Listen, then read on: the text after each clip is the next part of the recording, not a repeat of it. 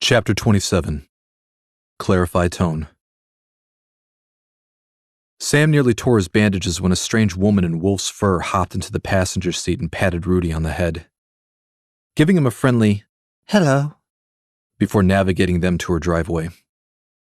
When Amy pulled up, she and Amerique tucked their heads beneath his arms and helped him limp inside. The house seemed more like a cabin built by hand. Interlocking logs were stacked on a stone foundation, sealed with sap for insulation. It was the size of a one-story, three-bedroom home. Solar panels lined the roof and backyard. Surrounded by trees, it was easy to miss. The inside matched the outside. Logs lined the walls with wood-boarded ceilings. The place was decorated with quilts that had jagged, multicolored designs, the kind you see all over Arizona or New Mexico.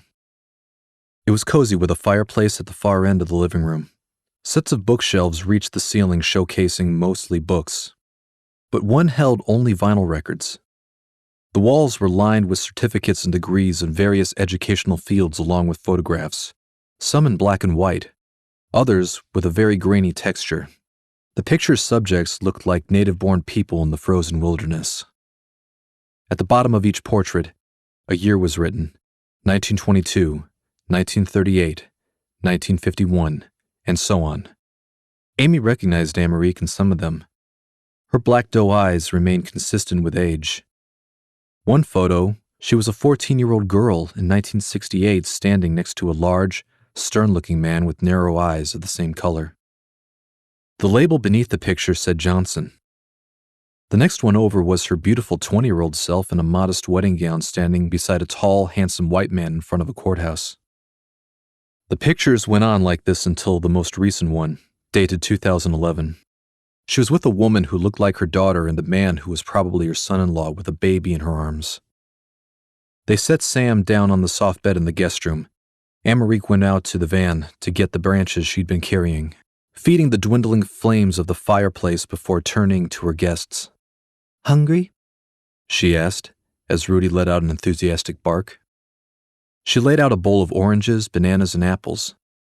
She set down a cereal bowl for Rudy's dog food. He chomped away, refueling from his violent skirmish. Amerique reheated an elaborate vegetable stew and brought it to her guests along with glasses of water. She pulled one of her records from her living room shelf, placing it on a turntable that sat against the wall. A slow, lovely jazz quartet flowed from the speakers as they sat around a small square table in the living room. "Is that a clear audio ovation turntable?" Amy asked. "Yes, with a clarify tone arm." "Is that good?" Sam asked. "That record player's probably worth $6,000, Amy told him. $6,500 plus tax, Amerique said. "Damn." He shook his head, looking over at it. It seemed to be a simple setup. The material beneath the record was smooth, flawless carbon fiber with laminated wood on the sides, and the audio was crisper than anything his ears had known. He remembered his dad preaching about how much better records were on sound quality compared to CDs, cassettes, iPods, or anything digital. For the first time since the attack, he began to relax. Amerique mixed an ointment from her cabinet, a mixture of garlic, oregano, and ensenada along with a few other natural antibiotics. She mixed them into Sam's meal, which would greatly aid his recovery. "So, you live up here in the mountains? No internet?" Amy asked, noticing there was no phone, computer, or even a television. "Yes," she answered. "How do you know what's happening out there?" Sam asked. "It's been a long time since anything happened worth knowing." She removed her fur jacket, revealing a black wool blouse and a fascinating necklace. It was an oval stone of pure white suspended by a metal chain with a snowy mountain range behind a lake with a cluster of pine trees etched in black ink. "That's beautiful. Is it scrimshaw?" Amy asked. "Yes," Amerique indicated, raising a hand to her chest, and her smile fell. "Scrimshaw?" Sam asked. "Whalebone," Amy clarified. "'Tis a tribal pendant." From her sullen expression, Amy regretted bringing it up. "You're Inuit, aren't you?" Amy asked. Born and bred, said Amerique. It's a Native Canadian tribe, Amy said when Sam seemed unsure of the word's meaning. The simplest description is usually Eskimo, Amerique explained. Thought Eskimos were in Alaska, said Sam. Not just there. Canada, Greenland, Siberia, a few other regions. Pretty much anywhere it's cold. These are some pretty advanced books, Amy pointed out. Science, history, philosophy. I used to teach physics and math at the University of Toronto back in the 70s, Amerique said. I don't mean to overstep, said Amy. But why live all the way out here? I wanted to feel connected to the land. Live the way my grandmother taught me. Help preserve the wildlife, she explained. So, what brings a pair of city kids up here? We're from the University of Pittsburgh, part of our zoological research project, said Amy. We're tracking an animal that came all the way up here. We wanted to know why, Sam elaborated. Really? We had a tracking chip in his shoulder. We followed the signal a mile down the path when we came across the wolves that attacked us, he explained. Yes, there's a large pack much further up the valley. We are currently on the border of their territory, Amerique explained. Amy pulled her folded map from her pocket, moving her plate and glass to one side as she set it across the table. Do you know any paths through the valley? Of course. She pulled out a pen, drawing a line over the roads and mountain ranges above Lake Huron. What animal are you tracking? A coyote-wolf hybrid? Amerique looked at them perplexed. Did it happen to have one blue eye and one green? Sam and Amy stared at her. Rudy climbed onto the table to sniff at a plate of beef. Is your mother alive? Is she well? He asked. I don't know, Coda responded. What happened to her? Coda remembered Caligar, his father being much taller. A giant, larger than Roan. But Coda was less than a month old at the time. After you left, she found another mate and lived with him for a while, but he died recently. She told me I would embark on a journey, said we'd never meet again, then walked off. You won't then. She said the same thing to me once, the day you were taken. It was the most painful day of my life, he said. Was it? Coda asked. Where are your brothers? Caligar asked. Dead. Killed shortly after you left, said Coda. This time the wolf turned away. His two elder sons were gone. The youngest, who he'd given up for dead, had now come back to life and found his way here. He had learned that his daughter was part of a mated pair and was expecting children. He seemed almost overwhelmed. Standing before the white wolf was like meeting God and watching him try not to cry. He noticed the elder's fur beginning to sag, showing his age. Coda didn't want to see him like this, tired and vulnerable. He'd envisioned this reunion 1,000 times, imagining a battle-hardened warrior with fiery eyes to kill anyone who looked at him the wrong way. Not this solemn, beaten-down old wolf. He glanced back to Raya, Jerry, Elsie, and Blush. The wolves had surrounded them, but now kept their distance. He could see they were on edge. Even though the Alpha had declared that no one should harm his son or his allies, and the Alpha's word was law. I see you found a new mate, Coda said to his father, gesturing to the quarrelsome female never had called mother. She was in the distance talking to the dark-furred one named Reto. One of them would occasionally shoot him a menacing glance. When your mother left, I came back up here where I was born. I found my old pack and took over as Alpha. Alasia, he indicated the elderly she-wolf, was all that held me together until Nevra came along. Why did you come up here? How did you get 2 dogs, a cat, and a fox to follow you? It's been a long day, Alpha. My pack needs rest. Is there somewhere I can take them? Coda asked, dismissing the inquiry. Caligar said nothing, looking him up and down, when Never approached from behind. Father, no one's used the western nesting patch in months. I think they might be more comfortable there. She suggested as he nodded in approval. That'll be fine, Nevra, he said, turning to Coda. I'm sorry for your loss, he told his son before heading over to the rest of the pack. Coda signaled to the others to follow. Raya made sure she didn't stay too far away from him and Nevra. There was a section of the woods where the trees grew thickest. She led them to a large mound, where the branches above were clustered closely enough to form a ceiling. The falling snow scarcely touched the soft soil beneath. Leaves along with dried brush and shrubs would make for comfortable bedding. It's been a while since we had visitors, said Nevra. It's perfect, thank you. His eyes looked into hers, and he realized that her deep blues were the same as her father's, identical to the blue of his left eye. Raya plopped herself onto the first soft spot she saw. Elsie curled up next to her, and she began to weep. Jerry started digging a comfortable space. Blush sat on a flat pile of dirt, staring off deep in thought. So, you're my brother. The words slipped casually from her. The resemblance wasn't easy to notice. His gray pelt differed from her reddish brown. She was larger by a few inches, but their faces both had a strong brow above a narrow nose. It gave them a gaze of perpetual intimidation like Caligar. Did he ever tell you about me? Asked Coda.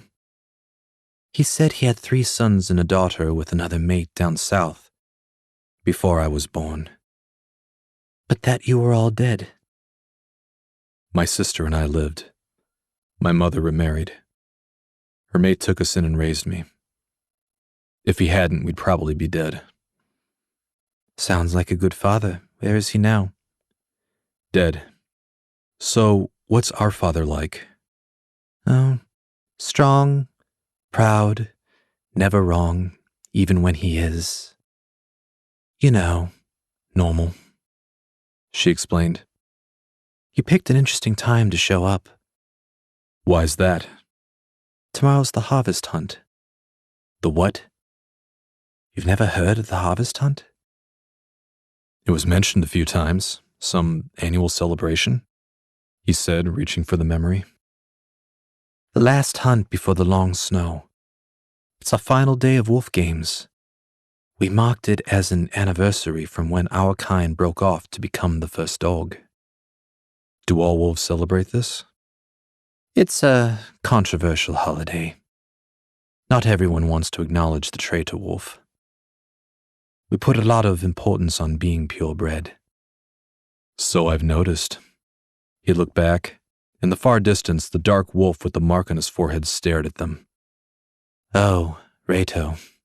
She followed his glance. Don't worry about him. He's always had a grouchy disposition. I'm guessing that fresh wound on his noodle didn't help it any, said Coda. You'll get used to it. Suppose I'll have to when we mate. Looking back to her betrothed. You and him? He asked. My parents arranged it. Since our father has no male wolf heir, he's to take over the pack when we've wed. Why don't you lead? A female alpha? She laughed. You really aren't from around here. I think I'll take that as a compliment. Never saw Coda's pack peering quizzically at them. Raya gave her a hard, unfriendly glare. Well, I'll let you get settled and rest. No one will disturb your pack tonight. She gave her newfound brother one final look before heading back to the wolves. Coda collapsed on the first decent spot. Raya relinquished her grip on Elsie, who seemed to have calmed down from her crying fit. She took a few cautious steps towards him. Are you okay? She asked. No, said Coda, planting his face in the cold, hard soil, letting his mind go blank. Do you want to talk about it? Raya asked. Not really. He closed his eyes and the scattered snowflakes began to fall on him as he shivered. The she-dog lay down, curling up next to him. Jerry scooted up next to her as Elsie cuddled beside him. Finally, Blush cozied up to Elsie with his back to her. They all kept each other warm through the freezing night. Coda let himself drift into a slumbering abyss. His mind's eye swirled with images of the father he'd just found, the human he'd just killed, the cousin he just lost, and the sister he just met. Not a fun day. Chapter 28. Power of Rule. They had discussed the option of the couch in the living room, but they were in a house in the middle of nowhere with a stranger they barely knew. Both felt safer in the guest room. Leaving Rudy to sleep in the living room, they debated a long time about who got to sleep in the bed. Amy claimed that Sam needed it to rest his leg. He told her he'd be fine in a sleeping bag on the floor, that she deserved it for saving his life. Finally, he plopped himself down on the ground, giving her no choice but to take the bed. She changed into her spare t-shirt and a pair of shorts in the bathroom, then curled into the warm, thick covers and stared at the ceiling. "She's pretty interesting," Sam said into the darkness. "Emmerich?" Amy replied. "She seems sad." "You think?" "She's running from the world, living all the way out here," Amy observed. "You always read too deep into everything." "You saw those plaques on the wall?" Amy whispered. "Yeah?" said Sam. "The last name on it was Johnson. Not an Inuit name," she said. "Could be a husband," he murmured. "No. I saw a picture in her with her father when she was little. The same name was on it." "Which means?" "One of her ancestors may have been kidnapped from their family and raised by whites," Amy said. "A child forcibly ripped away from their parents, given a new name, new language, new identity, torn between two worlds, accepted by neither. That forms a conflicting sadness, marrow deep. Passed down through generations, it leaves a scar. That's probably why she prefers isolation too, a society that constantly reminds her that she doesn't quite know who she is," Amy explained. "Maybe she was pushed out of the cities," Sam said. "What do you mean, pushed?" "Do you think my family's in that four-bedroom walk-up on the cheap side of town by choice? My dad's a lawyer and my mom's a nurse. They make 6 figures. Good references, no criminal record. In all that time, they never gotten approval for a loan to buy a house from any bank. Don't want nothing from no one, just want good schools and a safe neighborhood for my brother and sister. Think that kind of system stops at the Canadian border?" "Sam, I didn't mean to sound," she trailed off. "Ignorant?"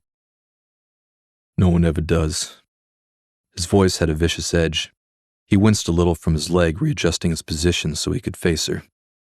"Chad, Kenya, Zambia, Senegal. I don't know where I'm from. There's religions, customs, and traditions among thousands of tribes. One of them is mine, but I'll never know which one. You know where Ireland is, what its culture is. Don't describe pain you can never feel, or you're no less ignorant than the bullies who criticize you." Amy felt sick to her stomach. He was right. This woman was a complete stranger who quite possibly saved their lives, and she was judging her like she knew her. At that moment, she would rather have faced 50 ravenous wolves than receive Sam's cold, merciless stare. "Sam, I... Good night." He turned away, pulling the blanket over himself. The image of blood-soaked snow beneath Roan's head would not leave Coda's mind, no matter how hard he tried. All he could think about was how happy Roan would have been that Coda had found his father and sister. Big dumb coy dog would be trying to find a way to cheer him up about his own death if he were next to him right now. Coda rolled over to lick the back of Sada's ear and felt nothing but her absence, his mind awakening to the howlness inside. Raya and Elsie were chewing at some vegetation never a head left. They tried to console him. He knew they meant well, but he told them he wanted space. The last thing he wished to do was reward their kindness with rage. Jerry treated him as if he were invisible. Killing the human had erased any of the dog's pity, even though, at that moment, the coy wolf was the only thing keeping him alive. Coda strode to the edge of the lake. There were scattered chunks of ice floating in the center, and thin sheets formed around the edges. He knew even a mouse couldn't walk on them without plunging into the freezing depths. Blush had said that the path through the valley he'd taken was now snowed in. The steep hills ahead were a maze which could lead to Seda or to a dead end with neither food nor water. There was no way of knowing, but he had to find a way. The wolves most likely knew one. After all, this was their territory. Only he didn't know which one to ask, who to trust. Right now, their safety was as fragile as the ice on that lake. Beautiful, isn't it? A soft male voice came from behind him. Coda looked back to see the light gray wolf who'd encouraged Never to bring them here alive. He remembered Never calling him kale, like the leafy greens the two-legs ate. You see something your whole life and never truly appreciate it until someone else does. They watched the sun rise over the valley, shining on the water like a mirror. You don't get a view like this near the cities, Coda remarked. I've always wanted to see one of those. Cities, they're called? Kale asked. Really? I may not understand two legs, but I find their stone structures quite remarkable. You'd be the first wolf I met who thought so, said Coda. We spend thousands of years at the top of the food chain. Then these furless, clawless creatures with dull teeth come along, taking it all. You can imagine how unfair it seems to my kind. Kale pondered aloud. Now that we can agree on. I never got a chance to thank you for convincing my sister not to kill us, said Coda. Don't mention it. You were the reason we had full stomachs for the first time in nearly a year. If only you'd killed the bear a little closer, the whole pack would have been fed. Well, I'm told it's the last hunt today. Maybe we'll get lucky again. Kale looked as though he were debating whether to say something. What? Coda asked. Did Never tell you how we got our wounds? No, Coda said. When we found the bear, there was a pair of two legs and a dog, said Kale. Two legs? A tall, dark, well-muscled male, and a skinny female with golden hair, accompanied by a powerfully built bronze dog.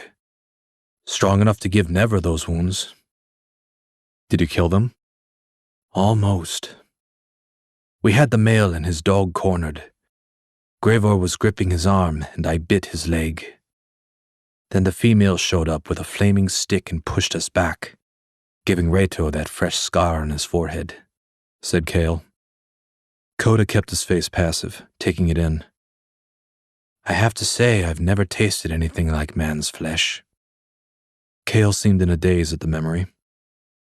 Their diet's a little different than ours, which probably explains the explosive flavor, commented Coda.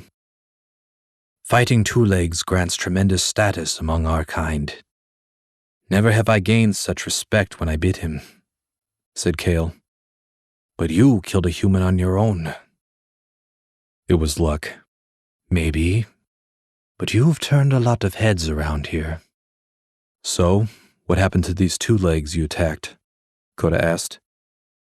They shot something at us, a different voice spoke. Kale and Coda turned to see Reto emerging from the foliage. That red burn on his head now scabbing over, turning black. Put a few of our number to sleep in seconds, so we had to retreat, Reto said. He had stopped a good 10 feet away. Coda gave the air a few sniffs, making sure the intruding wolf was alone. Interesting how some of their weapons make us sleep and others make us dead. I guess some are more considerate than others, said Kale. They shoot wolves if we get near their cities. How considerate can they be? Reto asked. If you got a problem, take it up with the two legs, Coda said. Oh, I will. Every wolf would, if given the chance. One less of them is another piece of our world back. But what I want to know, sub-breed, is why a pair of two legs are so interested in following your trail all the way here, said Reto. How should I know? But thanks for letting me know about them. I'll be sure to keep a sharp eye out once I leave. Well, let's hope your departure happens soon. If we don't catch anything today, you and your friends are gonna look very appetizing. You're only alive because you killed the one thing we hate more than you, said Reito. Really? I thought it was because my daddy told you to sit. Kota smirked. Easy, Reito. Kale stepped between them. Oh, you don't want to eat us, Blush said as they turned to see the fox approaching. You don't know where we've been. What are you doing here, you filthy scavenger? Leave before I kill you, Reito spat. Hey, you do not threaten my subordinates, Kota growled before turning to Blush. You heard him. What is it, scavenger? Caliga sent me. Says he wants a word, said Blush. Kota nodded to Kale, ignoring Reito as he walked away with Blush. Caligar was waiting for his son on the same ridge where Kota first saw him when they arrived. A million times in his life, Kota had tried to imagine what it would be like to see him again, what they would say to one another, how he would feel about the alpha who'd given him life. All those thoughts faded into a half-remembered dream as he approached the large white wolf gazing out at the open forest. The pack's a little curious about you, Caligar said. I think they're more curious about why you spared my life. You're my son. Doesn't look as though that would stop him, Kota commented. The power of rule, honor of the hunt, they stick to the old ways. The same ways that lost us our land and forced us to take refuge up here in the cold. Why did you summon me? Kota asked. I want to know why you're here, demanded the alpha. The coy wolf studied him. He felt as though the old wolf could see right through him. He knew his life depended on the answer. I'm looking for someone. He was careful in his choice of words. And you need to go north? Asked Caligar. So, you've heard? Kota remembered Phaeton's talk of disappearances. For the past year, animals of all sorts have been going missing in the northern valleys. Yes, I know. Others have gone up there searching. No one's returned. Are you certain? I sent 4 of my best fighters to investigate. That was 3 months ago, Caligar said. That decision didn't sit well with my pack. Neither did your decision to accept us as guests, Kota pointed out. How safe are we? As long as I'm the alpha, they must obey. And if one of them challenges you for leadership? Asked the coy wolf. The last 2 with a chance of beating me I killed over a year ago. I may not be able to track game long distance anymore, but no one can take me in close quarters. His father smiled. I'll take your word for it. I need to know a way through the northern valley. Do you know it? The white wolf deliberated. No, I don't. Kota knew that was a lie. He'd taken too long to answer. Either way, I'm leaving. The alpha looked at him, appraising his resolve. Today's our last hunt. Help us catch something. You'll win their respect, keep your friends safer, and we can decide from there. Chapter 29. Prowl for Blood. The swing of the axe felt good. Sam had been getting angsty from lying still all day. His leg burned a little, but not to the point of agony. Amerique said the firewood needed to be collected and chopped before the winter set too far in. He had volunteered to help. Amy had refused to let them get back on the road. His swelling had gone down after applying the homemade ointment, but she didn't want to risk making it worse by traveling. He had argued every minute they spent waiting at Amerique's was another step Kota took further away, making it less likely that they'd ever find them again on their radar. Amerique had seen the coy wolf traveling with 2 dogs, a black cat, a yellow fox, and a very large, shaggy coy dog. Sam and Amy were astonished to hear this. Never had they heard of these species cooperating, Amy was just as eager to leave but unwilling to risk Sam's life. After 20 minutes of quarreling in the guest room, they agreed to remain one more day. With a little experimentation, he could get around, keeping his weight on his good leg. Amarique showed him to the rear of the cabin, where she stored the firewood, along with an axe and a stump for chopping. The ladies walked off into the forest across a snowy field as Sam placed a thick log on the stump. Rudy sat a few feet away in the snow watching him gleefully. He brought the blade down as he'd seen it done in a handful of movies. He hit it awkwardly and the block of wood flipped away.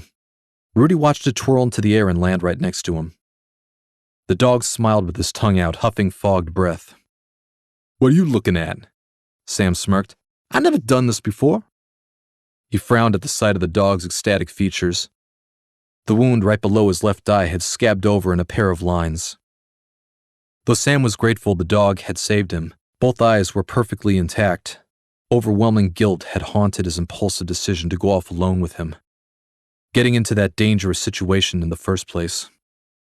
He didn't even want to think about how Ben was going to react when he sees those scars, his mind running different versions of the angry lecture Ben would give him. He replaced the piece of wood and raised the axe again, relishing the labor. It distracted him from his pressing worries along with the guilt he felt over the tirade he'd unleashed on Amy last night. For the first time, he had lost his temper with her. Embarrassed by his lack of self-control, he agonized, imagining all the unpleasant things she must be feeling towards him. The trick is you have to use a fabric as thick as the fur before you begin to sew, Amarique explained as she held out her jacket to reveal its lining. They walked together, trudging through an open snowy field. "And you just killed it?" Amy asked. "Yes, with a spear. In cities, some say wearing fur is murder. The wolf tried to eat me. I call that self-defense. So, how long have you and Sam been together?" "Huh?" Amy asked. "Working together, studying animals. You and Sam. How long?" She clarified. 3 years. "And why come all this way to risk getting trapped in the mountains, tracking this animal?" "It's a long story. We've quite a ways to walk." She pointed to the forest half a mile away, the snow glistening beneath the clear blue sky. Amy told her what had happened 3 years ago, how they had mended the cub's broken leg and returned him to the wild, how it had cost their professor his eye. "Must be terrible, watching that happen to someone you admire, feeling powerless to stop it. No wonder you're so protective of Sam. You don't want to see anyone else close to you get hurt." "We're not close. Didn't he say you had Thanksgiving dinner with his family? You came all this way up here with him to track the cub you both rescued, and you saved his life from a pack of wolves yesterday?" She asked. "Well, yes," said Amy. "And you're not close?" asked Amarique. "It's not like that." Amy brushed a golden strand behind her ear. "Okay." Amarique shrugged, dropping the subject. "You really love animals, don't you? They're real." Amy looked away embarrassed. "Simple, isn't it? Being an animal. Hunt, mate, sleep, fight, and that is all. They don't have to deal with the endless complications of being human." Amy averted her eyes and zipped her coat up to her throat, suddenly feeling the cold much more. For the next hour, they filled their arms with fallen branches from the leafless pines. Near the end of their 20-minute trek through the deep snow back toward the cabin, Amy saw something in the distance. There was another vehicle parked outside Amarique's. Once they got closer, they saw a red Subaru Outback with luggage strapped to the roof. In the distance, Amy saw Sam talking to a tall, thin woman holding a baby girl in her arms. The infant couldn't have been more than a few months old. and a little boy around 8 fidgeted next to the woman as she spoke to Sam. They turned to see her and Amerique approach. The woman with the baby took a few steps closer as she yelled, "Hi, Mom!" The pups played joyously with one another. Other wolves stood around engaging in casual conversation. But a hush fell over the group the moment Coda emerged from this area of the wood. His father sat atop the stony ridge with his mate, Alasia. Right next to them was their daughter, Nevra, beside her fiancé, Reto. "Did you rest well?" his father asked. "About as well as can be expected," said Coda. Any idea when you might be leaving? Alasia spoke up. Gallagher gave a commanding look for her to be silent, and she shrank away. Making a gesture with his head, he walked a few feet from the others with Coda. "We'll be dividing up into separate hunting parties today. And tomorrow, can you show me a way through the mountain pass?" the Coy wolf asked. "Help us get through this hunt. Then we'll see." "I don't want to expose my pack to these wolves when they're on the prowl for blood," said Coda protectively. "If your friends stand around while my pack does all the work, it will not go over well. A gesture of contribution would go a long way to help me keep the peace, as well as keeping them alive," Gallagher whispered. The wolves began to disperse into small groups. Each would compete for who caught the most before sundown. Blush walked over to the slender female gray wolf he'd flirted with earlier. Coda learned later that her name was Fane. "So, need a hunting partner?" She looked haughtily at the grinning fox. "I can kill just fine on my own." Many of the others stared at them cautiously. "I'll bet you can. Care to show me how it's done?" Blush asked, taking a small step toward her. "Talk to my sister again, and I'll be picking my teeth with your bones," Graver growled, approaching the fox. "You made your point." Raya jumped between them, and Blush strolled away. "Do you have to give everyone a reason to kill you?" the Coy wolf asked him. "I'm a fox. "Do they need one?" Grayor backed away from Raya as Fane gave Blush an inquisitive glance. "I guess we'll be in our own group," Coda said, looking at his pack and believing this was the smartest course, given the circumstances. "No, you'll be hunting with Fane and Graver." "What? Why?" Coda asked. His allies looked dumbfounded. "You live with wolves, you hunt with wolves," he said. His pack didn't seem any happier with this than him. "And if I refuse?" Coda asked. "Then I will have no choice but to announce that you are no longer our guests. If any of these 22 wolves wish to kill you, they'll be perfectly free to do so," the Alpha explained. Letting out a sigh, Coda started over to Graver and Fane before turning back. "What about my pack?" he asked. "Nevra will lead them in a group of her own," Gallagher stated. This declaration had caused uproars ranging from murmurs to outraged barks. Reto most audibly. Before long, the white wolf called for silence. "My love," Alasia spoke up. "perhaps it would be better if—" "I have spoken," he declared. She gave Gallagher a hostile glare. The Alpha seemed oblivious. "Bring them back to me alive," Coda told Nevra. "I'll see what I can do." She winked. Raya and Jerry looked nervous. Elsie downright terrified. And Blush didn't seem to care. "Does that fox ever panic?" the Coy wondered. The wolves knew the area, so Coda let them take the lead. "Keep up, and don't make any noise," Graver ordered. The name of the game was Stop and Sniff. Wherever there was water, they would canvass the terrain, see if any animals had been there recently to drink. Sometimes there'd be a scent fresh enough to track. If they were lucky, it would lead back to the animal's home, taking them to even more game. The nearest river was a raging current in some places. At others, a shallow stream. They arrived at a place where the water calmed to a steady flow, with only several yards to cross. Mounds of dirt with some of the last tall grass of autumn jutting out. "So, How did the fox lose half his ear? Thane asked. He didn't tell me. I just found him like that, said Coda. Oh. She seemed to consider this as they pressed on. Lingering on the riverbank, Coda could feel his insides pulling at him again. The same feeling he had the morning the humans took him and Seda. The invisible rope drew him forward, past Gravor and Fane. He didn't know why, but he couldn't take his eyes off the other side of the river. What is it? Fane called. I'm not sure. He stepped closer to the water. They crouched low, moving up to a patch of brush near the shore until they saw it.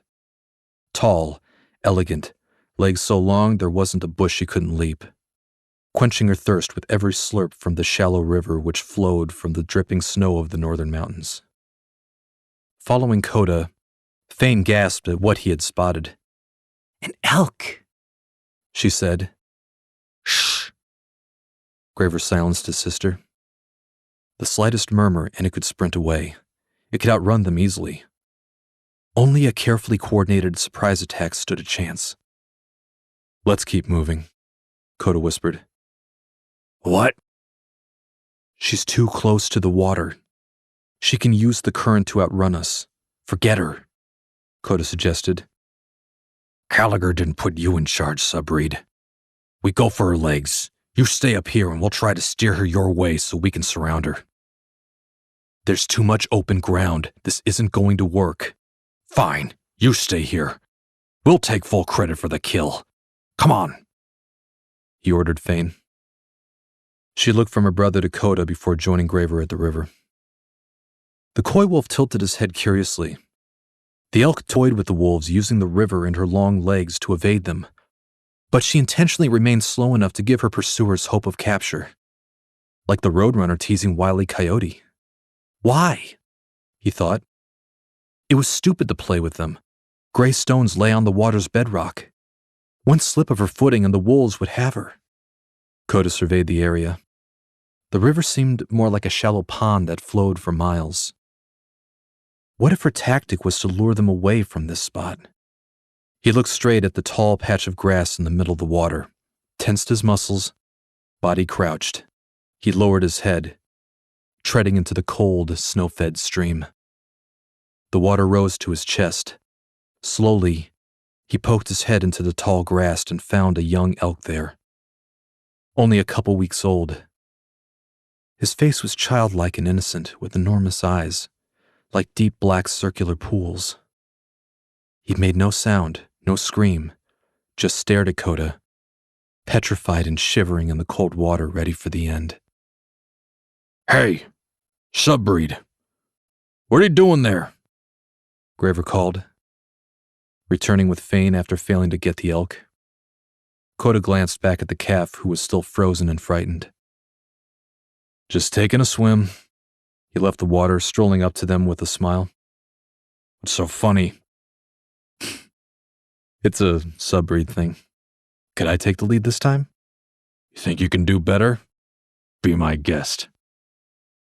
As they headed upstream, Coda briefly glanced over his shoulder to see the mother elk returning relieved, caressing the face of her living, breathing, beautiful boy. The clear audio record player blared 70s soul. Evan, Amerique's 8-year-old grandson, begged her to put on something written after 1992. Elena had her mother's graceful beauty, only younger, lighter skin. They sat next to each other on the couch, watching the little boy rifle through all of Amerique's possessions. He's very handsome, Amy said. Thank you. He's a handful, though a little too popular for his own good, and addicted to video games. I thought getting him out here away from Wi-Fi would do some good. 2 hours and he's already climbing the walls, said Elena. She shook her head, trying to get Abby, her bright-eyed infant daughter, to hold still. The baby began moaning the way children do when they're on the brink of tears. Oh, hey, could you hold her for a sec? She asked Amy. She didn't really have a choice. Elena placed the little girl on Amy's lap, making sure she had both hands secured around the child's body before releasing her own. Elena went to the kitchen with a diaper bag, leaving the two of them alone in the living room. Amy was frightened. She tried to calculate how tightly to grip the baby, making sure it didn't fall from her lap. Those big brown eyes bore into her. Amy felt discomforting electric surges inside. Why was it staring like this? Did it recognize her? Was it old enough to ask questions? It couldn't speak. It was just a lump of raw emotion. Abby babbled incomprehensible syllables, reaching her tiny arms up to the young woman's face. Ha! Sam laughed. Girl, it's a baby, not a bomb. He sat on the couch next to her. It just keeps staring at me. Yeah, they're not old enough to know that's rude, Sam whispered. Taking the child, his hands and arms formed a makeshift cradle as he held her like a pro. You gotta relax and smile is all. Never been the best at those. She watched, astonished as the baby giggled. How are you doing that?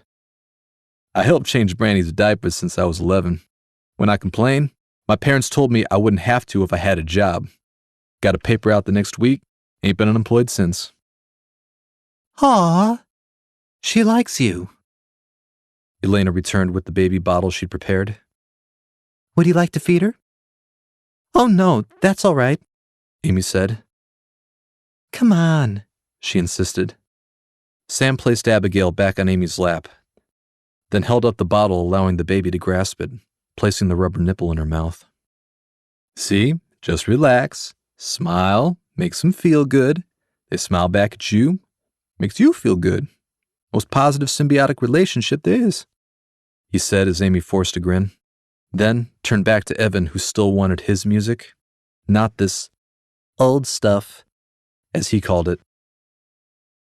Hey, Sam said to Evan, when you go to Grandma's house, you don't make demands.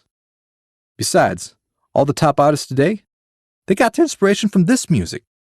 Look here, Otis Redding, The Spinners, Marvin Gaye. You want to impress the girls at the school dance in a few years? Gotta learn it ain't about the beat, it's about the soul. May I? He looked at Amarique, who nodded, and he took down a record and set it on the player. Will It Go Round in Circles, by Billy Preston off the 1973 album Music Is My Life, came over the speakers. Come on, show me your moves, he challenged. Evan crossed his arms. Sam began swaying to the music. Confident and sleek, he bobbed to the beat, placing most of his weight on his good leg. Amy beamed, remembering his impressive moves from the night at the club. He could subtly contort his neck, shoulders, chest with such precision, moving in sudden, unexpected ways, yet remaining consistent with the rhythm. See? Where do you think Bruno Mars gets his uptown funk from? Impressed, Evan tried to imitate him as Sam smiled. Bending his knees to match the child's height, he placed a hand to his chest, slowing him down, relaxing his body's posture, adjusting his motion. Wow, he's good with kids, Elena said. You're a lucky girl. Oh, no, we're just friends, Amy said, realizing she'd never used that word to describe him before. Well, take my advice. If a man's funny, charming, teaches you how to make babies smile, I wouldn't be too quick to throw him into the friendship bin. She grinned. Amy smiled, not wanting to debate her. She mainly feared that a disagreement might get this warm, cooing child taken from her arms. Could I hold her? Amarique asked, approaching the couch. Elena seemed apprehensive. Sure, she replied. I have to check on dinner anyway. Amy, could you come help me? She asked as they headed into the kitchen. Sam switched the vinyl to Shining Star by Earth, Wind & Fire. The roast should be ready soon, she said, placing a pack of cold peas into a glass bowl. Everything all right? Amy asked. It's okay. Elena took a deep breath. She has dementia. Amy froze. How does someone respond to that? It's okay.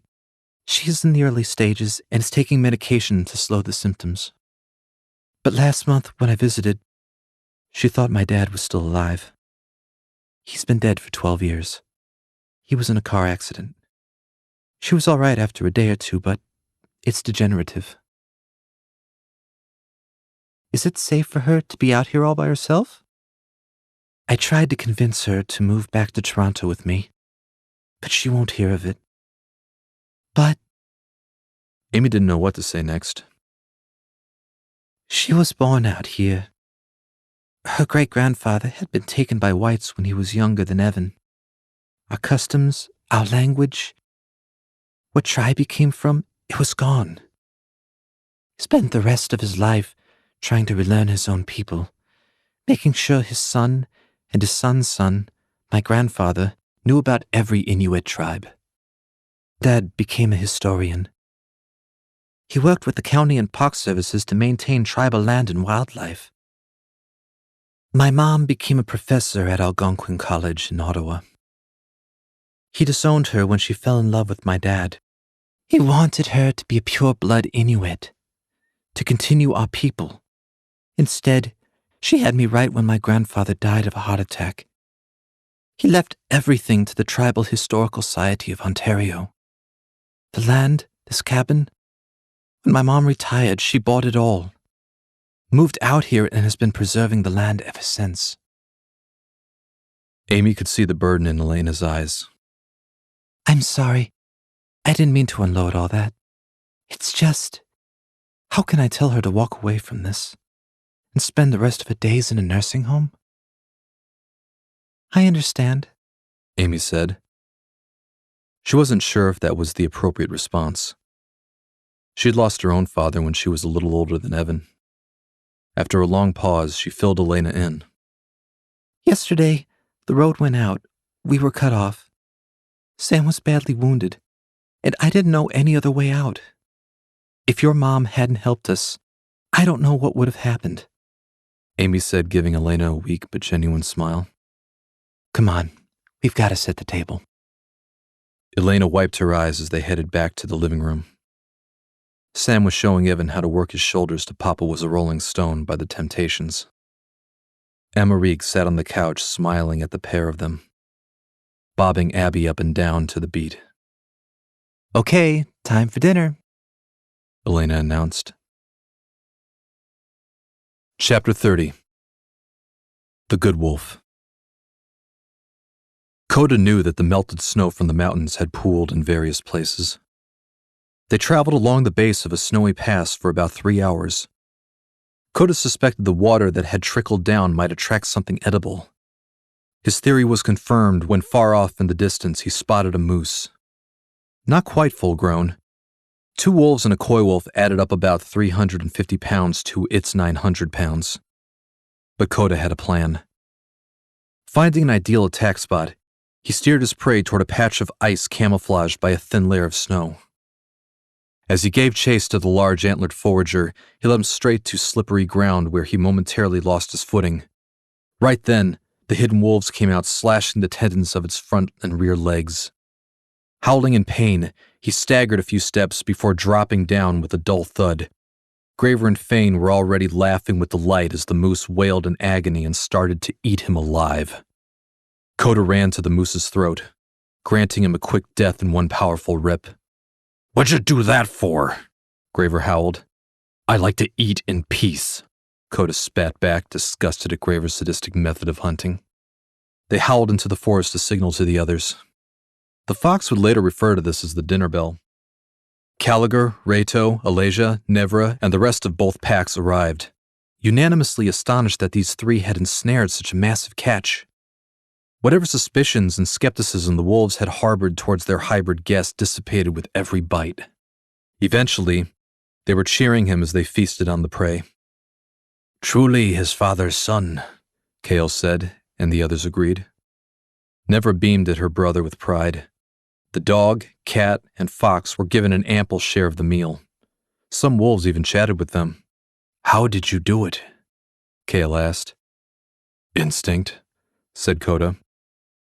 Rato and Alasia were the only ones who didn't seem impressed or even pleased by the immense bounty. But they ate their share all the same. You'd think the coy wolf would be a little more generous with the game he caught on our land, Alasia declared. Oh, Mother, stop fretting and enjoy the free food, Never retorted. The sun fell and blushed at a beaver he'd caught at Fane's feet. The she-wolf looked embarrassed. Graver and the others gave him a seething glare. The fox sprang back over to his companions. Raya gave him an annoyed look. What? He told me not to talk to her again. I didn't talk. Everyone formed a circle watching as the night fell. So, this is all the holiday is? One big hunt? Elsie asked. As memory serves, don't wolves tell a story? Raya asked. It's been a few seasons since we have, Caligar mused. What story? Elsie asked. You really don't know the story? Raya looked somewhat surprised. Every dog and wolf knows of the Great Divide. Probably one of the few myths we share. I guess cats didn't get the memo, Blush said. Do you know it, Coda? Never asked. Only what the coyotes say. Haven't been around wolves long enough to hear their version. Father, you tell it best. Never said. All the wolves looked to their alpha. It was obvious the story was a touchy subject. He sat at the far end next to his maiden child. From father to son and mother to daughter, Caligar began. The wolves kept accounts of their hunts, their battles. They shared tales of love and loss, passing on skills and values to the next generation. Some say the world started with us, that we crawled from the very ground as the trees to claim the land as our own. Darwin! Blush placed a paw to his mouth, masking the word in a fake cough. Caligar went on. We ruled the endless wilderness in packs, living on our instincts as they brought us to our prey, helped us find our mates, and gifted us our young. Every generation grew stronger, smarter, fighting for dominance until they came. The two legs. A low grumble emitted from the circle. They lived in huts, he explained. Hunting and scavenging, we ignored one another until our territories grew too close. We battled fiercely. But then came one wolf, a wolf who spoke more than acted, who watched as the humans left behind the food they didn't want. This wolf was Prome. He thought, what if the two legs could be tolerated? Night after night, he braved the edges of their camp, venturing closer and closer, ready to flee at the first sign of attack. But none came. The two legs were curious about him. The pack surrounding Caliver was hanging on his every word. Then one night a small two-leg approached. Prome was uncertain whether or not he should eat the boy. It would be such an easy meal, but Prome knew killing him would bring swift retribution. So he crouched, and they stared into each other's eyes.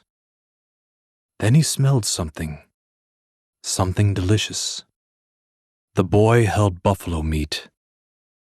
With a flick of his wrist, he tossed a piece to Prome. After a few sniffs, he pierced his fangs into the slab, running off into the woods. Prome told the story to his pack. It made no sense to them that another species could show kindness, giving something for nothing. That wasn't the way the world worked. But lo and behold, they smelled the buffalo meat on his breath, the scent of an animal he could never take down on his own. Some didn't believe him and threatened to kill him for lying. The Alpha demanded Prome should show him proof. Days later, they watched from afar as the boy offered Prome a piece of deer. This time he didn't throw it.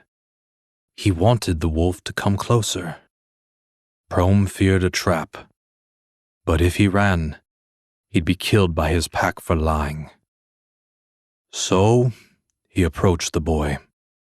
so close that his black snout almost touched his hand. Then, Prome bit into the meat before running away again to the pack. As they watched astounded, night after night, Prome came back to the village. The boy convinced his elders not to harm the wolf. This continued until the boy turned into a young man. By then, they'd sit together, and Prome would let the two legs stroke his fur. But both the village and the pack were dubious of the shaky alliance. Some in Prome's pack grew resentful of his easy meals since he still had to hunt and fight for survival. Some two-legs saw the wolf as dangerous. They feared it would give in to its feral nature any moment and kill the young man. As Gallagher continued the story, some cubs fell asleep curled up near their mothers. Gallagher went on. And yet, the seasons passed as Prome and the two legs kept one another company. Finally, when the alpha died, the pack exiled Prome. He started sleeping at the outskirts of the village. Then the young two-legs made his own hut and allowed Prome to share it. The wolves were on fire with rage and envy. The following winter was harsh.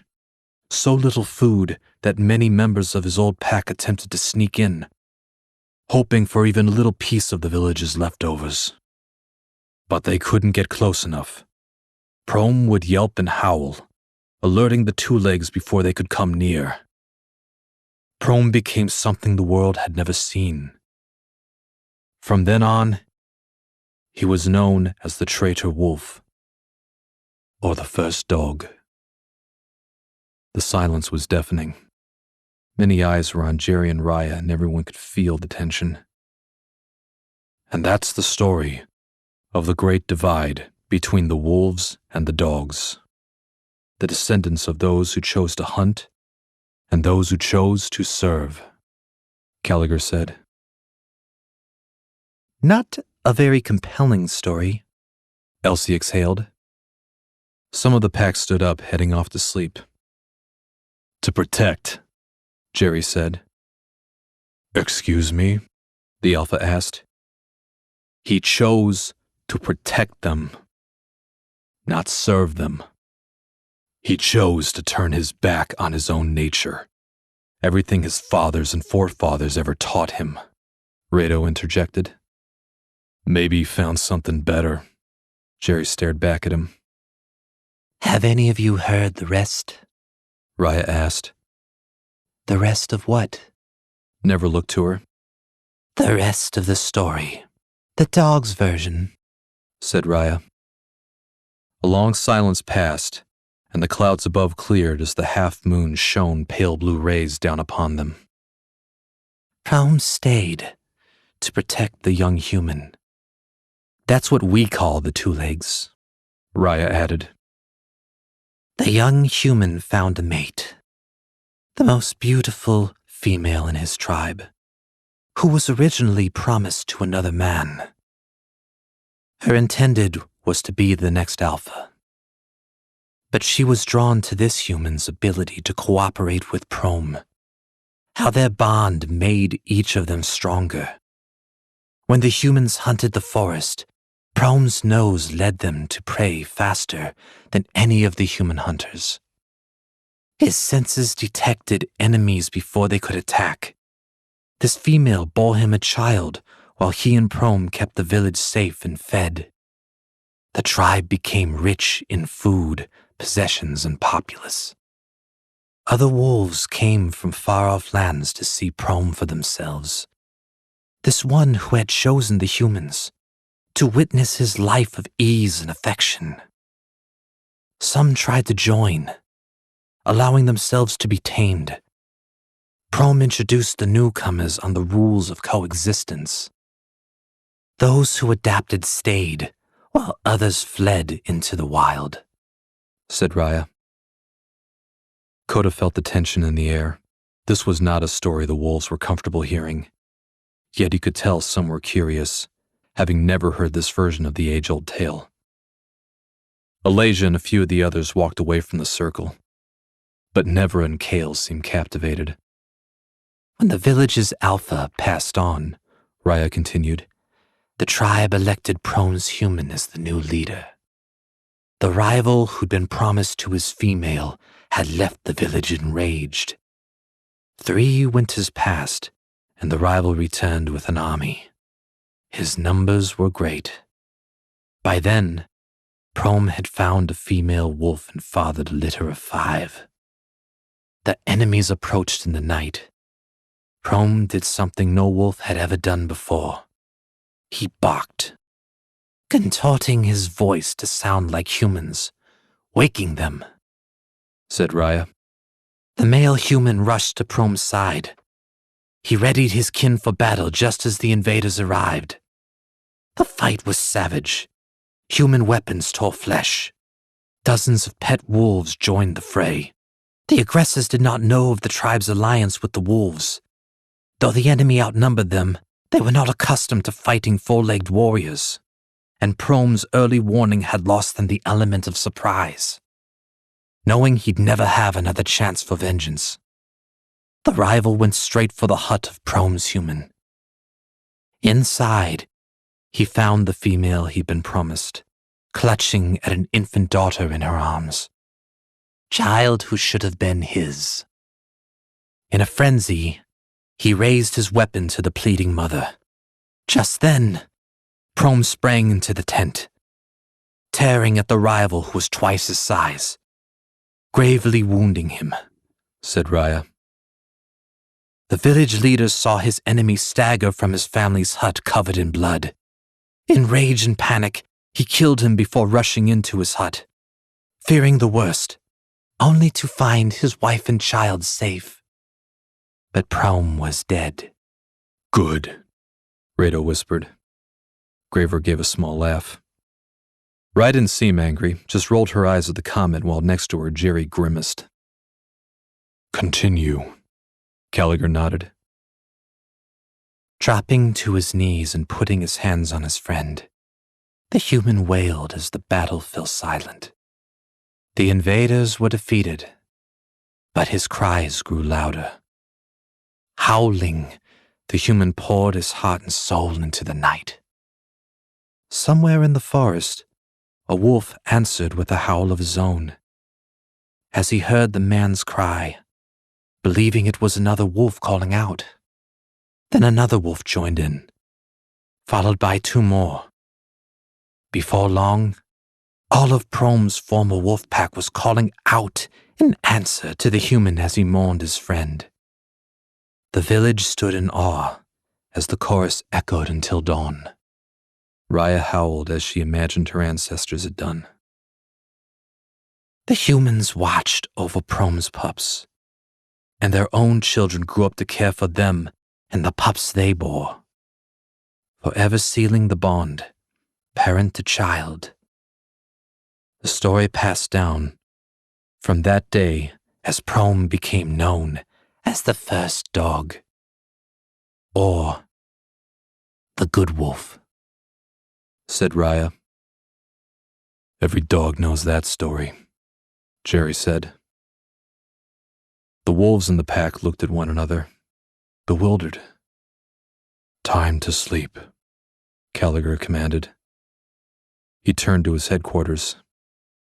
Nice story, Kale said as he headed off with the pack. Nevra gave her brother a final glance before she left.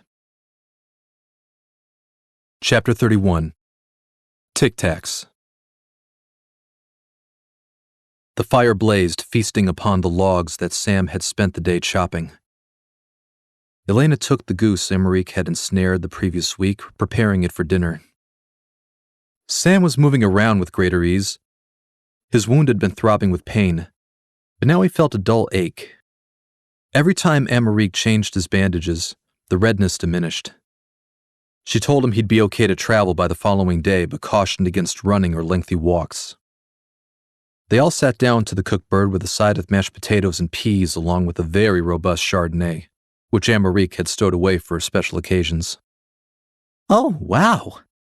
This is great, Amy nearly moaned from the first bite. Thank you, Elena said. But this is my mom's recipe. Please, you've perfected everything I've ever shown you. Cooking, sewing, parenting, Emmerich said. Abby knocked her baby food on the floor for Rudy to lick up. You know, in America and Canada, there are restaurants for every country's cuisine. Chinese, Japanese, Indian, Pakistani, Ethiopian, Brazilian. You'd think they'd have some native Canadian ones. Our food's way too good. We don't want to put all the other restaurants out of business. Elena smiled. So, do they teach Inuit history in any of the school districts around Ontario? Sam asked. He gazed at Evan, who seemed lost in thought, paying no real mind to the conversation. Amy shot a nervous glance between Elena and Emmerich, though both seemed comfortable and composed. We only covered one chapter in history class, but I learned everything I needed from my mom. She put me to bed telling the folklore of our tribes, said Elena. Really? Sam asked. I didn't know about Red Riding Hood or Cinderella until high school. Would you like to hear a fairy tale of my people? Emmerich asked, examining the glass of wine in her hand. Yes, Amy said. Sure, Sam echoed. A long time ago, before white men came, there was a young woman named Kisaratsik. I'll call her Kisar. After losing both her parents at a very young age, she lived by a lowly riverbank catching fish, which she sold to the local village. Later in life, she lost her husband as well. So she was lonely. When the fish grew scarce, her sons tried to support her, but she refused, claiming she didn't want their pity. When starvation set in, she began stealing from her neighbors. She took food and clothing, justifying her actions with the fact that it was for survival, not pleasure. The people's tempers reached a boiling point. When she was a girl, there had been a boy who loved her. His name was Anatek. Even when she loved another man and bore his children, Anatek's feelings never diminished. When he heard of the villagers' plot to come for her, he warned her to flee. They searched the forest and fields but found no sign of her. So they combed the mountains and finally found her tracks in the snow. As they pushed deeper into the wild, the tracks grew smaller and smaller, until they resembled those of a wolf. Many villagers wanted to turn back, fearing she was being consumed by an evil spirit which was transforming her. But Anatek continued to follow the tracks. One day and one night passed before the villagers continued their pursuit. They watched as Anatek's footprints began to change into a wolf's as well.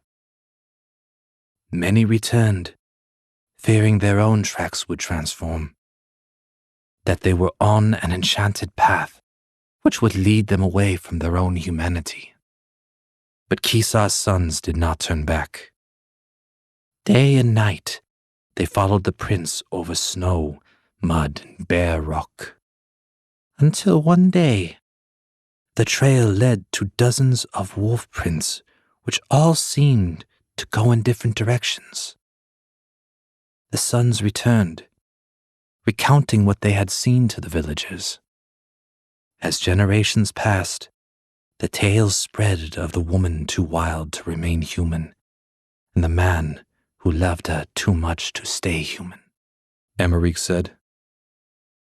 Wow, Amy whispered wide-eyed. Yeah.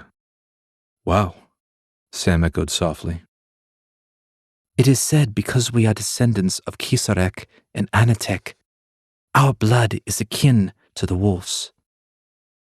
It's believed that the decimation of the animals' numbers was an omen, symbolizing the obliteration of our people, Elena said.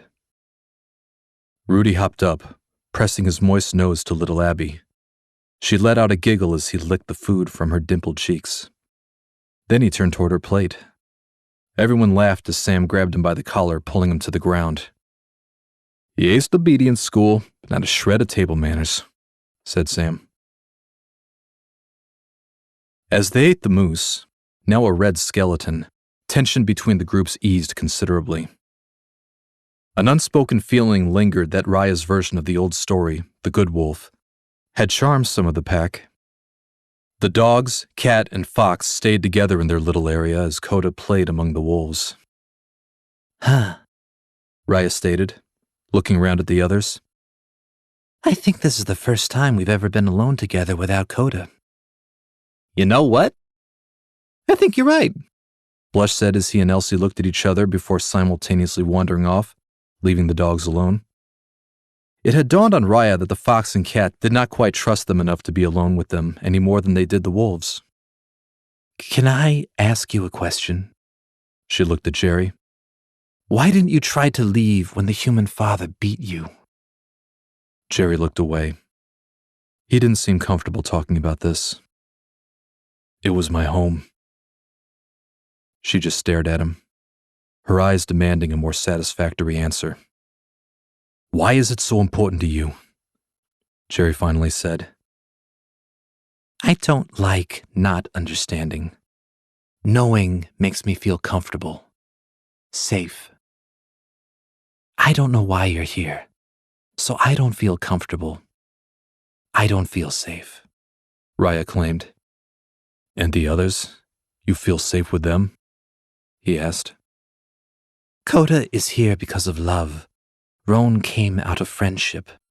Elsie owes a debt, and I'm 90% sure the fox is just bored. But why are you here? You hate Coda. In fact, you probably want him dead, especially after he killed the human. I'd feel better if I knew why you're with us. Why you're helping. She pressed on. His smile made her uneasy. That's not what you're asking, he said. What you're really trying to find out is why you came. What? Roan told me about you, Raya. A stray keeping her past hidden. And here you are helping a member of a different species retrieve his lost love on a mission you know has no chance of success. Even if the fox isn't lying, which we all know he is, you're trying to talk yourself into turning back. And why would I do that?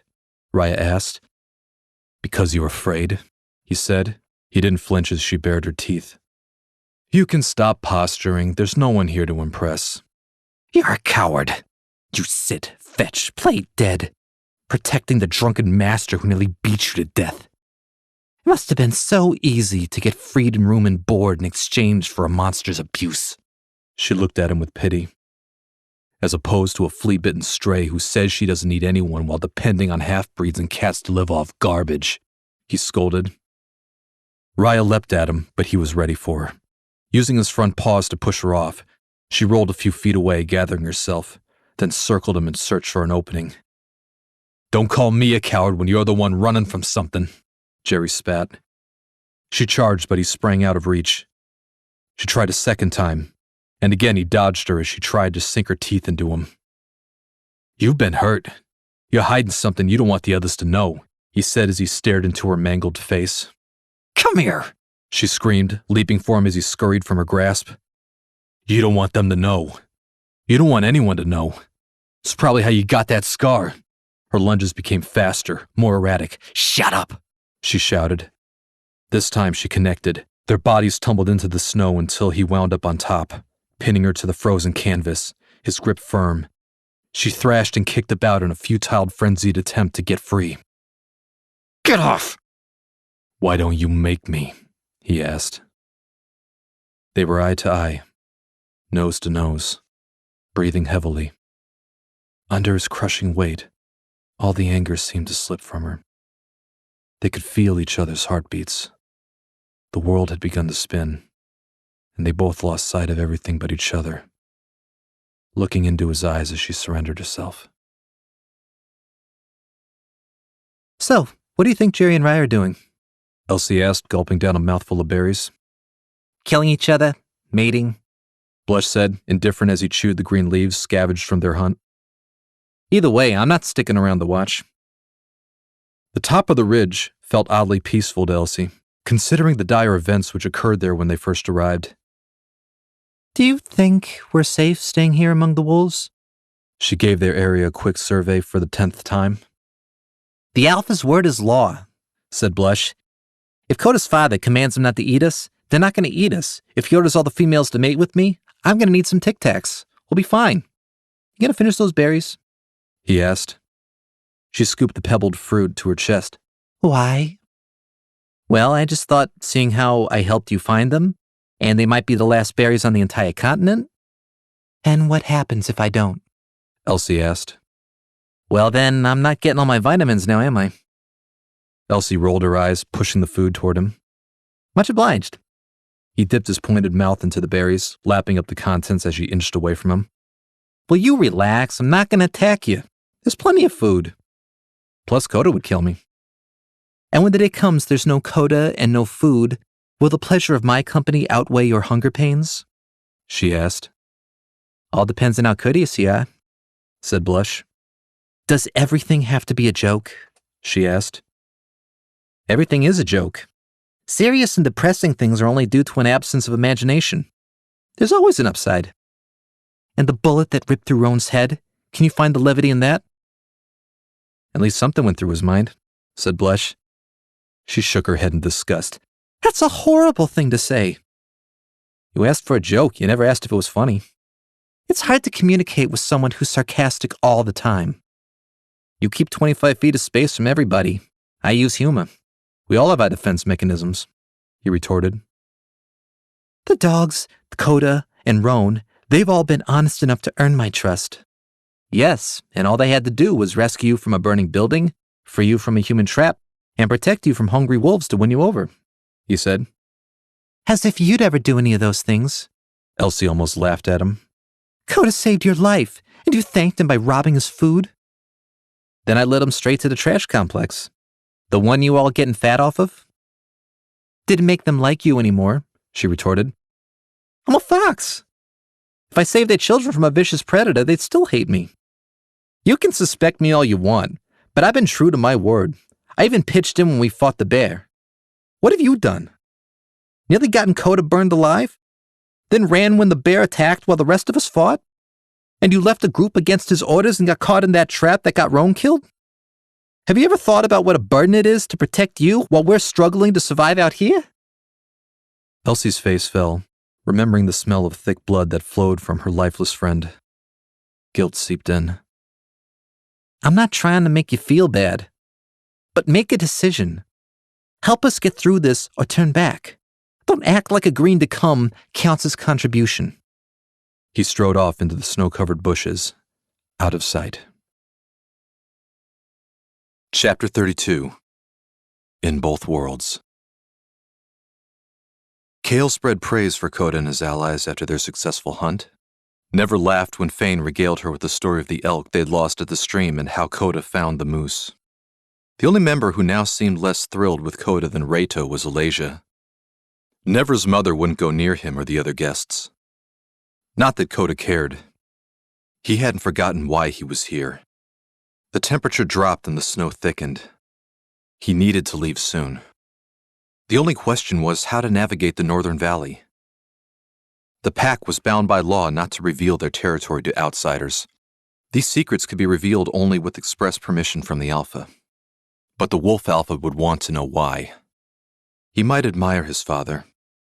Perhaps he was even beginning to like him. But Coda didn't trust him. Just then, Caligar wandered over to Coda's resting spot. You left the feast early, he stated. The pack's pretty happy with my catch. I thought I'd give him some space to bask in the spoils, said Coda. Not only a skilled hunter, but a diplomat as well, his father said. I wouldn't call giving wolves a reason not to kill me diplomacy. Not that I need their approval. And that's why they respect you. Funny how tolerant the most vicious predators can be on a full stomach. I wish you never left, Dad. I could have used some of this wisdom growing up. said Coda. Part of me wishes I never did, admitted Caliger. The whole time I've been up here not knowing what happened to your mother, your siblings. It felt like a rotting wound that would never heal. But somehow, deep down, I knew you were alive. I felt it. And then you came back, and I finally learned your name, and now I know what became of the others. He turned to look at his son. I've never felt more at peace, or more pride than I do now, seeing this grown wolf standing before me. 2 whole days you act as though you know me, said Coda. I know you have your mother's heart, no matter how much you try to hide it behind that cold glare. Your companions know too. They can sense it. Why else would they face such danger for you? They're not here for me, the Coy Wolf interjected. Then who are they here for? Coda cringed, realizing this is what his father had been fishing for. Looking away, he wished he hadn't said that. Caliger broke the silence. I want you to become the Pack's Alpha. What? My time is almost over. I don't have long. I want it to be you. Coda struggled to process this statement, thinking he would never feel such pride as he did this moment. It was flattering that anyone would be willing to give him such a prestigious honor, but that his own father deemed him worthy of it. He felt overwhelmed. A powerful pack of purebred wolves at his command, he could almost feel the earth collapsing beneath his feet. Then, fantasy gave way to logic. Why me? Food has been growing scarce for 2 seasons now. You found an elk and a moose on the same day. I can't remember the last time we've had such a bounty. You have your mother's gift. You're a seer. I'm not. I've just been lucky.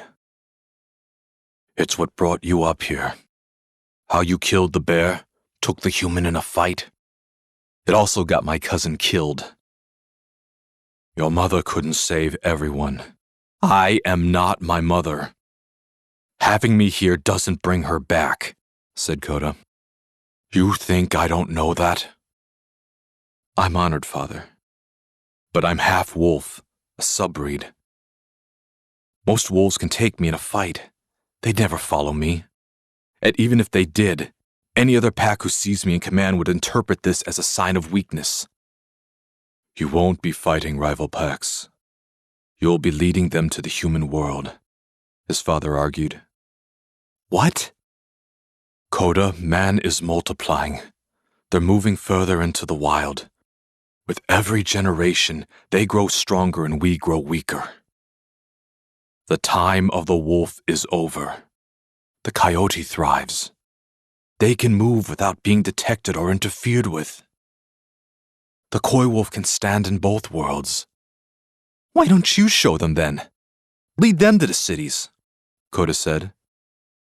These are purebred descendants from generations of killers. As am I. I cannot teach them to live among humans any more than I can teach them to fly. But you can hunt alongside them. With your gifts, you can bridge the gap. Show them how to survive. They're already beginning to respect you. You're strong enough. I can see it.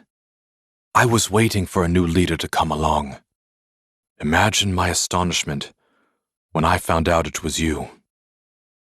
Coda understood. It had all been a test. This was the reason Caliger had made him hunt with the wolves rather than his own pack. To see if he was a successor strong enough to command them. He was beyond overwhelmed. Losing his best friend, finding his father, discovering his sister, learning of this whole new world, and now being offered the throne. His heart was pounding so fast he felt dizzy. Is it even possible, he thought, a coy wolf leading a group of large hunters? With the Alpha's endorsement, Coda's reign would be all but guaranteed.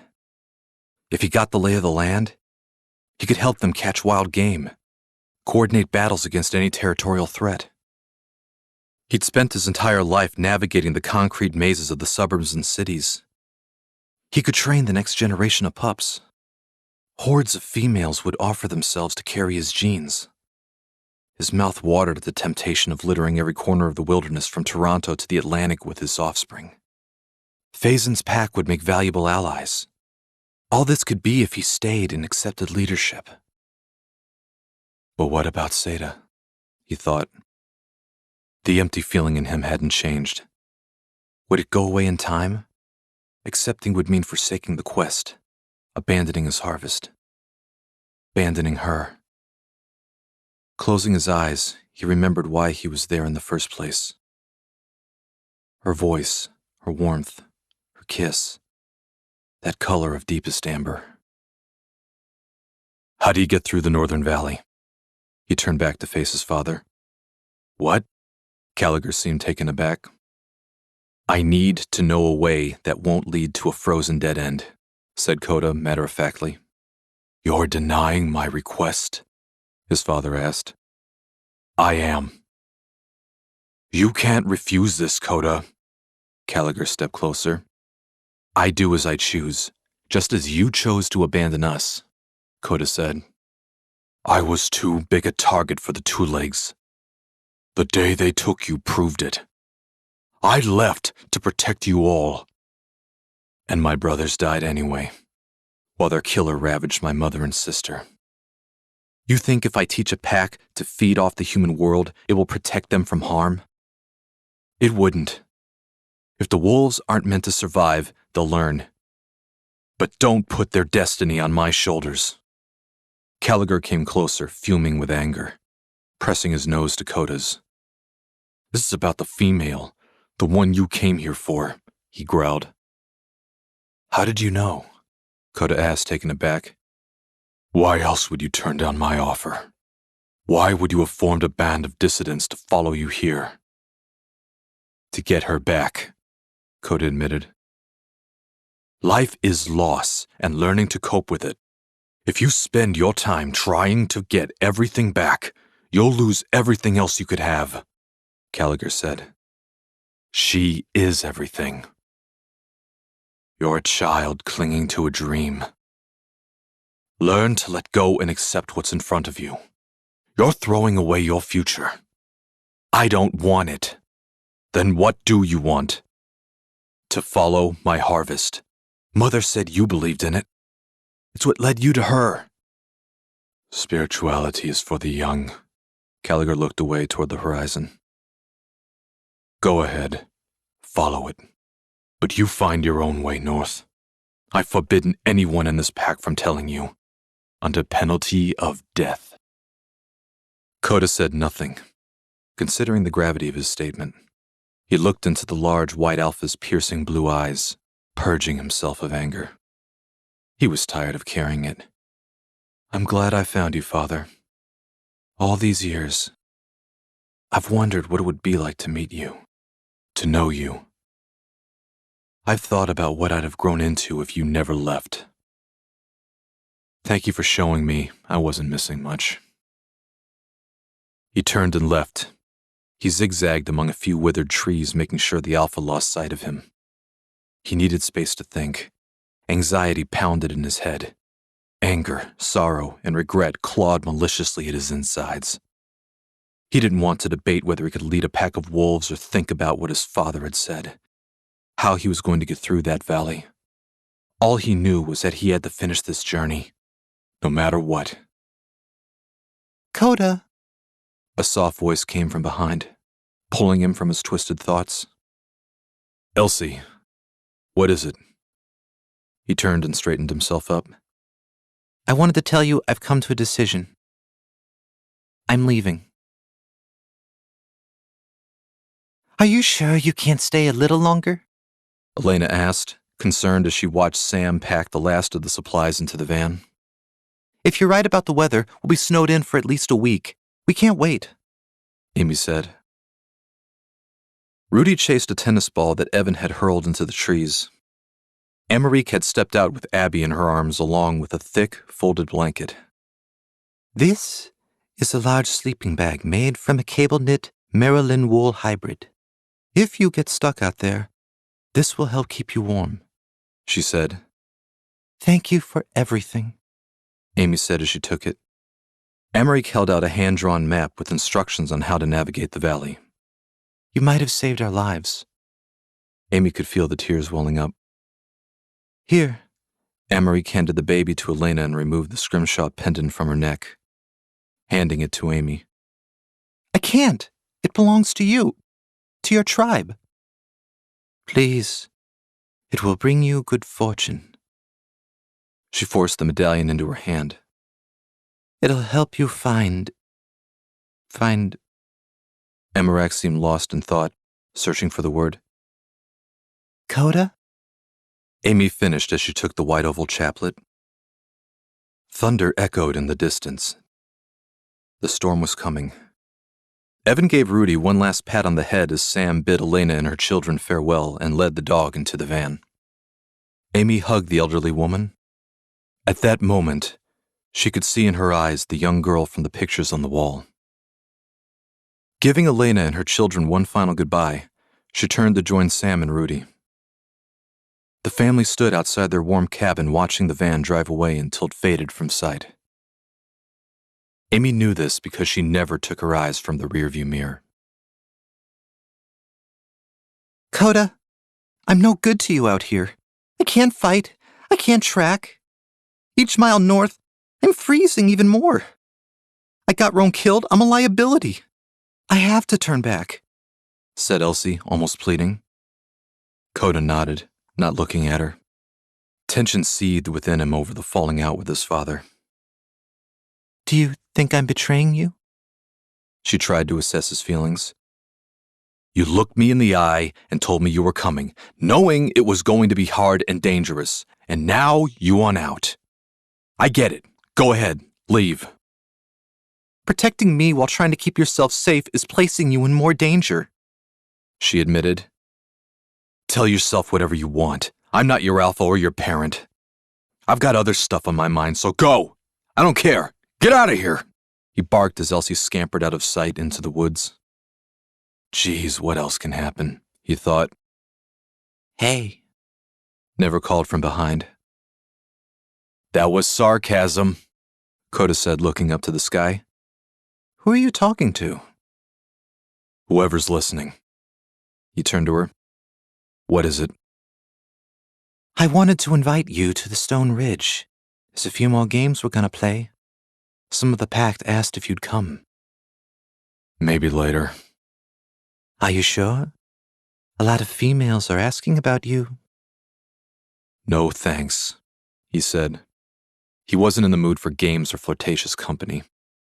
Come on, just a few minutes. Get to know them a little better. I have urgent business with my pack. He turned away. What business? That's between me and them. Coda. He stopped to look back at her. About what you said to Father. You heard us? You could command the pack. I'd back you, she said. No, he barked, irritated that she had been eavesdropping. You're not even going to think about it? I have, and the answer's no. All for a female? For your harvest? She shook her head, unable to understand. You don't believe in it? He asked. Never felt something inside you just knew it to be true? I believe in protecting my family and my pack. Nothing else matters. That's not an answer. Have you ever felt it? Destiny? Coda asked. She stared at him incredulous. In that moment, he realized why she was so desperate for him to stay. To take charge. You don't want to marry him, do you? Reito is the best fighter. He has strong genes. He'd make a good husband. And make you miserable for the rest of your life.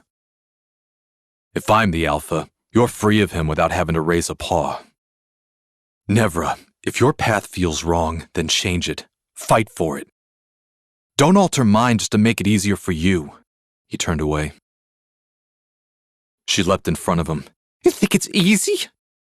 Easier to watch your world grow smaller by the day? The ones you love come closer to starvation? Having to leave children behind to be eaten? To kill wolves who were once your friends because there wasn't enough food? She screamed at him. There was hurt in her eyes that he knew all too well. That's the funny thing about pain. Everyone who feels it feels they have the monopoly on it. When you're done feeling sorry for yourself, you can get out of my way. I've got my own problems. You're not one of us. You're not a real wolf. You'll never understand us. She's dead, and you're chasing a corpse. Throwing your life away. Still my life to throw. Now go live yours, he retorted. For a moment, she looked as though she might attack, but then turned and ran. Coda had meant every word, but it didn't make him hate himself any less. He had to leave, today. Now. His instincts screamed of looming danger. He needed to find the dogs and fox and go. Coda. An unfamiliar voice spoke. Oh, what now? He turned to find Alasia, Caligar's mate and Never's mother, standing there before him. She'd shown him nothing but contempt since the moment he'd arrived. Even more when she learned of his lineage. But now there was something about her that had Coda feeling truly uneasy. Her demeanor was calm. She gazed at him as if all previous resentment had magically slipped away. What do you want? Your mother never left your father's heart, but he's the only wolf I love. It placed a painful bitterness in me. And now that you're here, every time I look at you, I see both his and her eyes staring back. It torments me. And that's why I'm going to tell you the way through the Northern Valley. Not because I like or dislike you, but because I don't want to look at your eyes anymore. I just wanted you to know that. Alasia said. Save the group therapy session for someone who cares and just tell me how to get the hell out of here. Chapter 33. Terrible news. Anything? Sam's knuckles turned white on the wheel as the lanes grew dangerously narrow. Nothing, Amy said.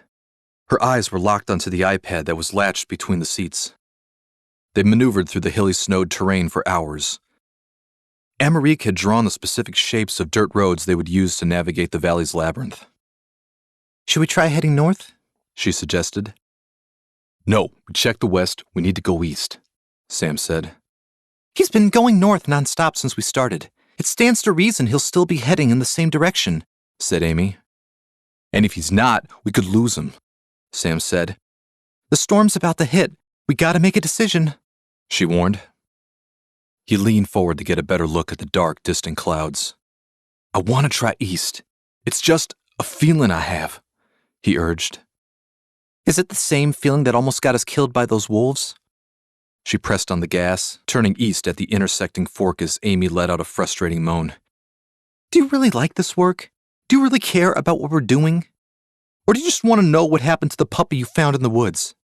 He looked at her quizzically, not knowing the motive behind this line of questioning. I take this seriously. It's not a vacation. This has been my life since I was a kid. And it means nothing to me? I don't know what it means to you. You're popular, smart, confident. You can read people like a book. You know what they want to hear. You could do anything, be anything, but you choose this. I don't know why. I don't owe you a 5-paragraph essay on why I want to do something. Either I work with you or I don't. That's all you need to know. You want to psychoanalyze everything till you're miserable? If you want to do that, that's up to you. But why have I got to suffer? Rudy's neck craned upward from his lying position. His wide eyes showed concern for them. You got a memory like no one I've ever seen, Sam continued. And you're trying to build something. Something useful. So stop comparing yourself to me or anybody, always thinking you ain't good enough. You are. So shut up. Amy froze in her seat. An uncomfortable silence filled the van for 5 minutes. The road grew bumpier from the thickening snow. Beep, beep, beep, came from the iPad. Is that? Sam asked. A green dot appeared on the edge of the screen. Coda. He's still in the valley. She grinned. You were right. He was east. A fresh coat of snow blanketed the forest floor. Not the most ideal conditions for Elsie's journey south. She'd retraced their path to the last human settlement they'd passed before they ran into the pack. She'd find shelter, scrounge for food and water, stay close to the trees so she could climb if attacked. Such a strange sensation, having friends. Growing up with humans, she wasn't used to the wild or the company of others. She'd had a glimpse at a life she'd only imagined, which turned out to be more beautiful than she'd ever expected. Almost changing her mind, she had to fight the urge to turn around and rejoin them. But Coda didn't want her anymore. Not after she'd revealed her blatant cowardice. The image of Roan's body stuck in her mind. Guilt ached within her like a festering wound. She didn't want another friend's death on her paws. After traveling for over a mile, she heard the murmuring of voices far off in the distance. They sounded familiar. She paused, and curiosity made her turn toward the sound.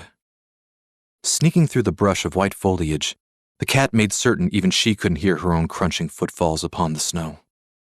Why have you summoned me all the way out here? Caligar asked. When my father died, Rado barked angrily. You looked out for me, taught me to hunt, to be strong, to lead. And now you tell me I have to follow this subbreed? Why? Because he's your son? They stood in a small clearing in a remote part of the forest, surrounded by trees. Because he can help us survive. He gets lucky, kills one moose, and suddenly is fit to lead the pack. I could rip him apart in seconds. Rato, the old ways no longer work. We need to adapt. By breeding with vermin, making our offspring smaller and inferior.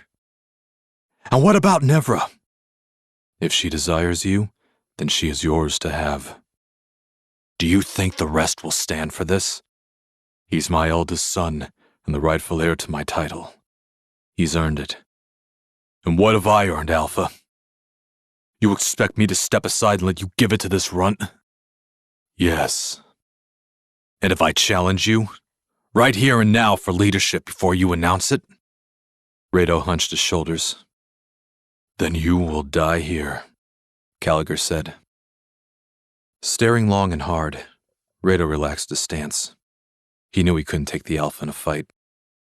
You won't have to, someone said from behind. I told Rato to bring you here so we could speak discreetly. Elsie squinted her eyes to see Alasia walking up to them.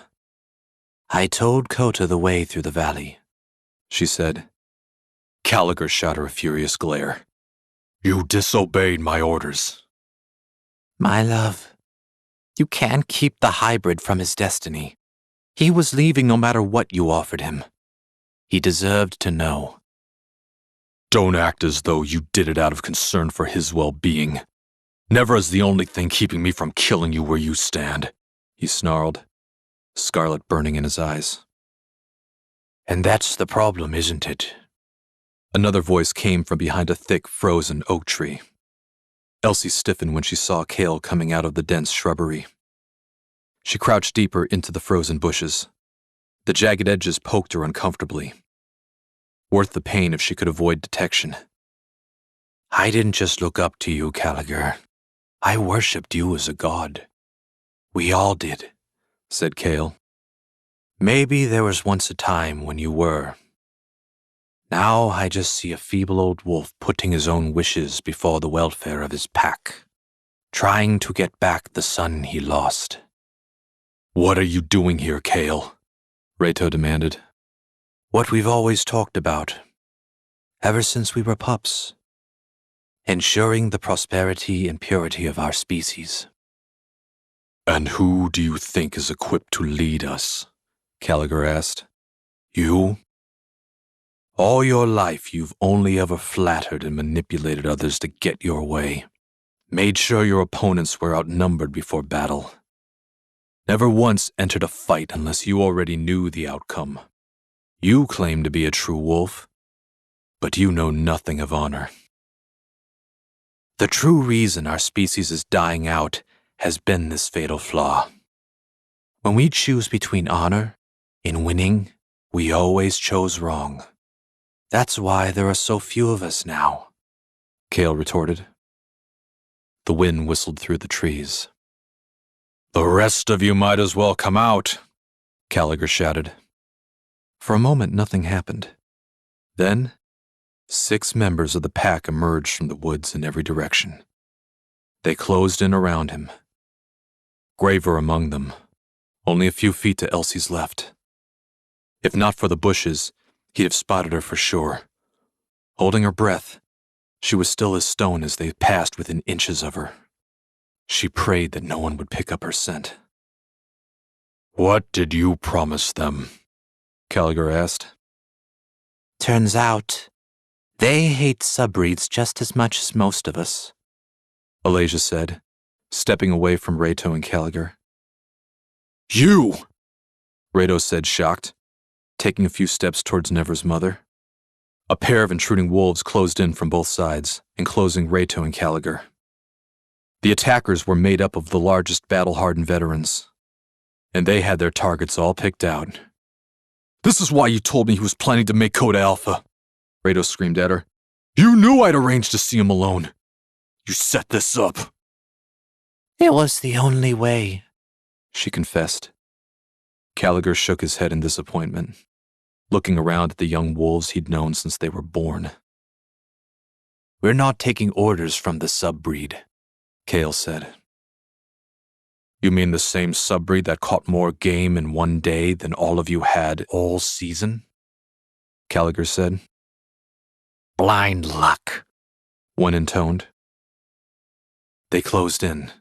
Rato crouched, calculating his best chance for survival. He owned you. All of you, Callagher stated.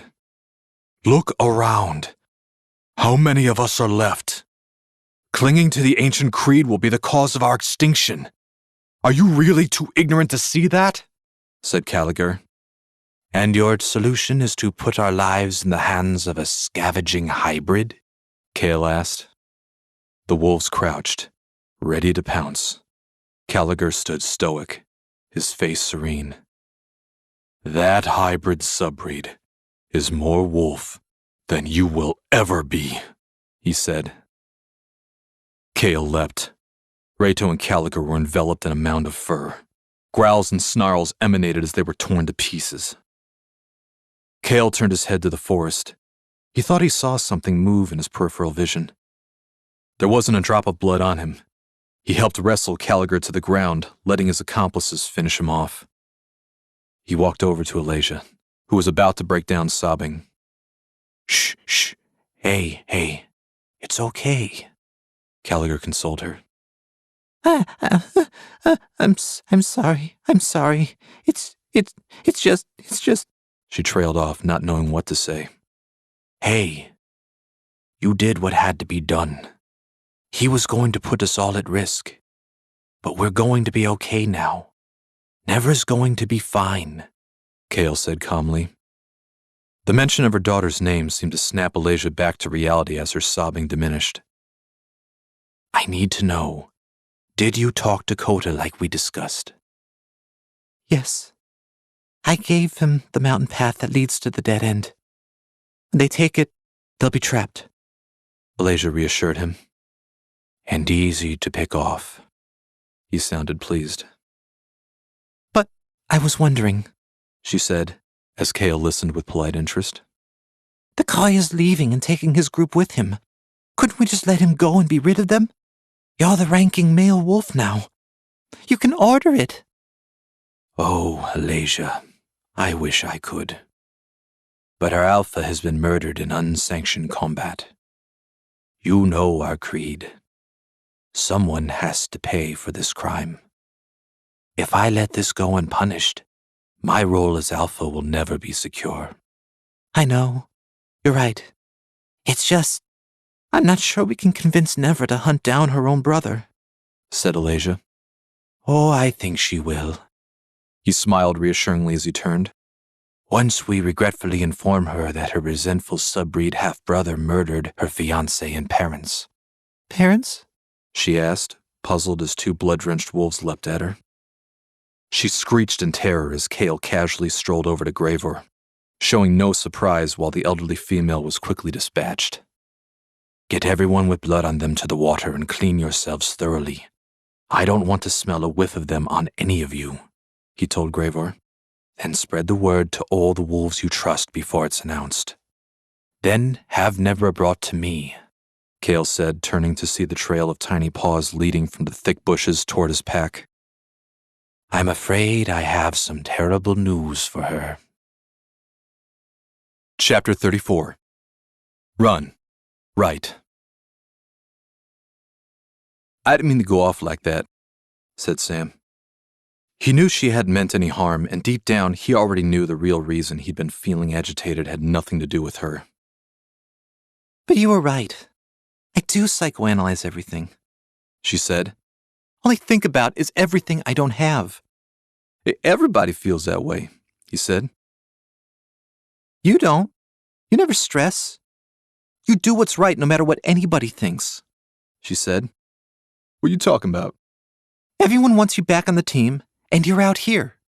You're on the brink of losing your scholarship, and you're here. Amy repeated. Amy, there are 3,000 kids behind me struggling to play college ball. For most of them, it's the only way out of poverty. I don't care about scholarship with a paycheck. I care about what I do. Hell, isn't that why you're out here? Why you're working with Amel? How long have you two known each other? He asked. Since I was 15, she said. Really? Yeah. That's a long time. Amy was looking at the road ahead. She crossed her arms even tighter. I've loved animals all my life. My father was a vet. That's how he met my mom. He saved her cat's life. He loved the outdoors as much as I did. Not my mom so much. They divorced when I was 4. I'd visit him on the weekends and we'd go camping in the summer.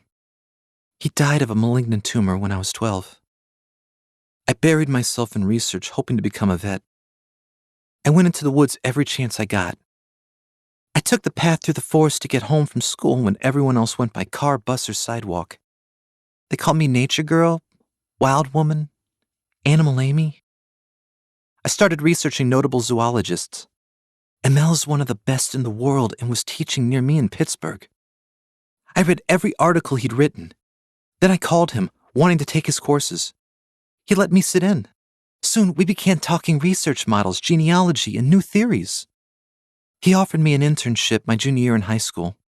I've been helping him research hybrids in the Northeast ever since. When my mother remarried and she had my little brother, I felt like I didn't fit in with their tight little nucleus. When they moved to Paris, Amel took me under his wing. His work held me together. He looked out for me. He's the only one who knew about my band, until you. Sam was silent. The last time Amy revealed this much about herself, she'd been extremely drunk.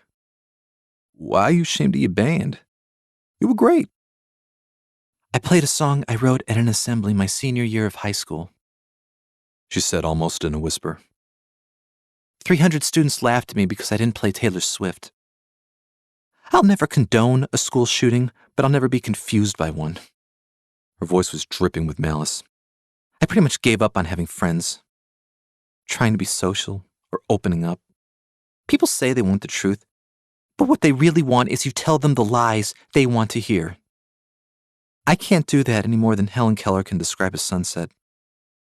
So I stuck to animals, to what I know.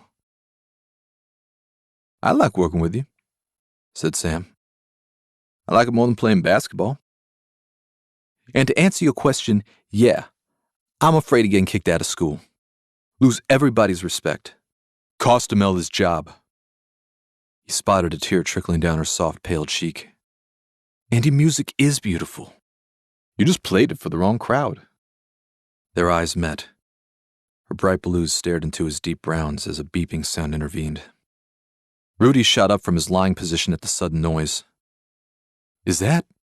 Sam asked, looking down at the tablet. Coda, she pointed. he's close. No, he wouldn't do this! Never screamed as though she was being ripped apart. We saw him. He was arguing with Caligar. They fought, and Rato tried to intercede. But so did the dogs and Fox. It got out of control, and Coda killed them both. Rato and your father. Your mother witnessed it. They chased her down and stopped her from telling us. Most likely so they'd have time to get away. Cale explained. It doesn't make any sense, said Nevra. The entire wolf pack howled in shock and horror at the news. Their beloved Alpha, who many had known since infancy, along with Alasia and Rato, their future leader, were all gone. Where's the coy wolf? One asked, enraged. Kill him! Someone else screamed to applause. Before we do anything, command must be established, Gravor cried, and the uproar died down. Most turned to look at Nevra. Her world was shattered and she seemed paralyzed. Coda had killed their father. Why? She thought. He was leaving. He was being given the pack on a platter and he wanted none of it. She could remember Rato warning her about him. Alasia telling her not to trust the outsiders. Coda had argued about how flawed and short-sighted her species was, how they deserved what they got. As senior pack member, I claim leadership, Cale declared. Does anyone challenge? All eyes fixed on Nevra. Many shifted uncomfortably. Looking to one another to see where the majority resided, relenting, she gave them a slight nod. Very well. Gather the others, Cale declared. No calls, no howls. If Coda and his pack are still here, they must be made to think we haven't discovered the bodies yet. We don't want them forewarned or they'll run. But if they have fled, we'll hunt day and night till I have his head resting at your feet, he told Nevra. She looked at Cale as though she had never truly seen him before. Agreed, she whispered. Get off of me! Coda screamed. Jerry wrestled him to the ground. Elsie had come running to tell them what Cale had done to Rato and his father.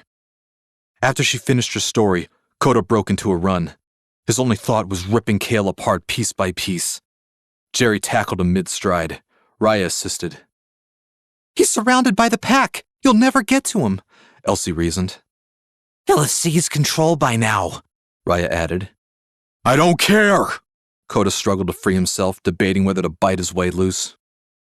Right now, he's gathering every pack member to find and kill us. We know the truth. As long as we live, his reign will never be safe, Raya beseeched. Alpha, Jerry addressed Coda. He stopped squirming, taken aback at the dog giving him a command title, something he'd never done before. If we attack, we die. If we stay here, we die. Our only chance is to run. Now! Or we'll never find Seda, Elsie reminded him. This snapped him back to reality. All the fight fell out of him at the mention of her name. The dog continued to hold him down. He steadied his breathing. Let me up, he ordered. Considering this, Jerry looked over to Raya. She gave him a nod. Slowly, Coda rose to his feet. His eyes darted in all directions, looking for any sign of the attack he knew was coming. But the forest was quiet. They were on the western edge, close to the lake they passed when the wolves had brought them here. I know a way through the valley, said Coda. They looked to him, surprised, knowing the white wolf had forbidden this knowledge. Alasia told me. She could have been lying, Jerry said. We could take a different route. Some other way into the valley, Raya suggested. And risk getting trapped, Elsie said. Everyone looked at him with anticipation. They knew at this very moment the wolves were searching for them. There's no other choice. We'll take Alasia's directions, Coda ordered. All right then, let's go, Jerry said. Wait, where's Blush? The cat asked. Oh, great. Raya looked around. Where is that damn fox? When was he last seen? Coda asked. He walked off as soon as we left these two. Elsie nodded toward Jerry and Raya. The dogs gave each other an awkward glance. Knew it, I knew it, I knew it, that bushy-tailed rat jumped ship. He's gone, Jerry spat. What if the wolves got him? Raya panicked. Maybe not. Maybe he's out there and he doesn't know about any of this. Coda, we have to find him, Elsie declared. Are you kidding me? Jerry barked. We can't, Coda explained. If he's not dead, he will be soon. So will all of us too if we go looking for him. Just then, they turned to the east, hearing a rustling in the bushes and then rapid footfalls on frozen ground. Something was coming at them, fast. The coy wolf had felt a similar sensation before, the day he'd killed Seda's alpha. He saw a dark hint of yellow among the winter leaves. It was Blush, sprinting at full speed, not even giving the group a second glance. Run, run, all of you run right now, run for your lives, the fox said, barreling past them. You know Caligar's dead? Raya asked. Her words brought the scavenger to a grinding halt. Caligar's dead? He asked, surprised. Yes. Elsie stepped forward. Kale killed him and Rado to seize power, then framed us for their murder, and now the whole pack's hunting us. Oh. Blush exhaled aghast. He turned to the addled coy wolf.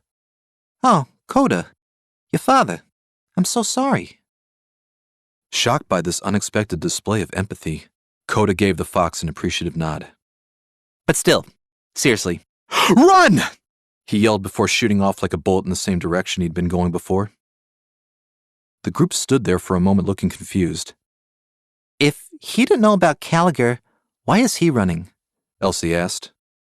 Then another rustling sound erupted from where Blush had come from. I found his tracks! He went this way! A wolf's voice shouted. He couldn't have gone far! Another yelled. That was my daughter, you son of a bitch! Screamed a third wolf, older and infuriated. All the voices were coming towards them. Oh, Elsie said, comprehending. Run. Right. Raya smiled, nodding in discontent. Move! Coda ordered as they all dashed after the fox. Why did I agree to come again? Jerry barked out to anyone listening. What are you writing? Sam asked when he saw Amy scribbling something into a small notebook as he drove. A song, she said. Really? What kind of song? I don't know yet. Ballad, maybe. Well, I'm glad you're writing. I've never seen you more relaxed when you were on that stage, said Sam. Do you really like the way I played? She asked. Yeah. Me and Ben would have told you if you hadn't run off. Color filled her cheeks at the memory. It felt like a lifetime ago. I guess I'm a little self-conscious. If you weren't, you wouldn't be an artist, he said. Beep, beep, beep. The radar interrupted. We're getting close. Turning the paper over to a blank side, her eyes shifted from the tablet to her notebook as she jotted down the new coordinates. Sam, having driven with her enough times to know what she was going to do, began to slow, expecting to be given directions once she checked the data with the GPS and Amerik's map. Turn around, she said. What? Sam asked. He's up about 6 miles away, she said, pointing her finger to a distant spot on the map, then over to the dark clouds looming closer. A blizzard's coming. If we're out here when it hits, we could get trapped, she warned, looking him in the eye, making sure he understood the gravity of the situation. It'll take 20 minutes to get there. We can make it. He pushed the accelerator as distant thunder rumbled. Chapter 35. Ice Cold. The wolves were gaining on them. Code and the others had been galloping through the woods for over a mile. He could hear the coordinated howls growing closer. It was no use trying to outrun them. Their legs were longer. They had more stamina. Coda started to feel winded. He could tell the others were too. It was only a matter of time until their pursuers caught up. What do we do? Elsie screamed between heavy pants, her sides on fire.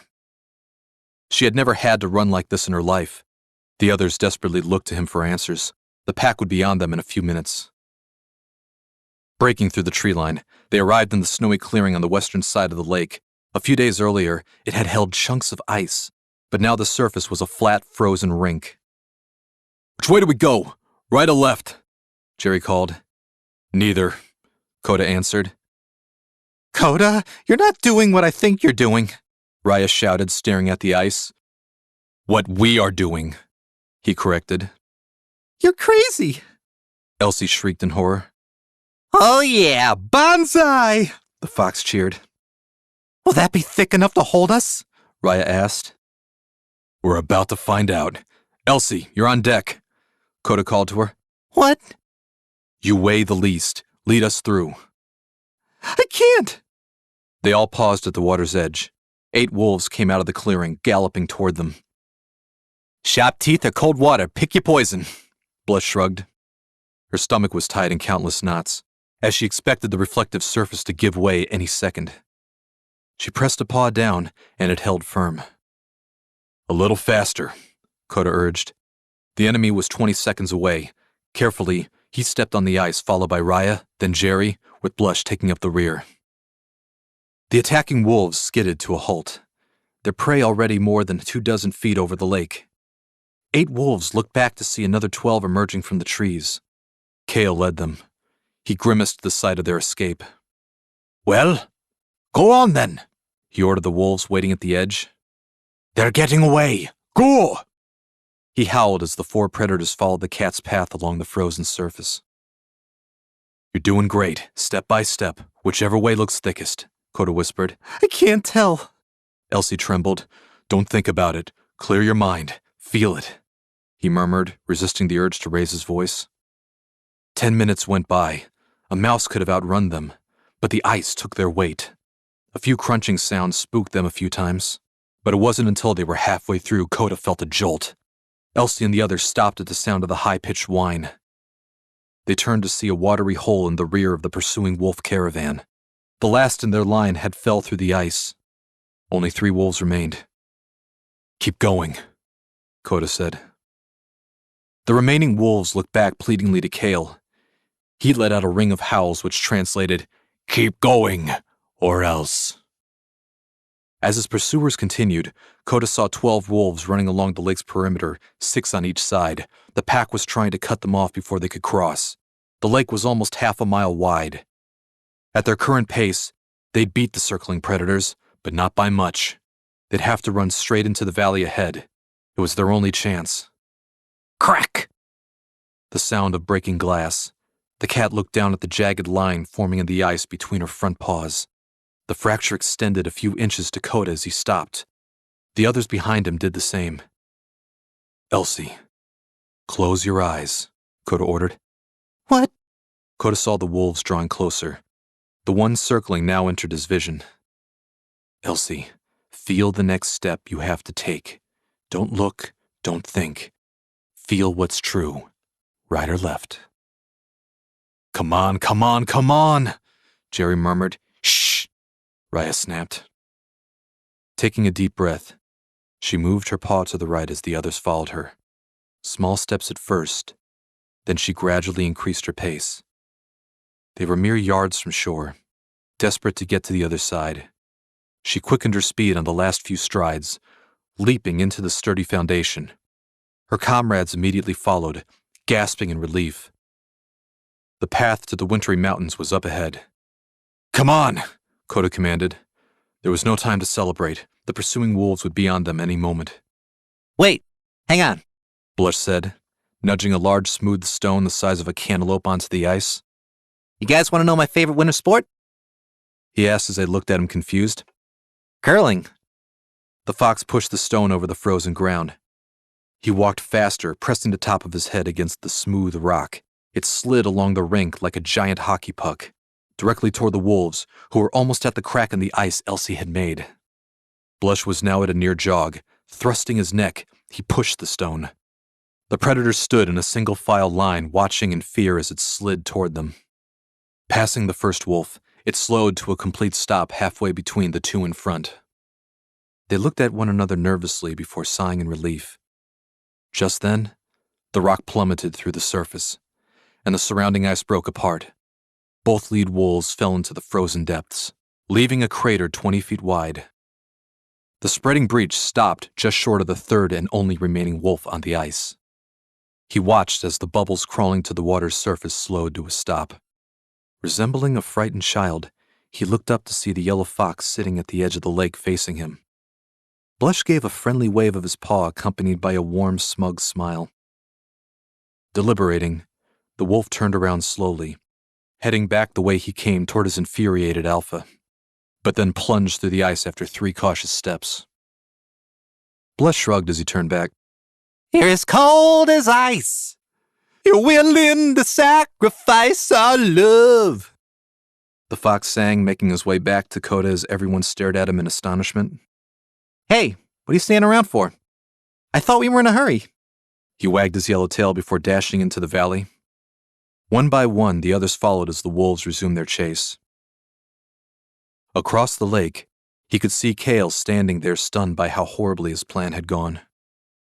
Behind him, Coda could see Never looking back at him, thinking he'd murdered her mother, fiancé, and their father, and now 4 wolves she'd known since childhood. The clouds blotted out the last vestige of sun. He ran into the valley after his allies, away from his enemies, away from the life he'd been offered, toward the harvest he'd chosen. Okay, tell me you saw that. Sam shook his head, mouth open. They had pulled to the side of the road overlooking a frozen lake sitting between 2 forests. Just south of a mountain range, they watched the coy wolf and his companions escape the wolf pack by walking on ice, then saw the fox push a large stone towards the pursuing wolves, drowning them. Yeah, I saw it. They're heading to the northern valley. Amy pulled out Amerique's map, scanning it. The storm's almost on top of us. We have to find shelter before it hits. She turned back to the van. But Sam continued to stare astonished at the lake, watching the wolves circle it. Yeah, but did you see what the fox just did? Yes, Amy said impatiently, throwing open the passenger doors. Come on, if we don't go now, we could lose them. She climbed in as the wind picked up. Are we really not going to talk about what that fox just did? He asked incredulous. Foxes are smart, probably more so than wolves. They're not bigger, so they have to be. She slammed the door, fastening her seatbelt. Rudy, come on, boy, Sam called, taking one last glance at the lake. The ridgeback narrowed his eyes as he gave a small shake of his head. He ran back to the van and Sam sped off. The distant thunder grew louder as flakes began to descend. Coda and the others were exhausted, ready to fall face first into the snow. Come on, he said. They'll be following our trail once they're around the lake. He trekked up the canyon across the snow and stone to a higher altitude. The wind picked up. Its howls came in a chorus full of foreboding. The steep mountains ahead made a fork in their path. Where are you taking us? Blush asked as Coda went to the right. Through the valley, he said. And not that way you won't, the fox yelled up to the front. What? Elsie looked back. What do you mean? Coda stopped. If we go to the right, we'll hit a dead end. We need to go left, Blush explained. How do you know? Raya inquired. Fane, she told me, said the fox. That female wolf told you, Jerry said skeptically. I thought Caliger forbade any of the pack from telling. How did you get her to disobey orders? Elsie asked. Blush did something Coda had never seen him do before. He blushed. I can be, persuasive. Elsie and Raya rolled their eyes, while Coda and Jerry couldn't help but smirk. And you believed her? How do you know the info's legit? Jerry asked. Trust me, I know, said Blush. Coda considered this. He didn't care if Blush was intimate with every member of the pack. Alasia had given him one direction, Fane gave another. One was lying, and there was no way to know who. He could feel the storm closing in as the snowfall increased. Clearing his mind, he let his instincts decide. We go left, he ordered. You sure? Jerry asked. Are you questioning the wisdom of our supreme alpha dog? Blush asked in a mocking tone. Pleased, the coy wolf trusted his judgment. Jerry shot him a menacing glance. Come on, Coda called as tiny flakes began to hit their faces. So, we really not going to talk about what happened back there? Sam flicked on the wipers as falling snow obstructed his view. What? Amy asked. The screen from her phone illuminated Amerique's map, spread across her lap. You ever heard of a wild animal sliding a stone across a lake of ice to drown attacking wolves? Movies couldn't come up with that. What I just saw was an animal adapting to strenuous circumstances to survive. I've seen a baby zebra free itself from a lion's jaws by plunging the lion's head into a river, forcing it to let go or suffocate. Moths have mutated to add black polka dots to their wings because black soot pumped out of nearby factories had made it easier for birds to catch them. And wolves have mated with coyotes to avoid extinction. A fox improvising to keep itself from being killed is the same principle. To you, it's amazing. To me, it's nature. You telling me you've seen a fox do something like that before? No, never. She shrugged. He turned his gaze from the road to look at her. She wasn't astounded by this, only eager to get on with the search before they lost Coda. She truly was like no one he'd ever met. Look out! Amy screamed. There were 4 deer in the middle of the road. The snowfall made them almost invisible. He had only a split second to decide as the doe froze, staring at his headlights. He yanked the wheel, hitting the brakes at 35 miles an hour on the snowy dirt road. And the van skidded right off. The bumpy, uneven ground shook it violently before slamming to an abrupt halt. You okay? He looked at her. Yeah. Gasping, she pulled back the seatbelt that was digging into her neck. He sighed relief to find Rudy uninjured as well. The pillows and blankets the dog was lying on had worked as cushioning. He looked to see the 4 deer gone. Outside, the wind howled. Snowflakes continued their assault against the windshield. Is the van okay? She asked. The engine hummed and Sam put the van in reverse, pressing the gas. The van made a few rumbling sounds, rattling from the bottom, but it went nowhere. Okay. He pushed it into drive, but they still didn't move. Putting on overcoats, they stepped out in front of the vehicle. The tires rested on a patch of wet mush. It was deep, slippery, and the rubber found no traction, even with the chains. Take the wheel. He put every ounce of strength into pushing as she hit the gas, but without effect. After 20 minutes, Sam was exhausted and covered in snow. Amy opened the door. They looked at each other in mutual understanding. They were stuck. We can walk back. He climbed inside, shivering from the cold, and switched on the interior light. That's 8 miles, she said. But you're strapping. You'll freeze to death. I can make it. Not on that leg. She rummaged through the luggage. If you go out there, you'll die. If we stay here, we'll die. He gestured to the blizzard. Not if you help me. What are you doing? Back in 2012, a man in Sweden was snowed in, stuck in his car for weeks. He survived even though it reached negative 30 degrees. The snow sealed in the heat that kept him alive. She yanked out the large, specialized winter blanket Amerique had given her. We going to spend the night in here? Sam asked. We have to save our strength until the storm passes. Then we can go get some help with the van, she explained, pulling out the camping tent. Damn, he muttered. We were so close. Why are you getting that tent out? Sam seemed unsure whether to argue the point. The idea of being buried in snow in the middle of nowhere was more frightening than he wanted to admit. But Amy's calm demeanor helped subdue his rising panic. I'm really starting to wish I hadn't broken that backup heat generator, she muttered. We need a new one anyway, said Sam as he gathered everything that could be used for warmth. Amy started assembling the tent poles. Rudy picked up one of the brackets, placing it in her hand as she attached it to form a long stick. The dog knows how to set up a tent? She asked. He's camped before, Sam smiled. Outside, the snow fell faster, the wind wailed, and the dark clouds settled above. The blizzard had arrived. Chapter 36. a light inside. Fane's directions had turned out to be right. They led Coda and his group to a series of interconnecting hills ranging from shallow to steep, all of them thick with frozen forest. By then the snowfall had gotten heavy. Coda knew that Kale would come after them, but traveling all night was not an option. They hadn't eaten since the moose the day before, and even if there was anything to hunt out here, they'd have no time to catch it. He maneuvered between the steep hills thick with trees as the weather worsened. Ahead of them stood a mound that was particularly high and thick with foliage. A narrow path presented itself among the frozen trunks, just wide enough for them to navigate. "You've got to be kidding," Jerry panted. They were running on fumes. They needed rest. "We have to lose them. It's our only chance," said Coda. He led them up, hoping the snowfall would grow thick enough to conceal their tracks and scent, which would happen faster on higher ground. By the time they ascended, the snow was hitting them sideways.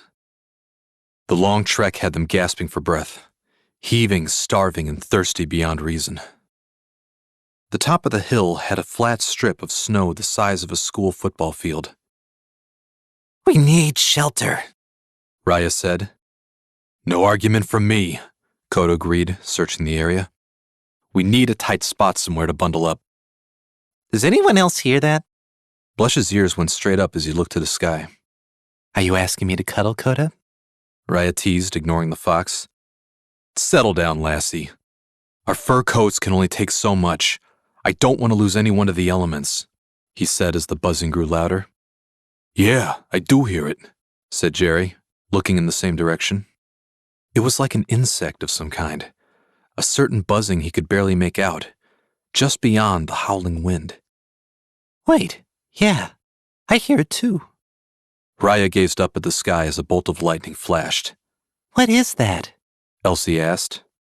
"It's getting louder," Jerry said. Another flash of lightning ignited the pitch-black heavens, revealing a distinct shadow.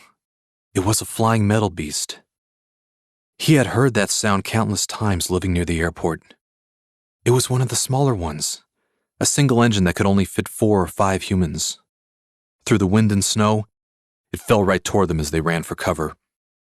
The plane slammed onto the flat open field of the mountaintop. The sound of crashing metal screeched into the night. It slid and skipped, tumbling over several times before skidding to a halt several hundred yards away. Staring at the crash site, Coda took an unconscious step toward the fallen craft. "Don't," Raya said. He gave her a reassuring look before continuing to the wreckage. It looked like a soda can that had been kicked around, bent, dented, and even torn open in a few places, but mostly intact. "What happened?" Raya asked what everyone else was thinking. "Probably couldn't handle this storm." Jerry reminded them of the freezing wind. "No bird could stay airborne in this," Coda agreed. "Why are we going near it?" Elsie asked. "Shouldn't we keep away?" "Temperature's still dropping." Blush suppressed a shiver. "There's no cover. It's just trees and field." "We should climb down," Jerry said. "The wolf pack is still hunting us. They know the terrain and can see better in the dark," Coda reminded everyone. "Even bundled up, we'll freeze if we sleep up here." Raya's teeth started to chatter. There had to be a way to survive without heading back down. "The plane," Coda said. "What?" Raya asked.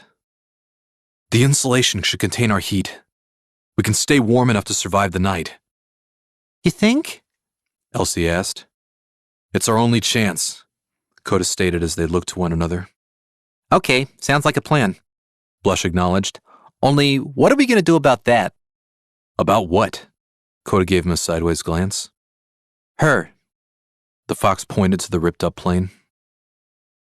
They had all turned toward the wreckage to find a human child, around 6 years old, female, and blonde. She was crawling from the torn opening. She wore multiple bulky jackets as she stood in the snow, gazing at the 5 wild, hungry animals with tears in her eyes. Amy had draped the tent along the van's walls. They were on top of a pile of pillows so they wouldn't feel the icy floor beneath them. Twiddling his thumbs, Sam wondered how many inches, How many feet? Would they be buried? The question kept running through his mind, stressing him out. Amy's back was against the rear doors, and as she sat with 2 pillows propping her up, she wore a light jacket with Amerique's thermal blanket over her legs, and Rudy lay next to her on his stomach with his chin on the blankets. Reading a book in one hand, she stroked his fur with the other. Sit down and relax, she said. Aren't you scared we're gonna be trapped in here?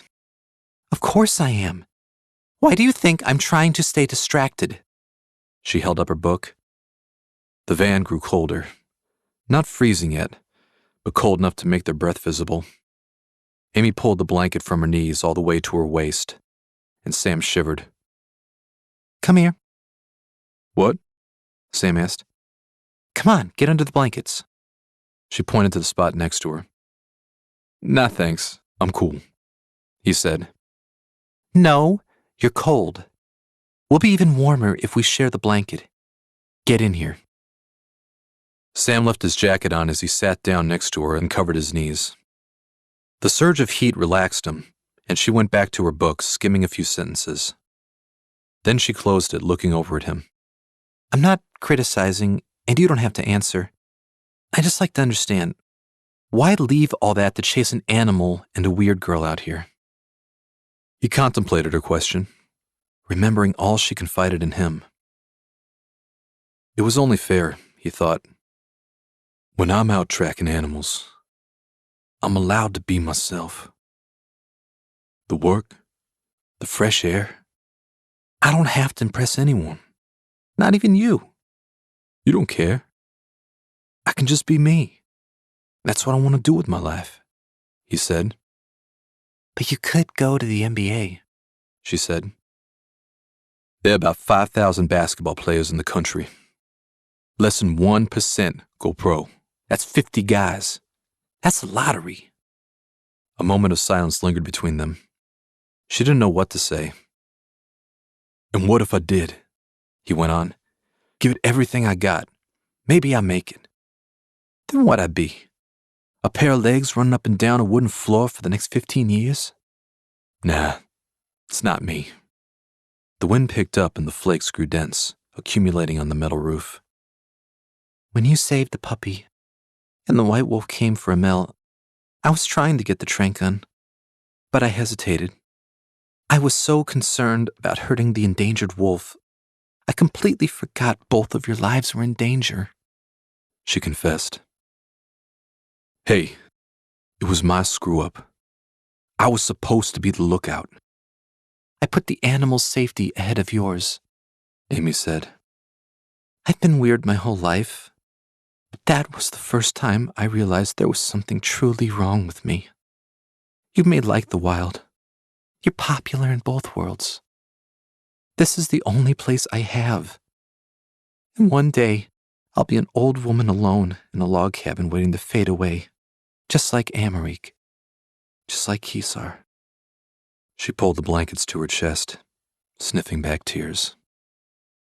Hey, Amy, you're probably the smartest person I ever met. Someone who fights for what she believes in and don't let anybody get in your way. You sacrifice everything to do what's right. You have any idea how rare that is? You and Amel were trying to do something, and then I came along and ruined it. Sam was unable to meet her gaze. What do you mean?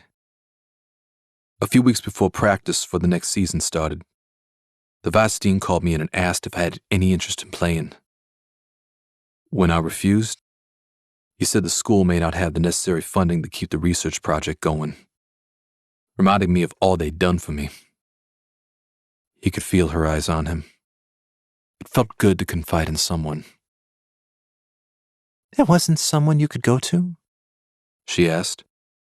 Who? Do you have any idea how much money's in amateur ball? Hundreds of millions of dollars go into a branch of sports where it's federally illegal to pay the people who play it. 9 out of 10 players are the poorest, most persecuted, undereducated citizens of this country. The ones who make the pros get their paychecks legally. Otherwise, dirty money flows to the other 4,455 like a river. Nike, Adidas, Gatorade. Corporate sponsors bankroll the school. The schools bankroll the coaches, and the coaches bankroll the players. All through discrete third parties. Every day there's a bidding war over a teenage kid who looks like he could be the next LeBron or Kobe. And what's that kid supposed to do? Go back to the poor side of town? Watch his family worry about their rent? College ball is corruption on a national scale. Did you accept any kind of payment? He hesitated. It starts small. A free iPhone, a gift here and there, things like that. Then groups of girls like Shauna waiting in your bedroom. Then a blank check. But my dad said, if you do that, they own your ass. Because you willfully participated. I never took a cent. Never? Don't think I could look my mom in the eye again. You've so much more to offer the world than you do on that court. And deep down you know it. Why else would you put up with me? I think that's the first nice thing you've ever said to me. He smirked. Well, we could be dead by morning, so... She slumped to a laying down position, tucking the covers to her shoulders. You know, people don't really care if you're weird. They care if you like yourself, he said. I don't like arrogance. Liking yourself ain't arrogant, he said. There's a difference? Arrogance is deciding who is worthy of your friendship.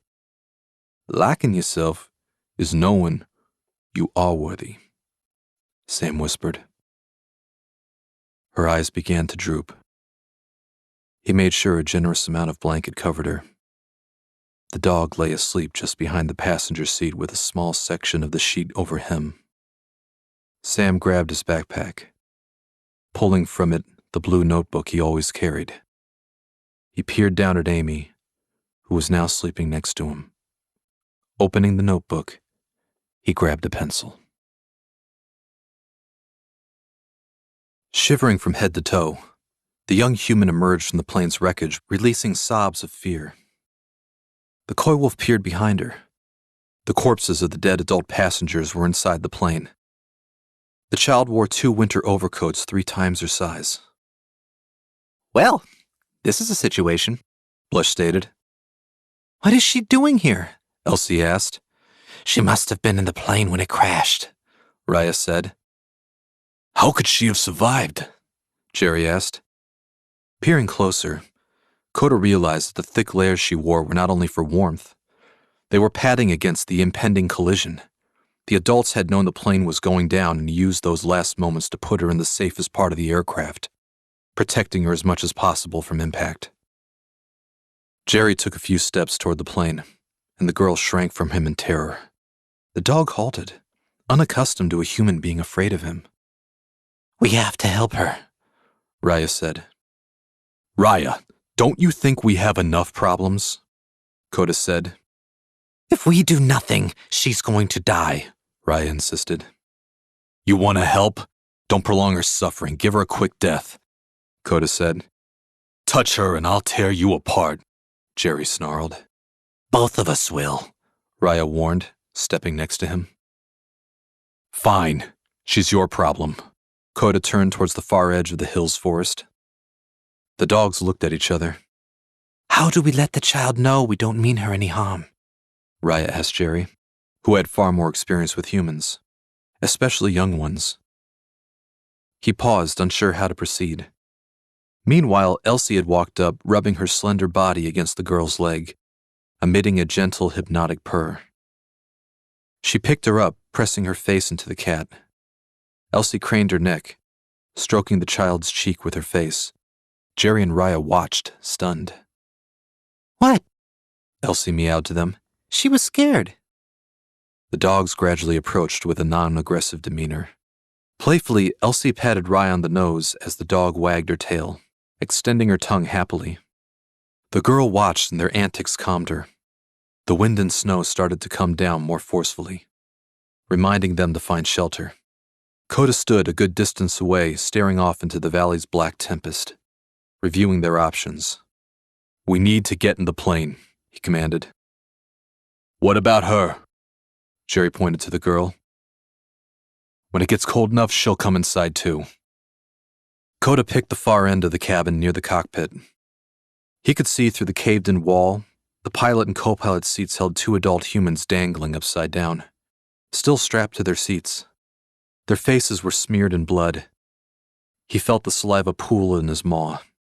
His stomach rumbled at the appetizing scent. Coda, Raya warned. don't. You'll freak her out. He rolled his eyes, turning away from the edible flesh. He picked a comfortable corner of the plane and collapsed to the floor. The little girl came inside. She sat next to the dogs and cat. Blush lay on a seat cushion between Coda and the others. The wind howled as the girl's tears steadily continued. The dogs on either side of her. Elsie climbed on top of her, softly wiping away the salt drops with her paw. The girl fashioned her coat into blankets. Placing them beneath her for bedding, Elsie curled up into a ball next to her waist as the child's arms pulled her in. Raya couldn't sleep. She was too anxious. Unlike Elsie, who was already snoring in purrs. Blush's right leg did a tiny twitch in the air when he slept. In the far corner, Coda's chest rose and fell. She saw Jerry still awake, looking down at the little human. Are you in love, Waseda? Raya whispered to Jerry over the slumbering blonde locks. What? It's okay if you are. She is beautiful. Raya craned her neck, hiding the scarred side of her face. She realized this was the first time they'd spoken since they were last alone together. Why do you think that? You came up here, went through all this, and chose not to go to your human family. I don't see anything in it for you. A female you barely know, who's just a friend. She showed me kindness. Took time to get to know me. Cut me free. If it wasn't for her, my master would have probably killed me. I owe her my life. As a dog, it's my obligation to repay her. Why do you love them so much? They've beaten you, starved you, made you suffer. You ever been close to a human? So close that you mattered more than anything in the world to them? That there was nothing more important than you? When you look at one another, you both know there's a light inside that will never dim for the rest of your days. Raya looked away. The memories were returning, and she was unable to block out the pain. A little girl came into the pet shop I was born in. Not much older than this one. Her name was Sally. When I looked into her eyes, she picked me out of all 8 of my brothers and sisters. What happened? He asked. A few weeks after she bought me, I was with her home alone when a man came to our house. And I tried to stop him, but he threw me against the wall. When I woke up, she was gone. And I had this scar. And you've been on the street living alone ever since. There is evil out there, and no matter what, it comes. Look what happened to you. There were good times and bad. But does every bad meal make the good ones any less delicious? I could have saved her. Her words were tearful.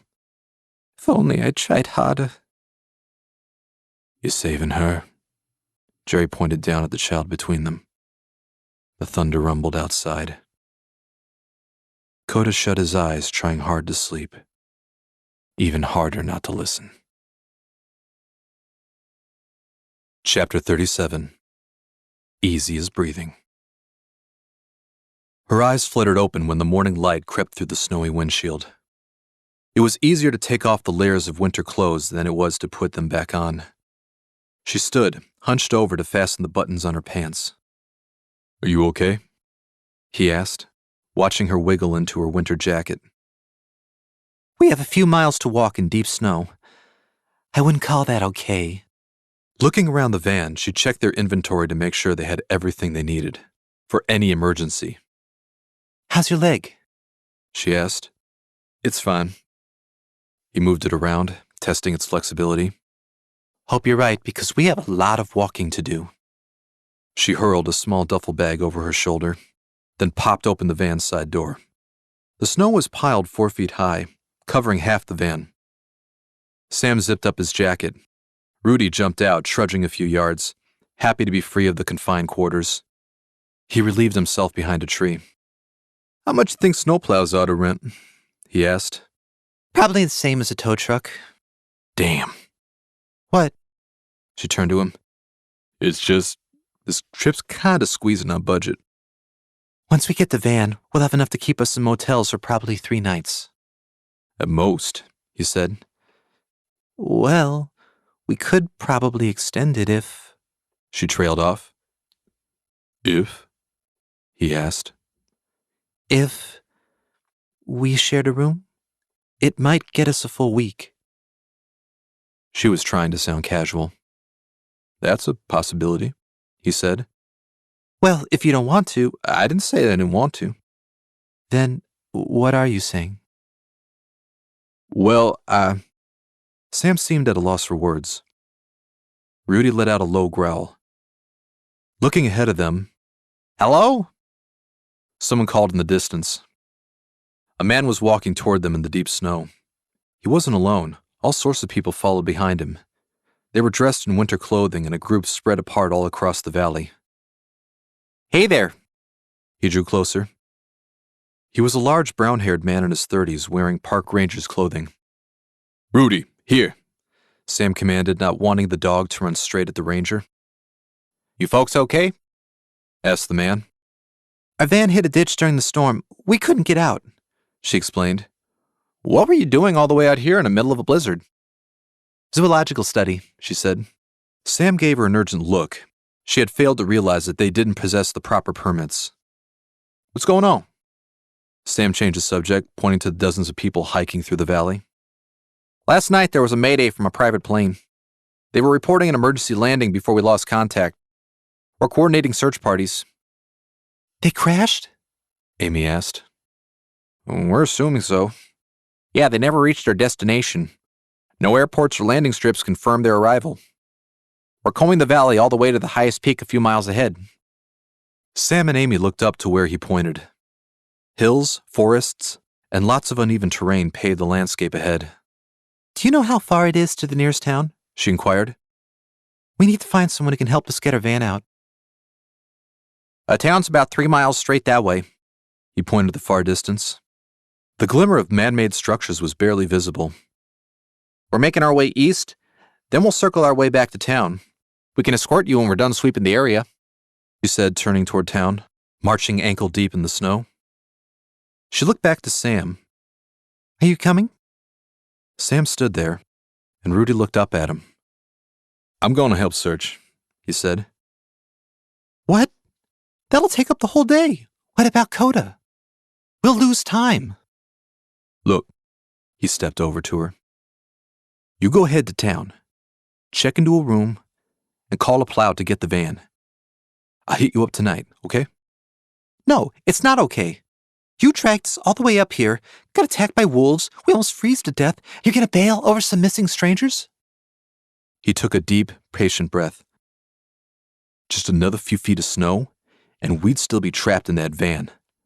I know what that terror feels like. If anyone survived that plane crash, they're feeling the same thing. I gotta help. Your wound is still fresh. Hiking for miles through the snow, that leg might get infected. Amy, when another person is in trouble, you help them, even if it puts you at risk. That's how our species evolved beyond animals. He and Rudy turned to join the other volunteers as she stood there bewildered in the snow. Coda could see the little blonde head of hair in a pile of fur from the rear corner of the aircraft where she had curled up. The girl's furry blanket was made up of Jerry, Raya, and Elsie. The rising sun bathed the battered cabin in yellow rays, reflecting off the shattered glass and jagged shards of steel and illuminating the interior. Despite the fact that a tragedy had recently occurred, the ambiance seemed almost magical. It had been 3 days and several life-threatening situations since he'd seen the sky so free of clouds. Sitting outside, he closed his eyes, feeling the morning glow wash over him. For a moment, the world felt peaceful. As he breathed in and out, all worry of danger was absent from his thoughts. He liked this feeling. It did not come often. Looking back at the group, Coda noticed something missing. Blush. He wasn't in the plane, nor in the area around it. He sniffed, trying to find his familiar scent. Guarding the fox had been the last thing on his mind. He had had dozens of opportunities to flee, the bear, the hunter, losing Roan, any time with the wolf pack. He didn't think he needed to keep track of him. Not after everything they'd been through together. Wandering away from the plane, he cursed himself for being so careless. He couldn't go searching for him. The wolves would be combing the valley. Kale wasn't going to give up the hunt after just 1 day. They had to leave soon, while the weather was good. But there was another problem.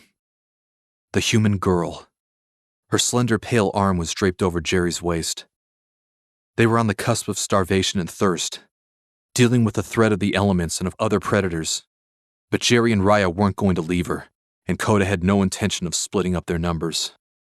There was no way to feed her, no water safe for her to drink. There has to be someone looking for her, he thought. If they left her, she'd die. If they tried to care for her, she'd die. If the humans were searching for her and they found them with her, she would live, and most likely, they would die. Somehow, Coda had to locate a village, get her to them, and flee before the humans could react to their proximity to her, a problem he currently did not have a solution for.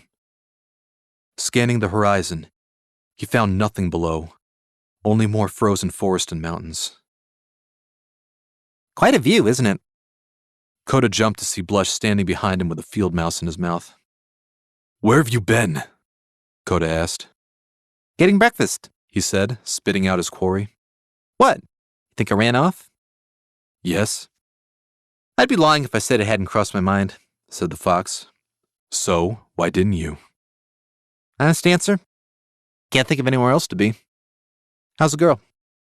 I don't know. Go ask the dogs. Coda turned away. You don't like her, do you? Why? Because she's human? Her kind rules the world.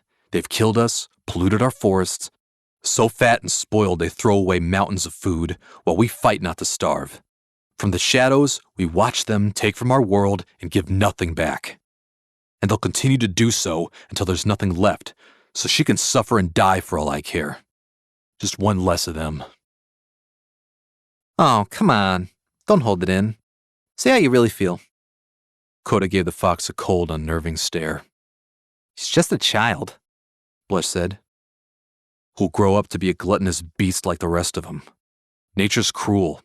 It doesn't discriminate between old and young. If I stopped to weep over everyone who didn't get to grow old, I'd have no time to live. They spent a long time looking out over the valley. An orange and yellow hue illuminated the snow and trees that blanketed the horizon. You are strong, Coda, Blush said, as the hybrid looked to him curiously. So strong, yet terrified of looking weak. Careful, fox. Don't talk like you know me. Raya told me what your stepfather was like. And as much as you claim to detest him, you're trying to act just as ruthlessly. But where was that cold heart when you saved me in that tree? Where was it when Elsie was trapped in that burning building? How about that baby elk you had cornered in the river? Coda looked at him stunned. No one wants to hunt with a fox, so I followed you, just in case the wolves attacked, and you needed backup. I saw you spare the calf when they failed to catch its mother. The coy wolf suppressed a pang of anger at the notion of being spied on. He didn't like this any more than when Seda had stalked him. Huh, and where did it get me? He said dismissively. Got you a giant moose instead of a scrawny calf. Got you a cat who forewarned us about Caliga before we could be slaughtered. And twice you saved the fox. A fox who stole from me, Coda murmured. Who's watching your back. Who led you to the trash site. Who showed you how to get out of the valley. Who's helping you rescue the female you love. What's your point? My point is, you don't have to be like your stepdad. You made it this far because you had help. Help isn't weakness. It's being smart. Coda had never looked at it that way, but it still made him feel vulnerable. A feeling he didn't like. Blush, you have knowledge. Helpful knowledge. But you do nothing to earn anyone's trust. How so? I don't know who you are, where you come from, or how you know what you know. I don't know anything about you. His yellow-furred ally deliberated. Then he looked back up at him. Okay, fine. Everyone else gave their monologue. Might as well give mine. A few years ago, humans started domesticating foxes in a far-off land across the great waters called Russia. They would only breed children of the most tolerant humans, then only breed the most tolerant of those offspring. In a few short generations, you couldn't tell the difference between us and dogs.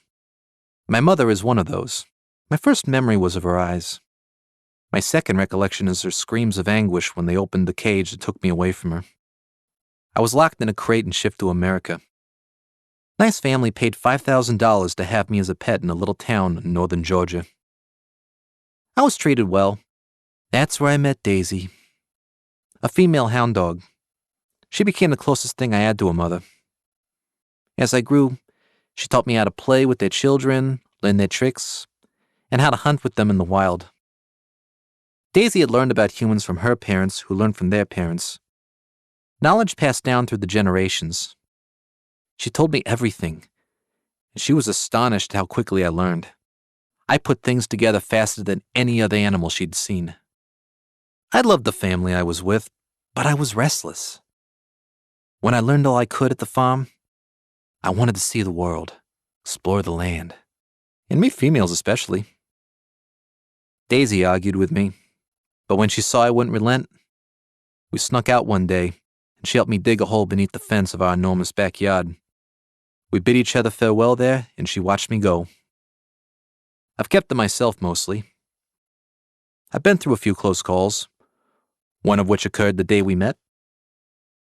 And here I am now, trapped in the frozen north looking after a helpless human child, hunted by ravenous wolves, off to rescue a beautiful kidnapped female.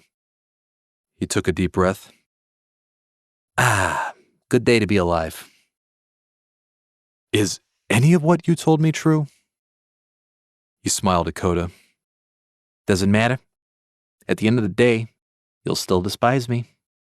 Yeah, I do, he realized. It's easy to hate. Easy as breathing. Makes me feel proud of what I am. Hatred used to make me feel so safe. But now all I feel is tired. You didn't ask to be born a fox. He stared off at the distant town. You didn't ask to be born a coy wolf. I wonder if that little girl asked to be born a human. How'd you lose that ear? Coda asked. The animals in the plain began to stir. Jerry and Raya came out and Elsie followed, adjusting to the unwelcome feel of the snow on the ground. Rise and shine, everybody! The fox sprang over to the plain, ignoring Coda's question. He grabbed the field mouse, setting it down in front of them. Okay, breakfast is on me. They moved in closer to examine the game. Where did you get that? Other side of the hill. Sucker burrowed deep. Almost got away from me. How are you always able to find food in this frozen wasteland? Jerry asked. It's a fox thing, winked Blush. What about the girl? Raya asked, concerned. She can get her own breakfast. I hardly caught enough for us. No, I mean, what are we going to do about her? So, just to be clear, abandoning her is not an option, Coda asked. No! Jerry and Raya answered in unison, giving each other a smile. The girl emerged wearing the overcoats they'd found her in. She rubbed her eyes, adjusting to the morning sun. Raya walked over, nudging her head against the child's leg. Exposing her tiny pink hand to the cold air, she stroked the dog soothingly. The stray's eyes rolled back at the familiar sensation. She'd forgotten how good it felt to be caressed by human hands. Jerry's muzzle expanded into a wide smile. Coda cocked his head curiously. The wolf part of him felt revulsion at the notion of human touch. But watching the toughest inner-city dog he'd ever known melting in her palms made him feel a strange warmth. So foreign and yet somewhat comforting. Even Elsie meowed approvingly. This is cute and all. I'll be sure to call the Hallmark Channel. But is anyone going to eat that mouse? Blush asked. I'll pass, Elsie said. Never could turn down a free meal. Jerry bit into the rodent.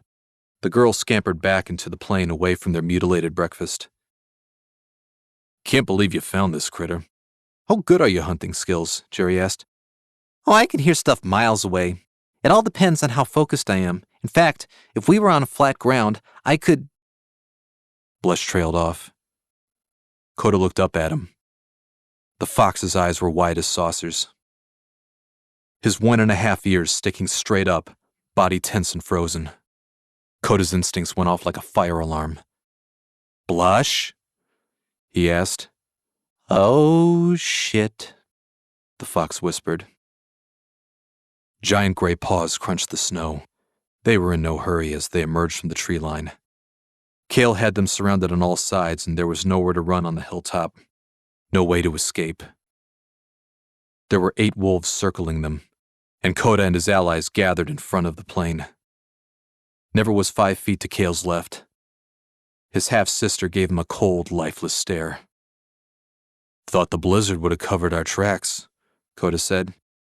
Kale gave the wolves a signal to halt. It did, but the crashed metal birds releasing a slew of interesting smells, the wolf explained.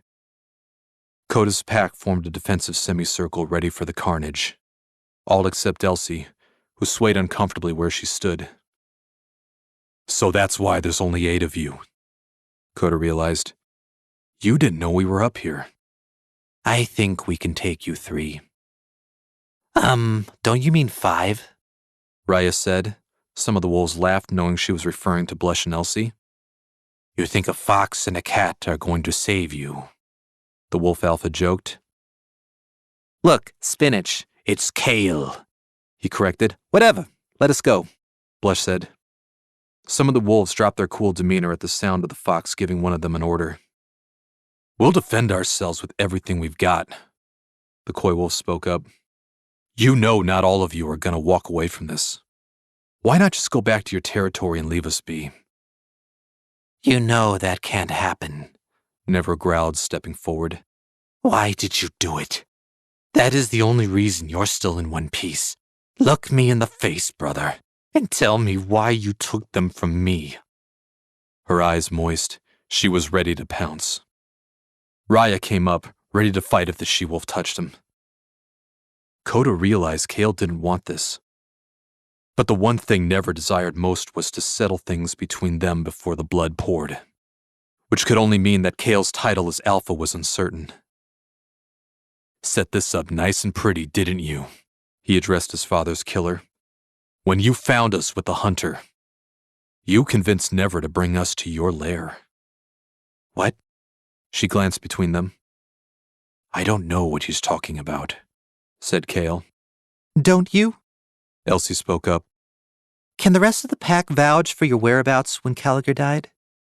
Besides your closest friends, I mean. She nodded to Gravor and the other co-conspirators. You subbreeds will really say anything to save your skins. He laughed. Try harder, Wolf. You're a flimsy liar at best. The cat grinned. Caliger was right. Coda's way more wolf than you. Kale couldn't hide his scowl. Never shot him a look. He flashed a nervous glance that made her forget her own anger. Nevra, you said it yourself. They defy our ways. They've nothing but contempt for who we are. He resents us. That's why he killed our Alpha for abandoning him as a child, then ran like the vermin he is, Kale said in renewed bravado. Don't forget Rayto and your mother. We allegedly killed them too, Blush added. You know, it's funny. A coy wolf, 2 dogs, a cat, and the fox kill 3 grown wolves. And look, he surveyed his allies. Not a scratch on us. Looking past her anger, never realized that they indeed bore no wounds or gashes. Not one of them. Her father and Reto were the best fighters in the pack. They would have used all of their ferocity until the end. She looked back at Kale, whose confident persona seemed diminished. Nevra, we've known each other since we learned to walk. How could you think I would do that to your father? Your mother? He said in a heartfelt way. Coda had to hand it to him. The show of remorse was flawless. Even he would have fallen for it if he hadn't already known the truth. The past 24 hours, we've been starving, freezing, and running for our lives while he gets to become Alpha. I'm not seeing the part where Caligar's death has benefited us, Raya stated. Imagine wanting to be in charge, but the only way is through open combat, said Jerry. Only there are two opponents you have no chance of taking in a fight. Killing them in secret is a death sentence unless you have someone to pin it on. You knew we were about to leave. You had to make your move. It was now or never, Coda added. Only you didn't know I was a witness and warned them about what happened and how you planned to pin it on them, Elsie said. The wolves looked at each other suspiciously. If this was true, then some of the pack helped murder their beloved leader, who had been like a father to them. Graver looked nervous, knowing his comrades would tear him to pieces if they knew he had had a paw in the conspiracy. Enough of this. Kale stepped forward. Kill them now! Nobody moved except Elsie, who bolted past the plane into the forest, gone in a flash. Everyone looked to Nevra. It was her thirst for retribution that had fueled their pursuit. It had to be her who gave the command, not Kale. For what seemed like an eternity, the siblings looked at each other, his emerald green and ocean blue eyes staring into her matching blues. Listen to your gut, then decide, Coda said to her. Nevra shifted uncomfortably. Then, looking past him, her expression turned from feral aggression to baffled surprise. The coy wolf looked around to see the little blonde crash survivor exiting the plane, stopping horror-struck at the sight of 8 wolves looking at her like she was lunch. Oh, great, Coda exhaled. Chapter 38. Jaws wide open. So, you don't know exactly where the plane is? Sam asked as he awkwardly navigated the deep snow. There's no way to track a plane with no radar signal. Must be damaged. We only have their last known coordinates, which were somewhere in this area, the park ranger explained. Could anyone survive a plane crash out here? He asked. There was a 3 to 5 foot snowfall last night. Hitting the ground at exactly the right angle could mean the difference between life and death. So yeah, there's a chance. Sam slowed and then turned to see Amy sulking, her eyes downcast, her arms crossed. Hey, you doing okay? Yeah, I'm fine. It's just, I know we're supposed to be out here helping people in need, and that's more important, but I can't stop thinking about Coda. Where did he take shelter in all this? I know it makes me a horrible person, but it's just... She trailed off. No, it don't. He walked back and put a hand on her shoulder. Thinking more about that than the people in the crashed plane. Nothing wrong with that. He turned and started walking again with the search party. Rudy had his nose to the ground heading off the trail. He let out a sudden bark. What? What is it? She asked as if expecting the dog to tell her in plain English. Then she saw a line of tracks in the snowy distance. They belonged to wolves. A lot of wolves. And they were leading up the nearest hill to her right. Rudy began to climb the steep trail vigorously, following the tracks. Wait, hold up, she called. The dog didn't stop, ignoring her. He pressed on. Sam! Amy yelled. He was several yards ahead with the rest of the search party. She called and waved until she finally got his attention. Then she darted after Rudy. Briskly, Sam turned around, keeping pace after her. The ache in his injured leg steadily grew from dull to sharp. The little girl ran back into the plane. Coda imagined her curling up in the corner, shaking and terrified like the baby elk from the creek. I don't suppose there's any chance you can forget you just saw that. Blush grinned at the wolves sheepishly. A two-leg, one predator said. As murmurs erupted from the pack, hunger appeared in Kale's eyes. Never was astounded by the revelation. You have a two-leg? She said, forgetting her rage. We don't have one. We found one, Coda said. You're hungry, she noticed. Why not eat her yourselves? Eat it, a wolf called in anger. Kill it, another echoed. Some took a few steps toward the door of the plane. Jerry stepped in their way, growling fiercely. Touch her and none of you leave here alive, he said. Raya closed ranks with him. No one laughed this time. I'll make a deal with you, Coda, Kale said and stepped forward. Take your pack, leave us the girl, and we'll hunt you no longer. Coda hadn't expected this. He looked at Nevra. It seemed she couldn't make up her mind. He saw that Raya and Jerry were not even considering the offer.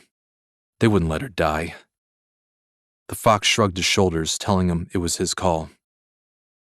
He knew why the wolf wanted her. When Coda had slain the hunter, the wolves admired him for doing what so few of their kind could. When Kale had bitten the large human, he got a taste of that respect among his pack. And he did nothing to hide his newfound love of human flesh. He wanted to claim the child's death to elevate his own status as a man-killer. Fine, take her. Coda turned to leave. What? Raya screamed aghast. We didn't come all this way for this. I'm not dying for a human. She'll die out here anyway. This is our only chance to finish this. Are you coming? He asked the dogs and fox who were still standing defensive in front of the plane. None of them moved. Not even Blush. Fine, Coda barked. Go ahead, die here. I'll finish this on my own. A pair of wolves parted, allowing space for the coy wolf to leave. Yeah, that's right. You better run, sub-breed, Graver mocked. Coda froze in place. Shutting his eyes, he took a deep, huffing breath in and out. Okay, you see, I don't like that. He turned around to look at Graver. His eyes were on fire with hate as he walked back to the plane beside his allies. The wolves readied themselves. You know, you purebreeds really don't know when to keep your mouths shut. Never took one small step back. Kale spoke slowly. This is your last warning. If you stay, we'll slaughter every one of... Something black fell out of the tree, landing right on the back of Graver's neck. Her claws tore into both his eyes before the wolf had time to register what was on him. Realizing Elsie had pretended to run away so she could take out their most powerful fighter, Coda attacked the second largest wolf to Kale's left. The split second of confusion was all he needed to reach his target's neck, sinking his teeth in deep. He was so focused on his kill, Coda didn't see the other wolves and his allies locked in their deadly fray. He didn't know who was fighting who. He released his grip from his target. He'd caused enough trauma, the wolf was out of commission. He felt the hot breath of something feral coming right at him. Sprinting away, he felt the sharp fangs rake from the top of his forehead to his lower jaw. He jerked away before his assailant's maw could find a secure grip. Breaking into a sprint back toward the plane, he found Raya and Jerry engaged with their own opponents. It was like middleweight boxers fighting heavyweights. Out of the 8 wolves, only 5 wolves remained in the fight. Never and 2 others had run away when Elsie attacked. Another 2 were trying to get past Jerry and Raya into the plane. Blush and Elsie circled one wolf who couldn't decide which one of them to go after. Graver was completely blind, shouting, I'll kill you! Kale and the wolf Coda had wounded were behind him. Noticing that Raya was losing to her opponent, Coda rammed him to the ground, allowing the she-dog to get to her feet, then leap on top of the downed predator. Forget them! Get the girl! Kale ordered the others. Coda's assistance to Raya allowed Kale and the wounded wolf to flank and snap at the coy wolf. The wolf who couldn't catch the fox or cat obeyed the order, going straight for the plane. Jerry, even though he was locked in a struggle with his combatant, saw him pass. He lunged for the wolf, gripping his leg, preventing him from reaching the child. Both wolves began tearing at him as blood splattered in every direction. No! Raya shrieked. Finishing her adversary, she went for one of the wolves with all her remaining strength, trying to get him off. She hadn't the power to take them both. As she struck one, the blinded Graver tore into the side of the other wolf, whose leg Jerry had bitten. Graver had been staggering blindly, enraged, looking for one of Coda's allies to strike. Blush hovered in his radius, speaking to him in a low voice. "I'm right here," he said.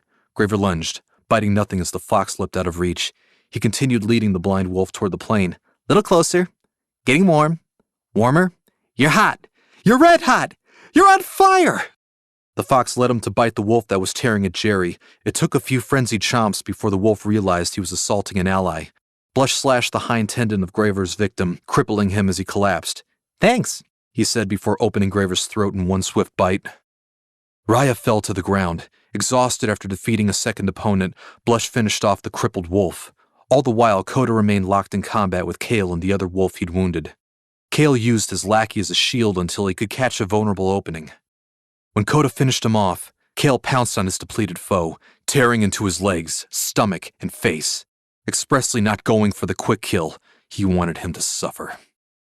Elsie jumped on Kale's back, going for his eyes like she'd done Graver, but the wolf shook her off like a rag doll and she tumbled several feet away. Looking around, seeing the rest of his pack dead and the fox and cat left standing, Kale realized he didn't have a lot of time as he turned to the bleeding coy wolf lying at his feet. Both their gray coats were soaked in blood as the snow surrounding them. Searching for Coda's throat, Kale readied himself to strike the finishing blow. "Psst! Hey, asshole." Kale turned to see a dark blonde hunting dog leaping into the air, jaws wide open and finding their way to his face. "Bite my master, will you?" Rudy snarled, ripping into his quarry until Kale lay motionless in the snow. Immobile, the coy wolf felt the blood steadily leak from him. His vision blurred, and the world became a rippling pool. The searing pain of his wounds turned numb. "Coda!" He heard Raya call to him in a horrified bark. But then came another voice, human, an adult female. He couldn't turn his head. All his strength had left him. A pair of shoes appeared before him in the snow, then knees. Large dark eyes looked into his. Coda felt he'd seen them before. Everything went black. The biggest blizzard in almost 100 years had hit the northeast United States, turning its major cities into frozen kingdoms of ice. The roads were snowed into deadlock, and there were 3 people already reported dead from the storm. After the first week of December, all classes were canceled. Amel didn't mind getting time off from teaching. There was so much he had to do in order to organize the project's transfer to Toronto. It had been 2 days since he'd gotten a phone call from Sam and Amy, and he began to worry. Knowing about the dangerous drop in temperature, if he didn't hear from them by tomorrow, he'd call the authorities. He tilted his head back and was lubricating his dead milky cornea with drops from his desk drawer when a knock startled him. "Come in," he called, putting away the medicine. It was Weistine Sanderson with a manila envelope in his hands. His dark blue fitted suit made him appear distinguished. "Hey, Darren," Amel said. The administration seldom arrived unannounced to his office unless the news was bad. "Amel," he said as he looked around Farhid's messy office. "You have a minute to talk?" he asked. "More than a minute," he said, offering him a seat. "No, thank you." He remained standing. "I was wondering if Sam had spoken to you at all about his future." "Yes, he has," Amel said. "And?" "He seems to be rather undecided." "Undecided?" "We are in a building full of young people trying to decide what to do with the rest of their lives. It's not that out of the ordinary," Amel said. "We are here to shape minds to be as productive as they can for the betterment of society." "He seems to have taken a far keener interest in my field than I expected. Perhaps that is the best way he can contribute." Darren surveyed the professor. "Amel, when this institution relieves a student from shouldering the financial burden of coming here, it's an investment. And if that investment doesn't come to fruition, there's little reason to continue putting resources into it." "Him," Amel corrected. "I'm sorry?" "Putting resources into him, not it." "I think you know what I'm getting at. The Board of Regents? The head coaches? I have several officials breathing down my neck demanding an answer. They want to know if Sam wishes to continue with the terms he agreed to when enrolling here. Well, he hasn't shared his plans with me, Darren. But I'm sure when he gets back from his field assignment, he'll have an answer for you, said Amel. Such a shame your funding being cut. Some of the board had agreed in your favor, given how your program was so cutting edge. Having to go to Toronto after all the progress you've made? Most unfortunate, Darren said, peering around the boxes in the office. Well, as long as the data is available to the scientific community in the end, I'm pleased, credit or not. Placing the remaining papers in the box. It doesn't have to be like this. I'm sorry? The decision was close. Perhaps if we shifted some funds around, we could allow you to finish your work with the Koi Wolves. Amel stared at the wall for a moment. Setting down the papers he was holding, he fixed his gaze on the envelope in Darren's hand. I didn't know my work was so valued. Darren handed him the envelope. Opening it, Amel found only a single sheet of white paper inside. It was the approval for another 3 years of funding for his wolf research. All it needed was a signature at the bottom from the dean. I take it this is a token of gratitude for the encouraging talk I'll be giving Sam about his future? The staff would be very appreciative. Amel read it carefully. I appreciate the offer, he said, slipping the sheet back into the envelope. But I'm afraid the fee's a little too rich for my blood. These same board members may not affect your tenure, but they approve which projects get funding. Are you sure turning away their generosity is a smart move? He inched toward the door, allowing Amel a few seconds to reconsider. The tall, burly, middle-aged Indian man watched the short, well-dressed man in the blue suit standing at his office door, holding the document. Have you ever been a teacher, Darren? Actually looked those students in the eyes day in and day out, as all of them start to realize how the world actually works without their parents? No, he answered. As you get older, you realize that the one thing every teacher tries to pass on to their students is how to persevere in the face of adversity. If I can't follow my own example, then I never should have been hired in the first place. He turned away from the vice dean and continued to sort his files into the boxes. Darren's mouth formed a thin, hard line as he walked out of the office and shut the door behind him. Hearts so warm, they drove the night. The land so cold, the stars burn bright. Set hidden demons of madness pride, where no one gave innocence to hide. Beyond is friends of blood and kin, all alone the strength within. No land to claim, nor fate to blame. His time so worn, and on he pressed. Oh, when can a hero rest? Her voice was soft and soothing. Playing the final note, she got up from her chair and looked down at him. Her blue eyes sparkled. He couldn't feel his own body. Straps held him down as transparent tubes protruded from him. Regardless of the strange surroundings, a pleasant euphoria he'd never felt enveloped him. Could have wondered if this was the afterlife. Being tied down on a table in a dark room as a pretty female played him music? Not bad, he thought. The young woman walked out into the hallway. Commotion from a vast member of two legs erupted outside. Curious, he tried to move, but could barely get his legs to twitch. I wouldn't do that, someone said. Not a human voice. He craned his neck to see a dark blonde dog about his size with floppy ears. A pair of healing cuts beneath his left eye. The scabs now off, they had a pinkish-reddish hue. He sat in the corner of the room. What's going on? He slurred. Don't move a muscle. Rudy's voice was cool and commanding with a slight southern twang. These humans have been working day and night to save your life. My life? Yeah, the one those wolves tried very hard to deprive you of. Move around, and you'll be undoing all their hard work and lose what little blood you got left. Why? The human child. You saved her life. You think they were going to let you die after that? You were there. Found their tracks at the bottom of the hill, said Rudy, satisfied.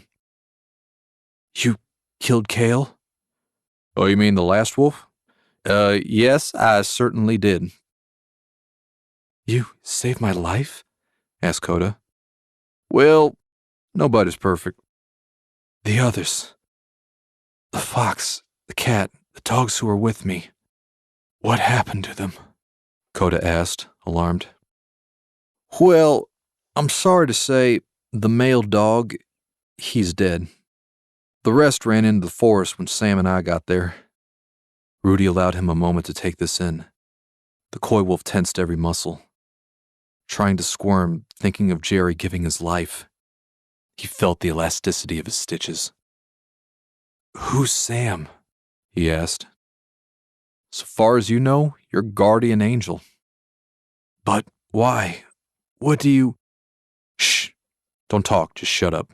Listen, we ain't got a lot of time. Pretty soon some more humans are going to come through that door. Before that happens, there's some things you need to know, Rudy said. The coy wolf took a deep breath, looking back at him. Why do I feel so great? You see those tubes sticking out of you? The dog indicated. Yeah? They're giving you the good stuff. Chapter 39. Stenciled. It's day 11 of our watch on the compelling story of the hero coy wolf named Coda, a modern-day Balto who saved little Emily Jordan in the forest outside of Sudbury, Ontario, Canada. She was the sole survivor of a tragic plane crash that cost the lives of her aunt and uncle, Tom and Gertrude Wilson. This all took place during one of the worst blizzards in the nation's history. The reporter stood outside Sudbury Veterinary Clinic. Along with an assortment of other animals, Coda sheltered the child from the sub-zero temperatures of the storm. But by the next morning, a pack of wolves attacked, and this coy wolf defended her long enough for rescue teams to get there just in the nick of time. Tagged from infancy by a team of zoologists from the University of Pittsburgh, Coda was headed north, and 2 American students followed him when he left this territory. According to Sam Warren, one of the research assistants, also a top-ranking college basketball player who took his school to the Final Four last year, Sam and his colleague Amy Scott followed Coda's signal north, attempting to uncover the reason for his unprecedented migration. A crowd huddled together to generate warmth in the freezing temperatures, watching the reporter tell Coda's story. News vans lined the street while reporters broadcast the event. Among the dead at the scene were a number of other wolves, along with the dog, she continued. The dog's collar showed his name was Jerry, and he lived in Pittsburgh. His owner, a divorced mother of 2 who lives a few miles south of here, was notified of his death. Authorities suspect that the dog was trying to find his family who had moved here after his owner separated from her husband due to domestic abuse. The police surrounded the building and the crowd documented the event with their phones. The coy wolf sustained severe trauma when he was found. They staunched his bleeding long enough to airlift him to Sudbury, Ontario, the veterinary facility where he spent the past 10 days. The doctors say the coy wolf will make a full recovery. Authorities are discussing various approaches to the policy of wildlife capture. Right now, the question is being addressed as to what will become of this hero who helped fight off ravenous wolves to save a little girl. This is Helen Norris, Channel 8. Back to you, Matt. Several networks throughout the U.S. and Canada were there, along with an assortment of international press. Looking out the windows of the vet clinic, Sam took another sip of steaming coffee from his cup. He felt overwhelmed at the enormity of the situation. He had never imagined that their little excursion would have led to this predicament. Down the hallway, the police inspector instructed the deputies to maintain security. For the past week, he had been in rapt discussion with representatives from the Canadian government's provincial and territorial sectors over how to properly handle the situation. The provincial police had made a point not to look directly at the students. The veterinarian who had personally supervised the coy wolf's recovery was named Sarah. a short, pale, raven-haired young woman with glasses. She cordially kept the two students informed of Koda's condition. 2 days after his admission, she told him he was out of the woods. A week later, it was established he'd make a full recovery. Once that was declared, the debate began over what was to be done about the wild animal's fate. The young Americans didn't possess the legal permits to be up here. Crossing over the northern border, Koda too had technically crossed contaminated sovereign borders according to law enforcement. Sam and Amy spread the hero's story on social media, uploading a handful of pictures and videos, along with a detailed summary of their epic tale. A star basketball player following the animal that rescued a little girl who survived a plane crash, the story was globally trending. Notable figures, pro athletes, and a few celebrities took to Twitter announcing their praise for Koda's selfless act only a week before Christmas. Public opinion was firmly in their camp. Professor Farhid had sent the authorities the footage of the white unmarked van that Koda had escaped from, and it was matched with similar vehicles spotted around Ontario. Other wild animals, which were being tracked, had been reported missing from northern Ontario to Niagara Falls. This footage had led the authorities to suspect illegal trappings detected in these areas and had now reached south of the border. It didn't take long for the Canadian Wildlife Federation to suspect that the coy wolf somehow knew the origin of these disappearances. But several other parties, including law enforcement, saw Koda as a potential dangerous foreign entity and believed that setting him free wouldn't be beneficial to public safety. Nervous, Sam peered down the hall. Behind the vet, government officials and police officers were gathered in a barricade against anything trying to sneak in so much as a cell phone camera within 20 feet of Koda's recovery room. Everyone in the hallway seemed to simultaneously exhale at the sight of 6-year-old Emily Jordan emerging from the room with her parents. She had wanted to thank Koda for saving her life, and the media had been circling like vultures trying to capture the tender moment. The coy wolf didn't need to be strapped to the cushioned gurney and sedated any longer. He was well enough to be inside a cage eating and drinking from a dish. After much debate, it had been agreed that the girl and her parents would go inside alone with Sarah, the vet, to supervise. The officers and staff were ready to rush in at the first sound of growling, but none came. The only person in the whole building who didn't seem tense or concerned about the situation was Emily. Why would she be afraid of Koda? Not only had he protected her, they had slept together in the plane all through the blizzard. Emily immediately went to Amy, who was sitting with Sam on a bench in the hallway. The crowd on both ends of the corridor stared as if they were trying to watch a play unfold. Sam sat up straight, giving everyone stern looks, gesturing with his hands as if to say the show's over, get back to business. Since finding her in the plane, the child had clung to Amy until her parents finally arrived. They were going through a nasty divorce and had sent her to spend Christmas with her aunt and uncle, who had taken her for a ride in their private plane only to have the blizzard sneak up on them. An examination of the wreckage, it was concluded that the constant barrage shifting air pockets had been more than the aircraft could handle. During those days, Sam imagined Amy knew just how to comfort the child, not only having survived a few life-or-death ordeals herself, but having coped with her parents' divorce at a young age as well. With a final embrace, Amy and Emily bid farewell as she and her parents left. Sam made a point to avert his gaze, still giving the child a warm smile before her departure. If you need anything, Amy said, and placed a piece of paper in the girl's pocket that had her phone number, email address, and Facebook URL on it.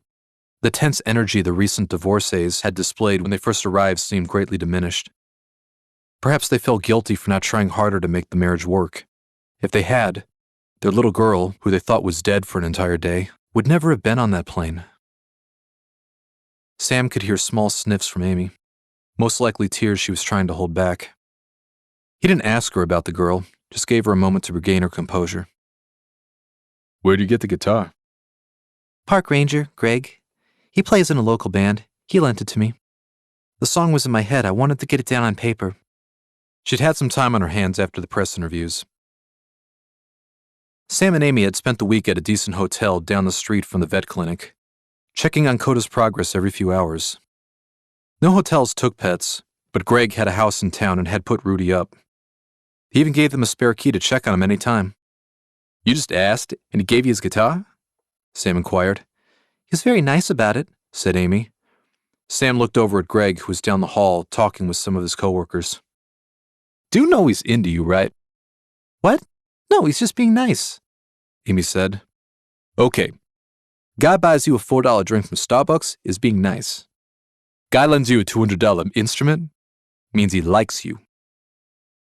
It amazed him how brilliant she was, yet how blind she could be to the simplest flirtations. No, it doesn't. I just told him I was working on a song, and he said he'd like to hear it. Ha!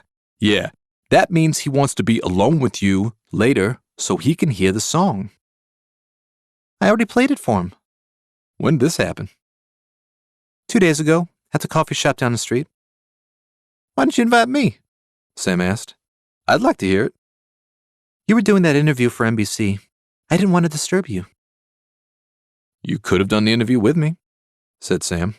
No, I get too nervous, ramble on. You've given interviews before. You're better at it, she said. So, did he like the song? He asked. Yeah. Some of the other customers in the cafe applauded. That song you wrote in the van, the one I heard you play in Dakota, The Hero's Rest? Yes. I wanted feedback before I played it for him, she said. For who? Sam asked. For Coda. You were worried a wild animal wouldn't like your song, he asked, grinning. When he was a pup and we healed his broken leg, none of us could get close without him whimpering. But he took to you right away. It wasn't until I sang that he let me feed him. He even nuzzled me and licked my hand. I know it's weird to care about that stuff, whether a wild animal likes you. She looked away from him, embarrassed. I'm quitting basketball, he blurted out.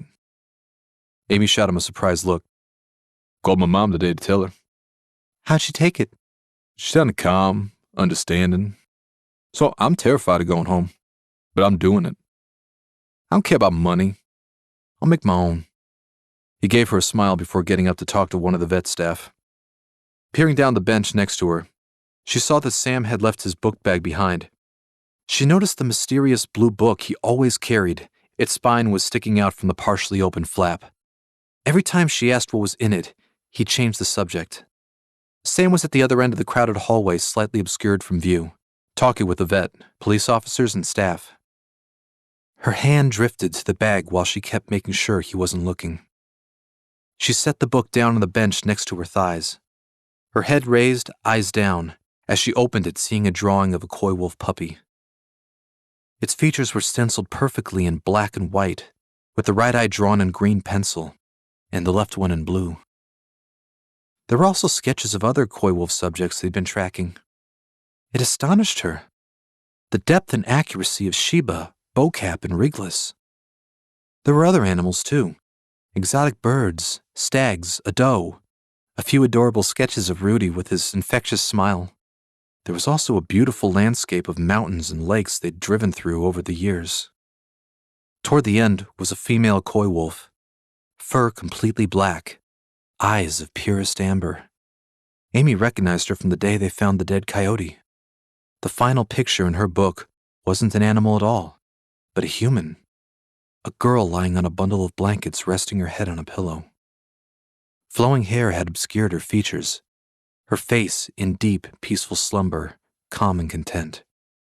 She's beautiful, Amy thought before realizing it was her, from the night they'd spent trapped in the van. Hearing footsteps approach, she didn't have time to return the notebook. She just closed it, wedging it between her and her lower back and the bench, out of sight from Sam. He was approaching with Julia Bennett, a short, dark-haired official from the Canadian Wildlife Federation. She had come in the day after Coda was admitted. Not just her, thanks to the media coverage, but various representatives from government institutions and services arrived, spending days discussing what was to be done with the hybrid hero, as the media had now labeled him. Many were interested in the coy wolf's sudden, unexpected exodus after the YouTube footage of the crashed van had been released. The tourniquets Amy secured to his limbs, waist, and neck had held. The vet staff said they were what stopped him from bleeding out, which was lucky because being half wolf, half coyote made him ineligible from a transfusion from either species.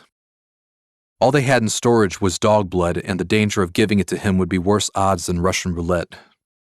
Placed into a small kennel cage after his operation, Code had been healing over a week. The vet staff had announced it would take 2 for him to be well enough to walk.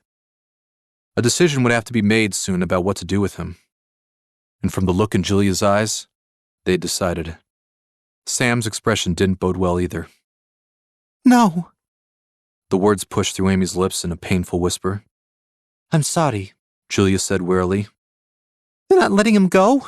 She asked, already knowing the answer. Tomorrow he'll be transferred to a kennel up in North Bay. And then what? Sam asked. The Ontario government will send in a team of researchers to determine if he is a threat to the populace.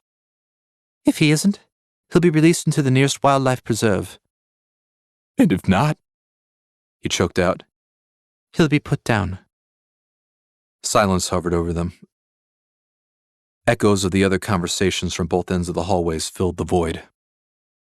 Though she was sitting still, Amy felt the floor give way beneath her, putting her in a panic-stricken freefall. On what grounds are they holding him? Well, aside from being suspected in the killing of a hunter south of here, they're holding him under the statute of cross-contamination. That law was written for people who sneak plants and animals across sovereign borders. It does not adhere to wild animals who cross of their own volition. Coda being here is no different than a deer walking from Montana into Alberta. Amy looked between them, praying her logic would somehow change the outcome.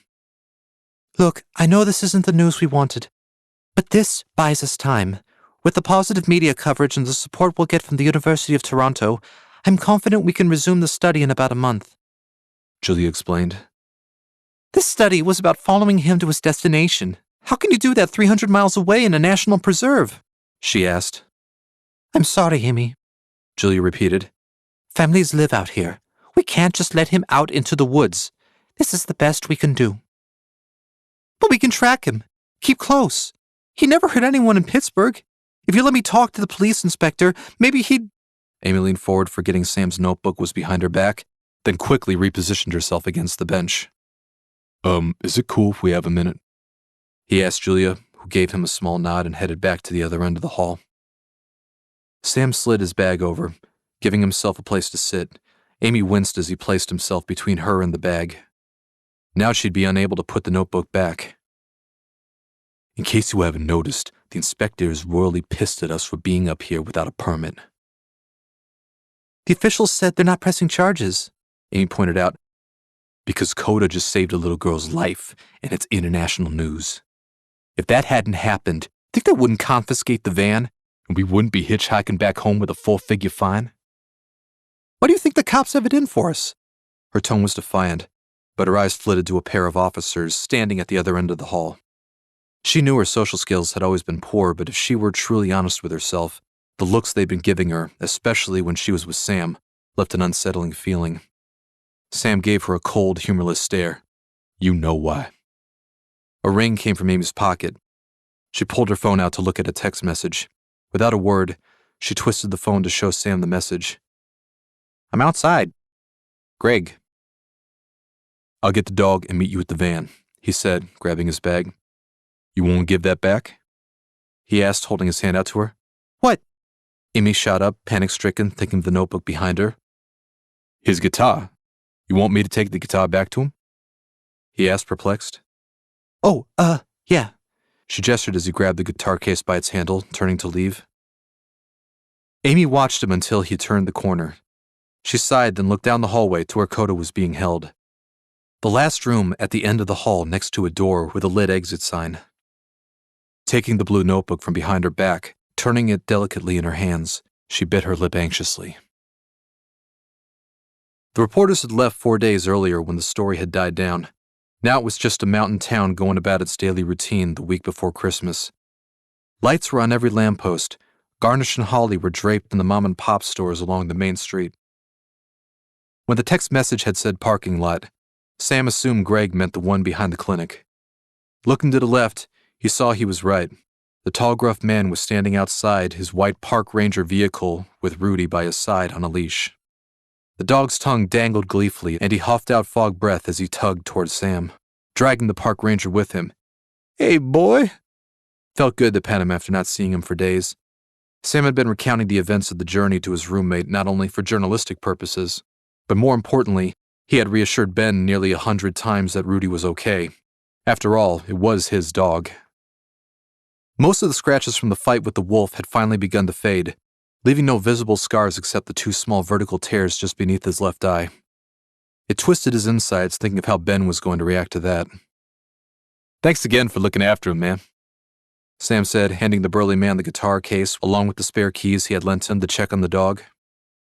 "Anytime." Rudy was darting his head around anxiously as if looking for something. Suddenly, the dog tugged at the leash, thrusting himself toward the street. Staring at the other side, Greg yanked him back on the leash. "What's gotten into him?" he asked. "Don't worry," Sam said, wrapping his free palm around the dog's neck, forcing him back. "He was like that at my house," Greg added. "The whole time he wanted to keep going out into the backyard, and all I could hear was him barking at something." Sam gave him a few solid pats on the back as the dog calmed down, then noticed Greg was subtly looking around as well. "Amy's inside," knowing he was searching for her. "Oh, did he hear any news on their decision?" "Yeah," Sam cleared his throat. "They're going to move him to a kennel, then decide." Not meeting the park ranger's gaze as he took the leash, Sam walked Rudy down the street to the van. The situation with local law enforcement had been tense enough, so they had decided that they wouldn't leave the van in the vet parking lot for everyone to see. They had it sitting over a block away down a back street, out of sight, out of mind. "I'm sorry," Greg said wearily, following Sam. "I told him everything that happened. Coda helping the girl, you and Amy dropping everything to assist with the search party." "I appreciate that, man." "Are you heading back?" "Yeah, but we're going to drop off the van at the University of Toronto before we hit the border." "Okay, well, if you have any trouble crossing, I've got friends in Border Patrol. Just give me a call. Amy's got my number." They reached the van and he slid the door open, allowing Rudy to hop in. "We'll do that." "Did you hear Amy's new song?" "Yeah, I was outside the room when she played it for Coda." "Huh." Greg shook his head, smiling. "I have never met anyone like her." "Don't think anyone has." Sam forced a smile, feeling irritated at Greg's admiration for the girl he'd spent the last few weeks with. "And I'm sure gonna miss this big fella." Greg rubbed the sides of Rudy's ecstatic face. "I don't see why they couldn't let him stay at the clinic. He and Coda seem to be getting along fine in that room." "Staff said that any animal that ain't a patient can't stay in the clinic." "Figures," Greg said as he watched Sam continually dart his eyes down the street to the cops standing on the sidewalk next to their squad cars. "Hey, don't sweat them," he reassured him. "It's kinda hard for me not to sweat cops when they give unfriendly stares," Sam replied. "They're just jealous. Heroic deeds are supposed to be done by them, not wild animals and American tourists." "That's supposed to make me feel better?" "I went to high school with half the force. They're good guys." Sam gave the park ranger a nod before securing Rudy into the van. Then he climbed behind the wheel, and Greg toted the guitar back to his truck. Tapping the top of the steering wheel, Sam waited patiently for Amy to come out and join him so they could be on the road.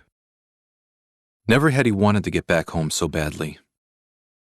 With Coda found, all the thrill had left this road trip. Nothing left but bureaucracy and debate, for which he had little stomach.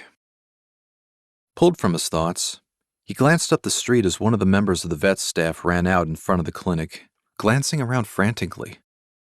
He saw the nearby police officers tense up. The man began informing them of something. Whatever it was, it took less than 5 seconds to say before the cops went sprinting inside the clinic.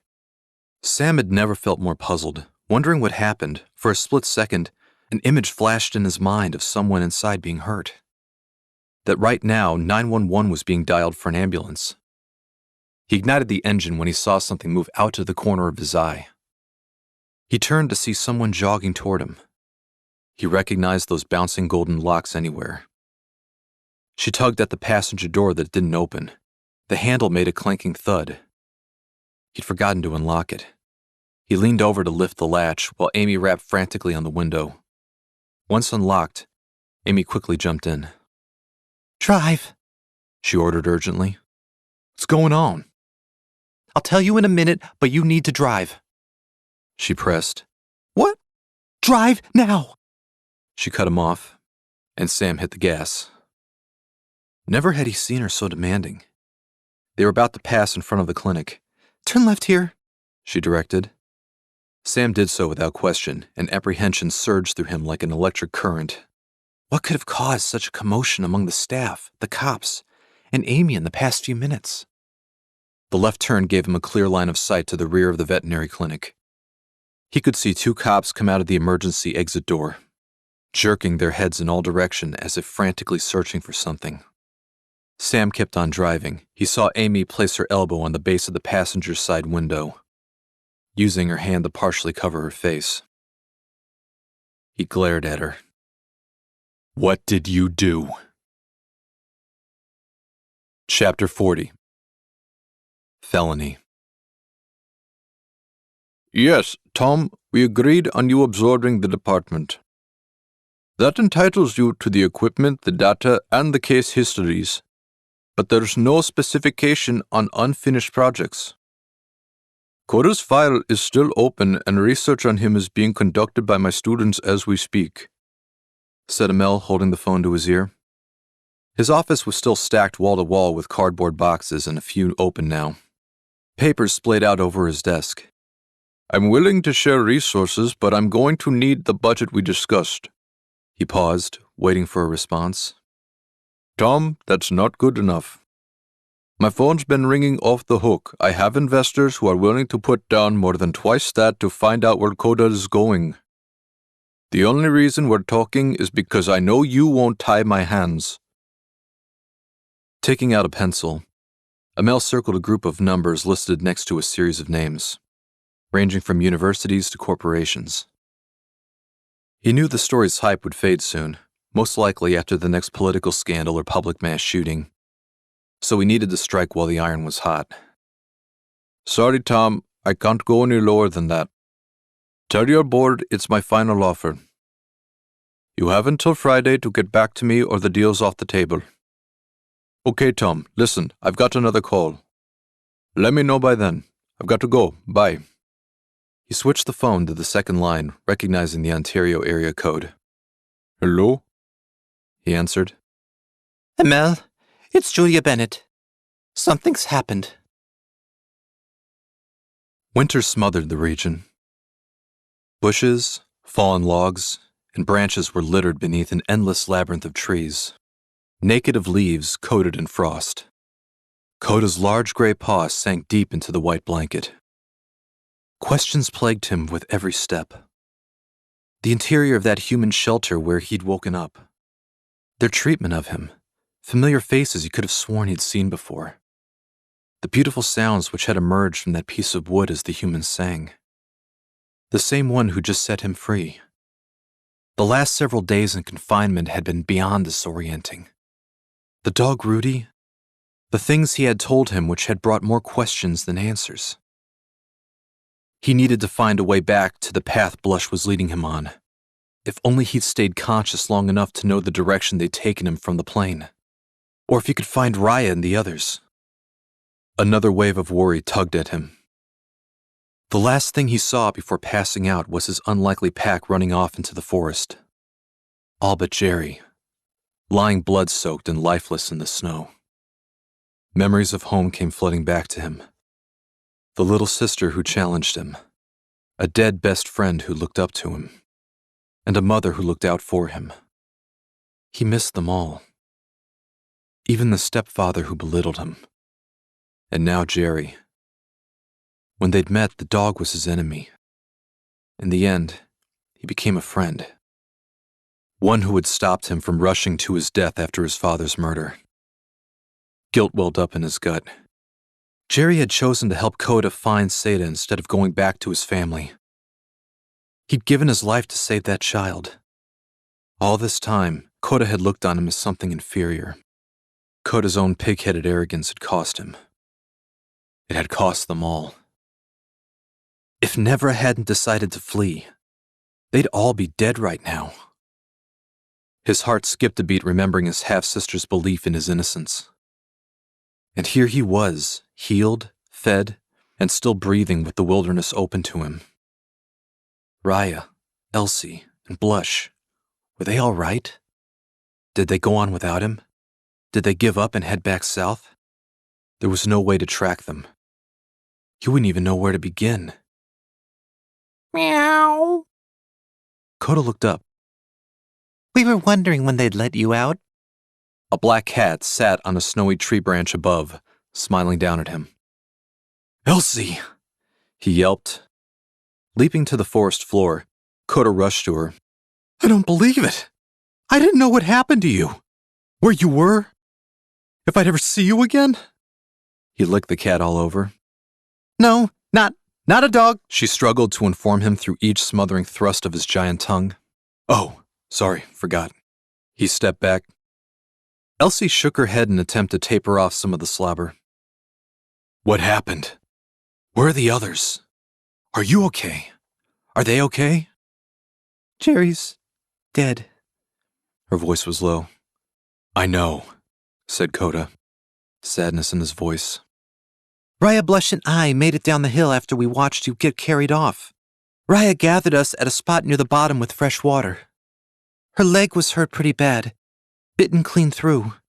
She had to rest, but the snow was setting in, and she couldn't hunt for herself. Blush has been keeping us fed, while I've been looking through the town, and eventually I saw the dog and humans who helped us with the wolves outside the building. I watched as other people were bringing their animals in and out of the same facility. I figured if they'd taken you anywhere, it must have been there. Blush and I took shifts waiting to see if you'd come out." "I can't believe what you did back there," Coda said. "I know. I'm sorry for running off on you at the plane, but—" "No, you pretended to run off, climbed a tree, and pounced on Graver's head, blinding him. We wouldn't have stood a chance if you hadn't done that." Well, it was the least I could do. "Did more than that. Came back to warn us when they killed my father, and you got us across the frozen lake. I owe you my life." I cost Roan his. Elsie said, guilt-ridden at the memory. You don't owe me anything.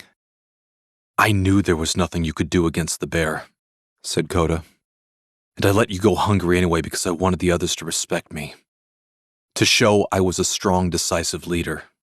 Elsie, you didn't kill Roan. I did. And I'm gonna have to live with that. But I do not for 1 second regret letting you come." She gave him a weak smile. "Where are the others?" A little further, just outside the forest. "Can you take me to them?" Yes, Alpha. Since leaving the vet clinic, Sam and Amy had traveled in silence. His eyes never left the road. His grip on the steering wheel tightened with every mile. Periodically, she'd glance over to check if his stony demeanor would falter, but after a solid half hour, nothing. Even Rudy lay in the back, resting his face down on his pillows, sensing the tense atmosphere. Amy would often look down at the iPad between them. She wanted to navigate, give Sam directions to make sure they stayed on Coda's trail. But he'd been doing this with her for so long, he could track the beacon just fine on his own.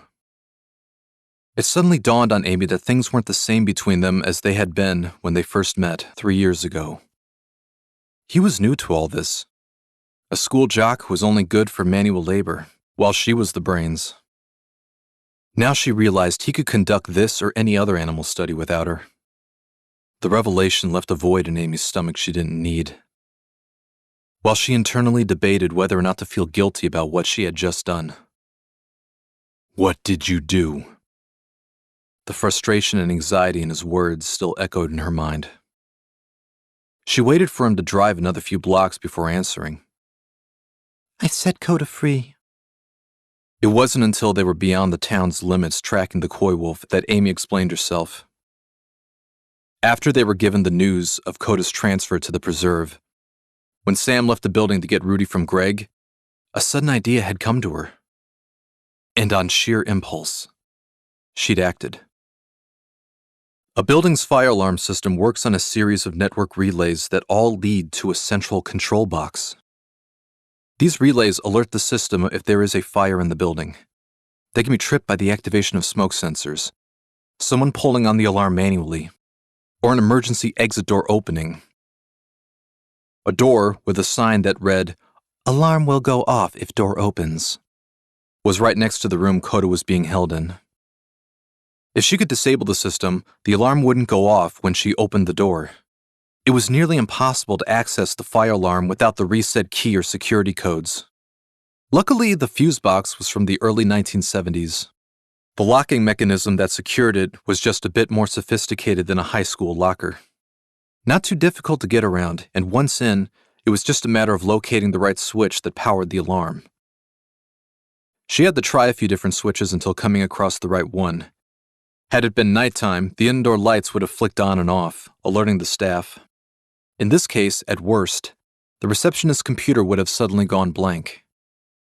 When she found the right switch, Amy dashed over to the emergency exit and propped open the door before the backup power could reactivate the alarm. Then she entered Coda's room and released him from his cage. For a split second, she thought he might attack her, but Coda just stepped out, staggering unsteadily on his feet. He seemed disoriented, taking in his surroundings. There couldn't have been much to see or sense through the metal bars of his crate. His eyes locked momentarily with Amy's. Then he pricked up his ears at the faint sounds of nature, the fresh air summoning him into the hallway, out the back door, and into the forest. Amy watched him disappear. She switched the circuit to the alarm back on before closing the emergency door behind her, then jogged through the side doors, ran straight for the van, then she climbed in, telling Sam to drive. How many more miles until you talk to me? Amy asked her dead silent companion. There's nothing to say, said Sam, not looking at her. What do you mean? I mean, I don't feel like arguing. Who's arguing? She pressed. I'm not, he spat back. What is there not to argue about? What you did. What did I do? Oh, don't do that. He was annoyed. Are you saying we should just give up? Call it quits? Let them kill Coda? After what he did? It was wrong. I'm not apologizing for it. Think I'm mad because of what you did? Aren't you? Is your seatbelt on? Yes. He slammed the brakes, launching Amy forward, her belt cutting into her shoulder. He pulled the van over to the side of the road. Rudy slid all the way across the floor into the soft impact behind the passenger seat. The pillows he was lying on cushioned him. I'm not angry because of what you did. I'm angry because you didn't tell me, he barked. They wouldn't let Coda go. We were about to leave. I had a 2-minute window to decide. There wasn't time to talk about it. So you just disabled a building's alarm system to break him out? I turned it off, propped the door open, turned it back on, and shut the door. I'd hardly call that disabling. The police inspector, who doesn't like us, would call that a felony. And under the letter of the law, he's technically right. They could charge us. An animal slipped out of his cage and snuck out of a vet clinic. That's all that happened. I did this. It has nothing to do with you. If I drove you away from a crime scene, this has everything to do with me. I am an accessory after the fact. Do you even have the slightest idea of the risk you put us at? You're blowing this way out of... He interrupted, have worked my entire life to stay off the cops' radar. Not because I'm paranoid, but because my mother, my father, my grandparents, my friends my age, and everybody you met at Thanksgiving told me to. You gonna tell me all of them are blowing it out of proportion? He gave her the same icy stare he'd given her the night in Amarik's guest room, only with greater intensity. And that same realization had suddenly dawned on Amy with an aching surge of guilt. First her impulsive opinions and now her actions. She'd learned nothing. The criminal justice system on this side of the continent didn't target citizens of African descent on the Canadian side with any less predatory resolve than the States. I wasn't trying to get you into trouble, she said defensively. What did you think was going to happen, Amy? The cops just shrug, assume Coda got out of his crate and through 2 closed doors on his own? One of which should have set off the fire alarm? I put my winter gloves on before I did anything," she insisted. "My fingerprints aren't anywhere incriminating. There's no security cameras in or outside the clinic. There's no evidence that I tampered with the fire alarm. For all they know, the maintenance official forgot to switch it on during the system's last diagnostic." "Yeah, the fire alarm fails just when the captive animal pulls a Houdini," he said acerbically, pinching the top of his nose, eyes wincing in frustration. "You got this bad habit of thinking other people are stupider than they really are. Do you have any idea what cops can do to your life? Thinking they're stupid is the most dangerous, stupidest thing you can do." Amy's hands were locked together, her body clenched, straight and rigid like a child waiting for the eternal minutes of her parents to stop scolding her. "Right now," Sam continued, "we are the only two people with any motive for releasing Coda. Most likely, the police don't have enough to issue a warrant for us. But if we're pulled over or are recognized, we will be arrested, and we will be charged with theft of confiscated property and tampering with a building's private safety equipment. Those are felony charges. Do you know what happens to our lives if we're convicted of a felony?" he asked. "We won't be able to vote or leave the country? If we have children, no court will grant us parental rights?" Amy stated.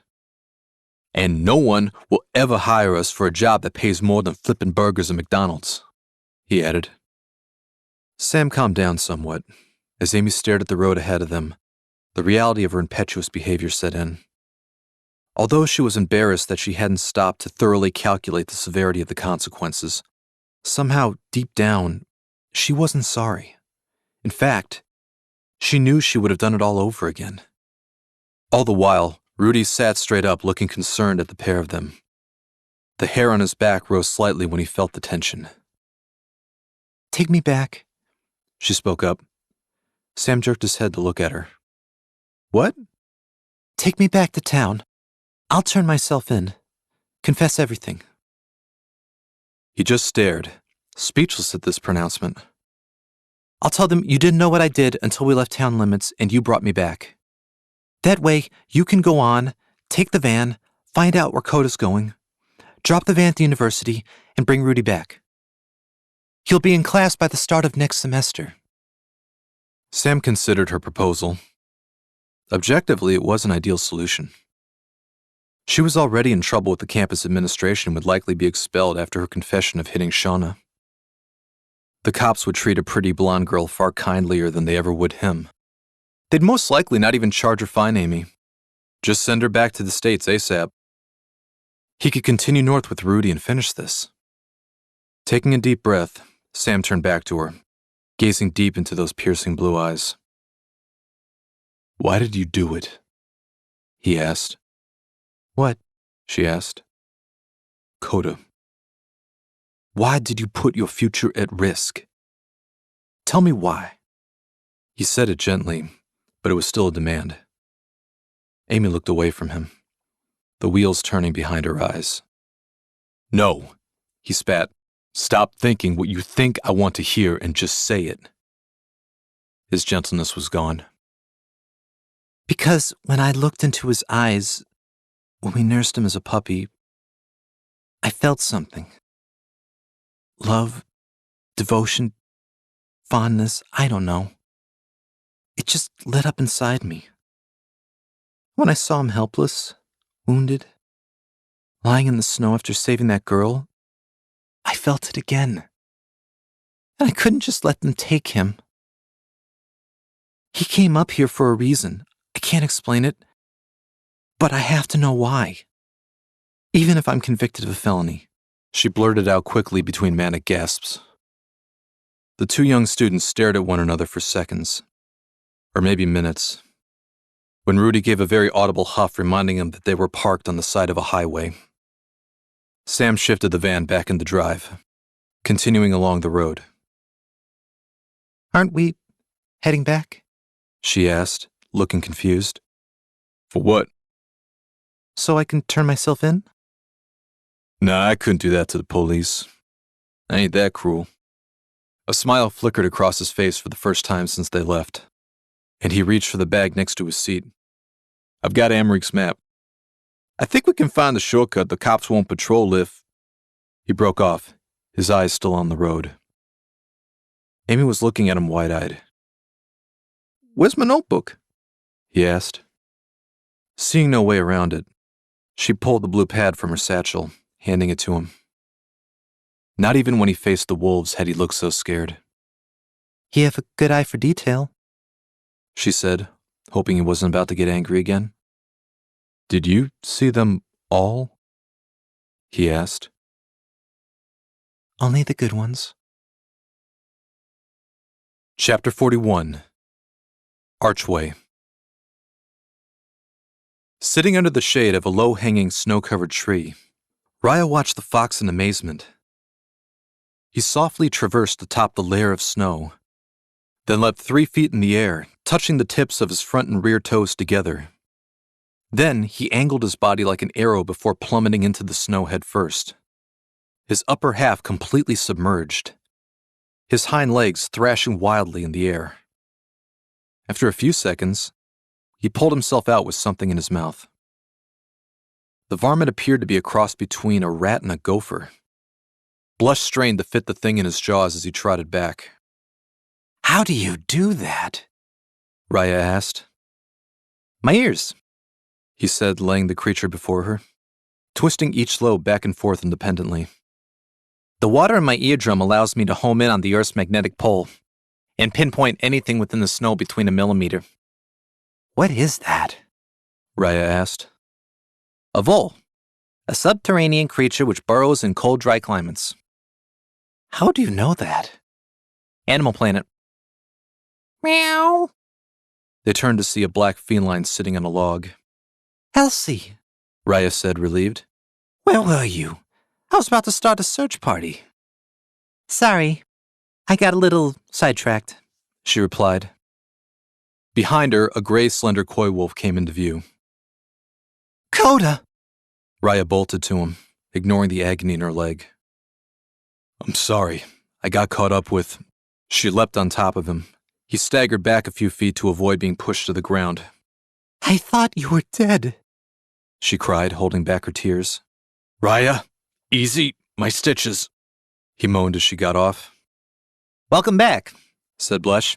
Glad you're not dead. And on behalf of everyone here, let me just say, you can catch your own damn supper. I signed up to be GPS, not Grubhub. Coda turned toward the others who looked at him as though he were some species they'd never seen before. It's all right. I'm fine. They healed me and let me go. Just like that? Raya asked. Yes. A pair of 2 legs has been tracking me and they took me to a place to be healed. They brought a dog with them, the same one who helped us against the wolves. He told me everything while I recovered, explained Coda. Why are they tracking you? Elsie asked.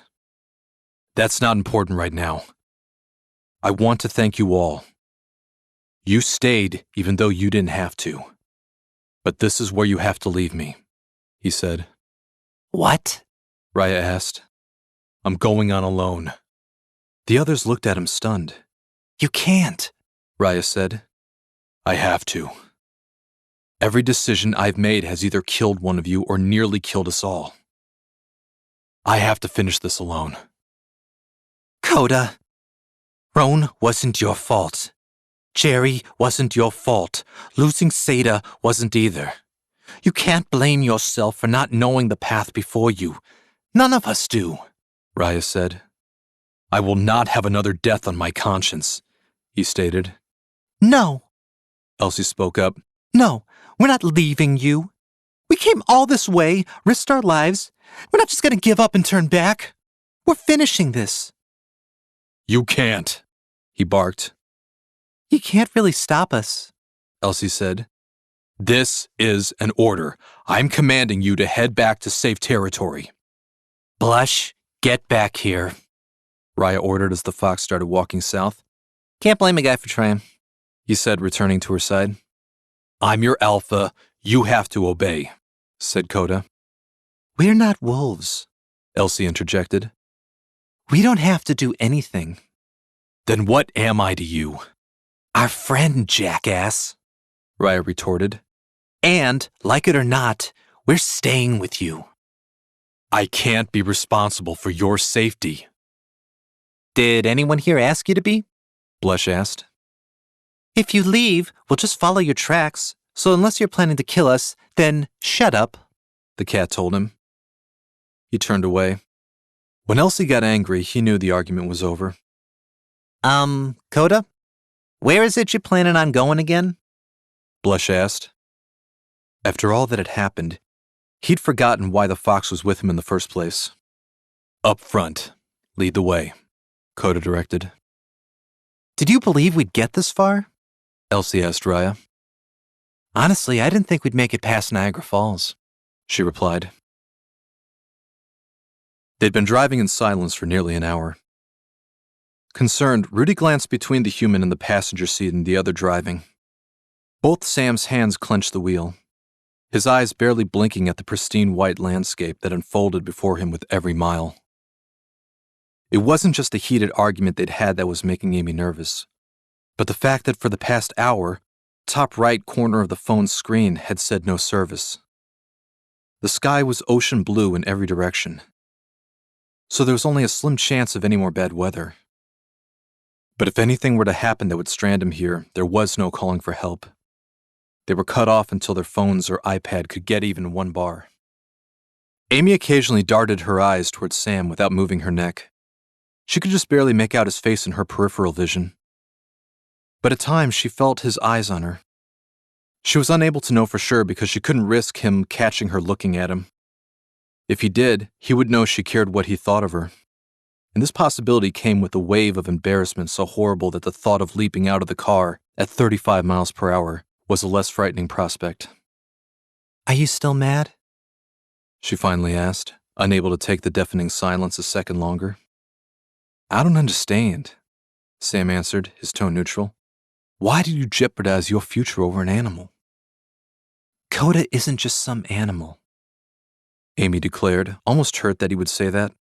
She knew how emotionally close he was to the coy wolf. I know he's not. Since I held him as a puppy, a week hasn't gone by I haven't thought about him, Sam admitted. He saved that girl. He's a hero. But you're more important. Amy opened her mouth as if to speak, but this unexpected statement had rendered her mute. Cops can make sure you don't have a career and you risk throwing that all away. Do you not care? Do you think your future's not worth protecting? Sam's tone wasn't angry. He came off as more concerned than anything else. Amy's body went rigid, and her eyes seemed to bounce back and forth. Sam had seen her in this state before when she seemed like a machine that had its wires crossed, unable to process something.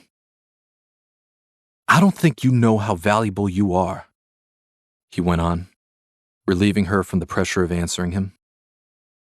Your mind, your unstoppable determination to find the answer. People like you advance knowledge in their field. She sat back, staring at the winding road, absorbing the weight of the unexpected compliment, not accustomed to receiving praise. Do you really mean that? She asked, barely able to look at him. Do you really think I would have stuck with you for 3 years if I didn't think you were the best? He gave her a brief glance and a smile before looking back to the road. You ain't the only one who wants to make this a career. You are? She asked, raising an eyebrow. Sort of. He shrugged nonchalantly, but was unable to hide the smirk. A ring from Amy's iPhone made them both jump. Her hands fumbled for the device in her lap. She gave a quick glance to see a single tiny bar at the top of the screen, where it had previously read no service. Amel Farhid's name was plastered on the screen. Hello? Amy? She yanked the phone from her ear from the burst of noise. Yes? She answered, putting the call on speaker so they could both hear. I just got a call from the Ontario government. His voice was calmer this time, but it was still easy to tell he was upset. Who got a call from the Ontario Provincial Police Department concerning Coda's disappearance, which seems to coincide with exactly when the two of you left town. Yeah? Sam said aloud, Amy holding the phone in close enough so that he'd come in clearly. Yeah, we heard about that before we got on the road and lost signal. I'm not the cop, Sam, Emil said, sternly cutting him off. Save the bullshit cover story for later. The provincial police do not have enough evidence to call for your arrest, but there is an all-points bulletin out for the van to bring you in for questioning. If they bring you in, they're going to pick apart your story until they find enough holes to press charges. Emil, we didn't do anything technically illegal. Save it! Farhid cut them off again, this time more urgently than angrily. It's late. You need to check into a motel, somewhere desolate and out of the way. Then at the break of dawn, head straight back for the States. Stop only for gas. What about dropping the van off in Toronto? Sam asked. Forget the van. I'll have someone come down to Niagara Falls and pick it up. What about the study? This is not a discussion, Amy. I just convinced the university to reinstate your scholarships, a full ride for both of you. If you're picked up, you'll undo all of it. Not to mention, I don't think you're going to want to call your stepfather and ask for $25,000, which is what it will take for bail, plus legal fees from the prosecution. What about Border Patrol? Sam asked. Julia has informed me that since there's no official warrant, the delay in data transfer wouldn't have you in the border system until tomorrow afternoon. So, if you head back now, you can make it. They traveled most of the day in silence, anxious feelings palpable to the point of pure anxiety. Though Coda was healed and rested, inside he felt drained, emotionally exhausted, and judging by the look of the others, he wasn't alone. Raya and Elsie hung their heads low, marching through the brush. The female dog was trying not to wince with every step. Her leg had been bitten clean through in the melee with the wolves. Though she'd had over a week to rest, keeping her weight off of it as Elsie and Blush nursed her, the wound was still clearly tender. She was adamant about continuing with them, and Coda knew that ordering her to rest would lead to an argument he didn't want to have. Murmurs of passing metal beasts could occasionally be heard from the road running parallel to their path.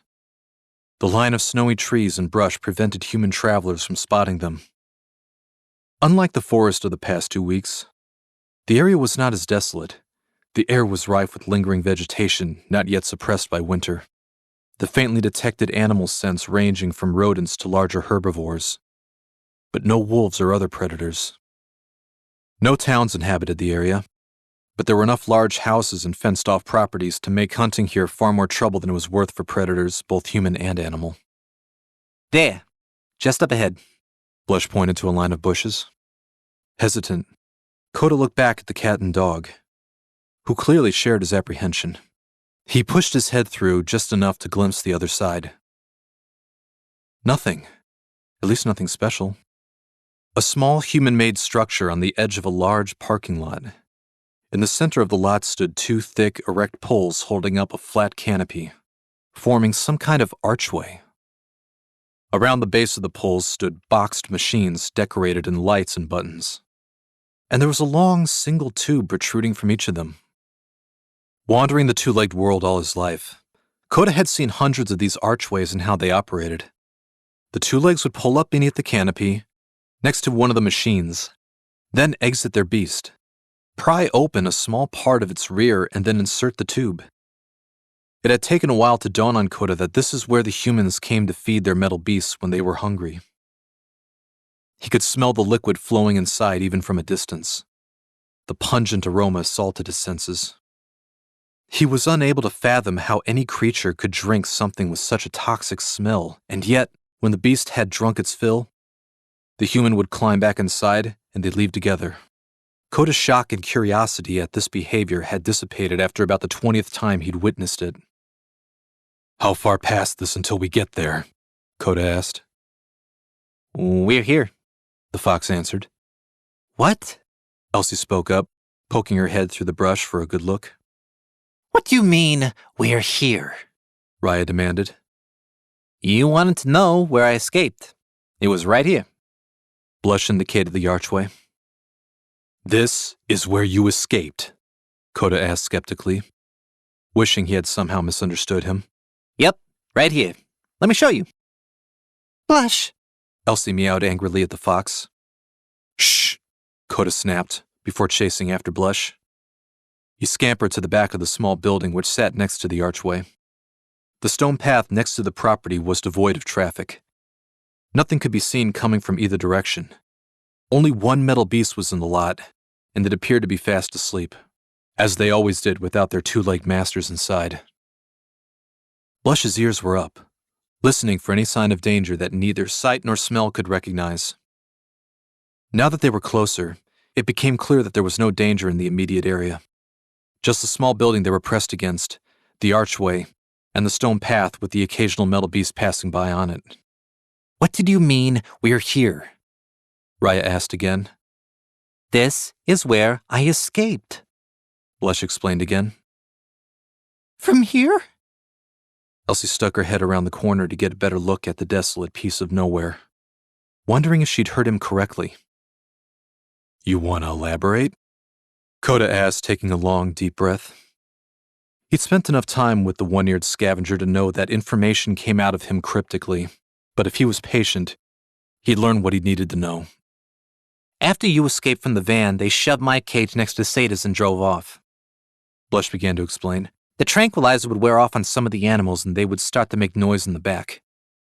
I didn't know if it was because the sounds attracted the attention of other humans or they just found it annoying, but our captors would pull the vehicle over and shoot whoever was being noisy with the dot. The whole drive up, Sada and I put our heads together and we came up with a plan to escape.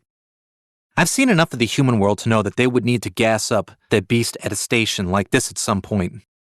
Places like this would usually have other humans in the area. I told her we'd know where we were at when they stopped, because we'd hear a jumble of thumps and clicks coming from the rear, followed by the sound of rushing liquid. The group listened rapt, pressured against the gas station's cement wall, the fox orating soft yelps and murmurs only they could hear. It was Sada who had the idea to make enough noise that any nearby humans would have to hear us. Then, when we heard the humans approach the rear doors to open them, we all hit the floors of our cages and played dead. We'd expect them to be puzzled, then open our cages to see if we were actually dead. And they did just that. As they opened my cage, I leapt to life and shot past them before they could grab me. I ran into the forest. Then, from the bushes, I watched them slam the back doors, take the gas pump out of the van, and speed off. Coda felt his heart plummet like a stone plopping into a well.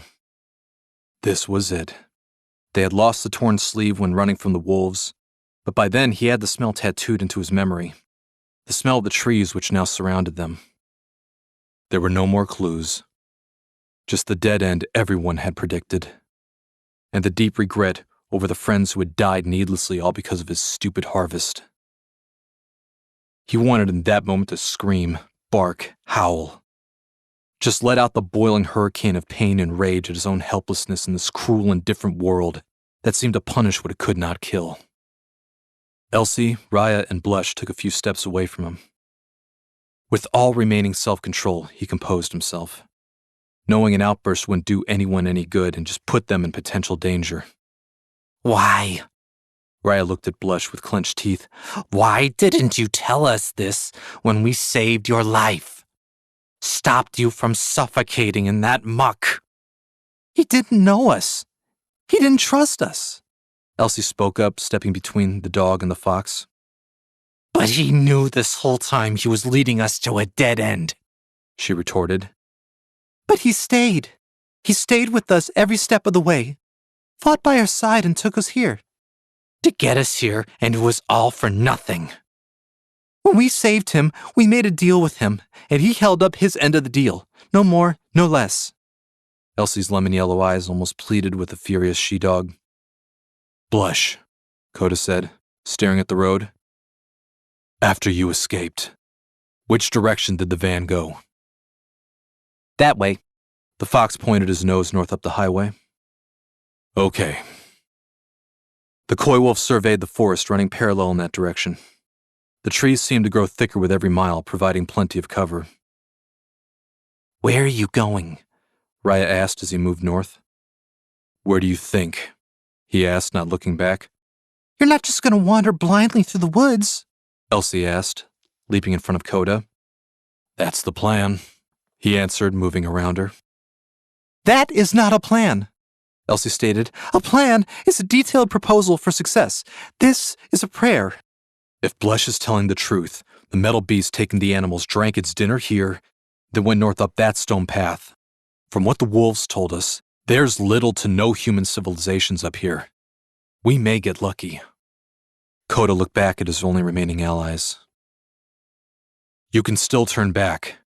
Raya, that leg needs more time to heal. And Elsie, every mile north is putting you at risk of freezing. Since the release of Coda, her shivering had gradually become more noticeable. Though no one had said anything, stubbornly, the cat mustered all her strength to keep going stoically with the others, as if her thin layer of black fur fully insulated her. Coda, Raya said, looking from the feline to him. I don't want to hear it, he interrupted. When they released me, I ordered you to turn back, and you wouldn't listen. Well, I'm done ordering. You can stay or go, but don't give me a 20-minute explanation. I don't care why. I won't hurt you. Just decide and do it. And I'll do the same. There's something inside telling me to stay on this path.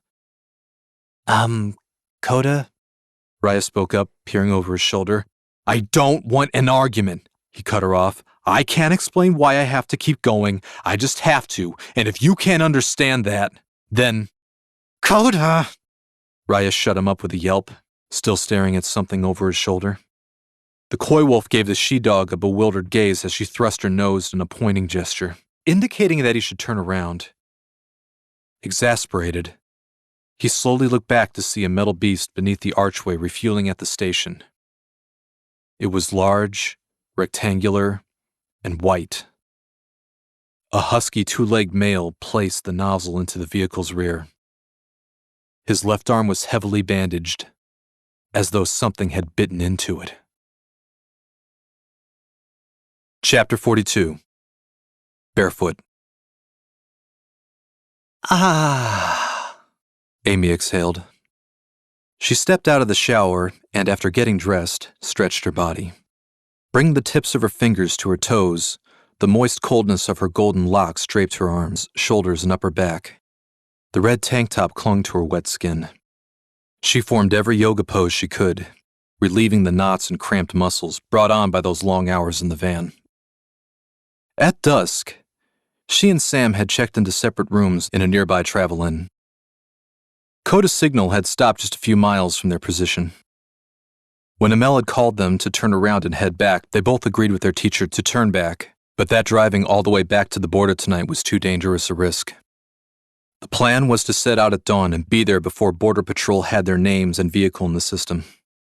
Amy realized she didn't want the trip to end. She loved that dog, and like Sam, she didn't feel strange or awkward around him. She was even comfortable.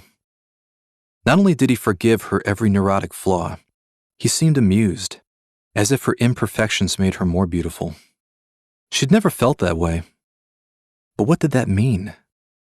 Loneliness had been her security blanket for so long. The thought of change was more frightening than any savage predator. Knock, knock, knock. Not even using the door's peephole, she opened it. The look on Sam's face couldn't conceal his surprise at seeing her dressed in a soaking wet tank top and fluffy pajama bottoms with dripping wet hair. "Hey," he said. Hey. "Grab some good Canadian beer?" He raised a six-pack of bottles. "Thought you might want to celebrate." Sure. Yeah. Come in. She stepped back, then quickly closed the door, shivering from the winter cold. Where's Rudy? She asked. "In my room, hogging my bed. Think he's happier than me having the space." Yeah, the van was cozy, but I prefer a furnace in the bathroom. They laughed together, and then their eyes met in awkward silence. Neither said anything. Amy took a generous sip. Nervousness washed over her. They had never talked about that night together in the van, nor her invasion of his privacy when she had looked at his drawings. But so many exciting things happened in the past week. Rescuing a little girl who had survived a plane crash, meeting elected officials and notable scientists, creating viral tweets, Not to mention letting Coda out into the wild. Now, here they were, back on the same path they'd been on. And there was nothing to do but turn back to their usual route in Pittsburgh. You think Aunt Marique knows what happened? Sam asked, filling the silence. No TV, no internet. I don't know how she could, reasoned Amy. Lena could tell her. During her next visit. Yeah, Amy said.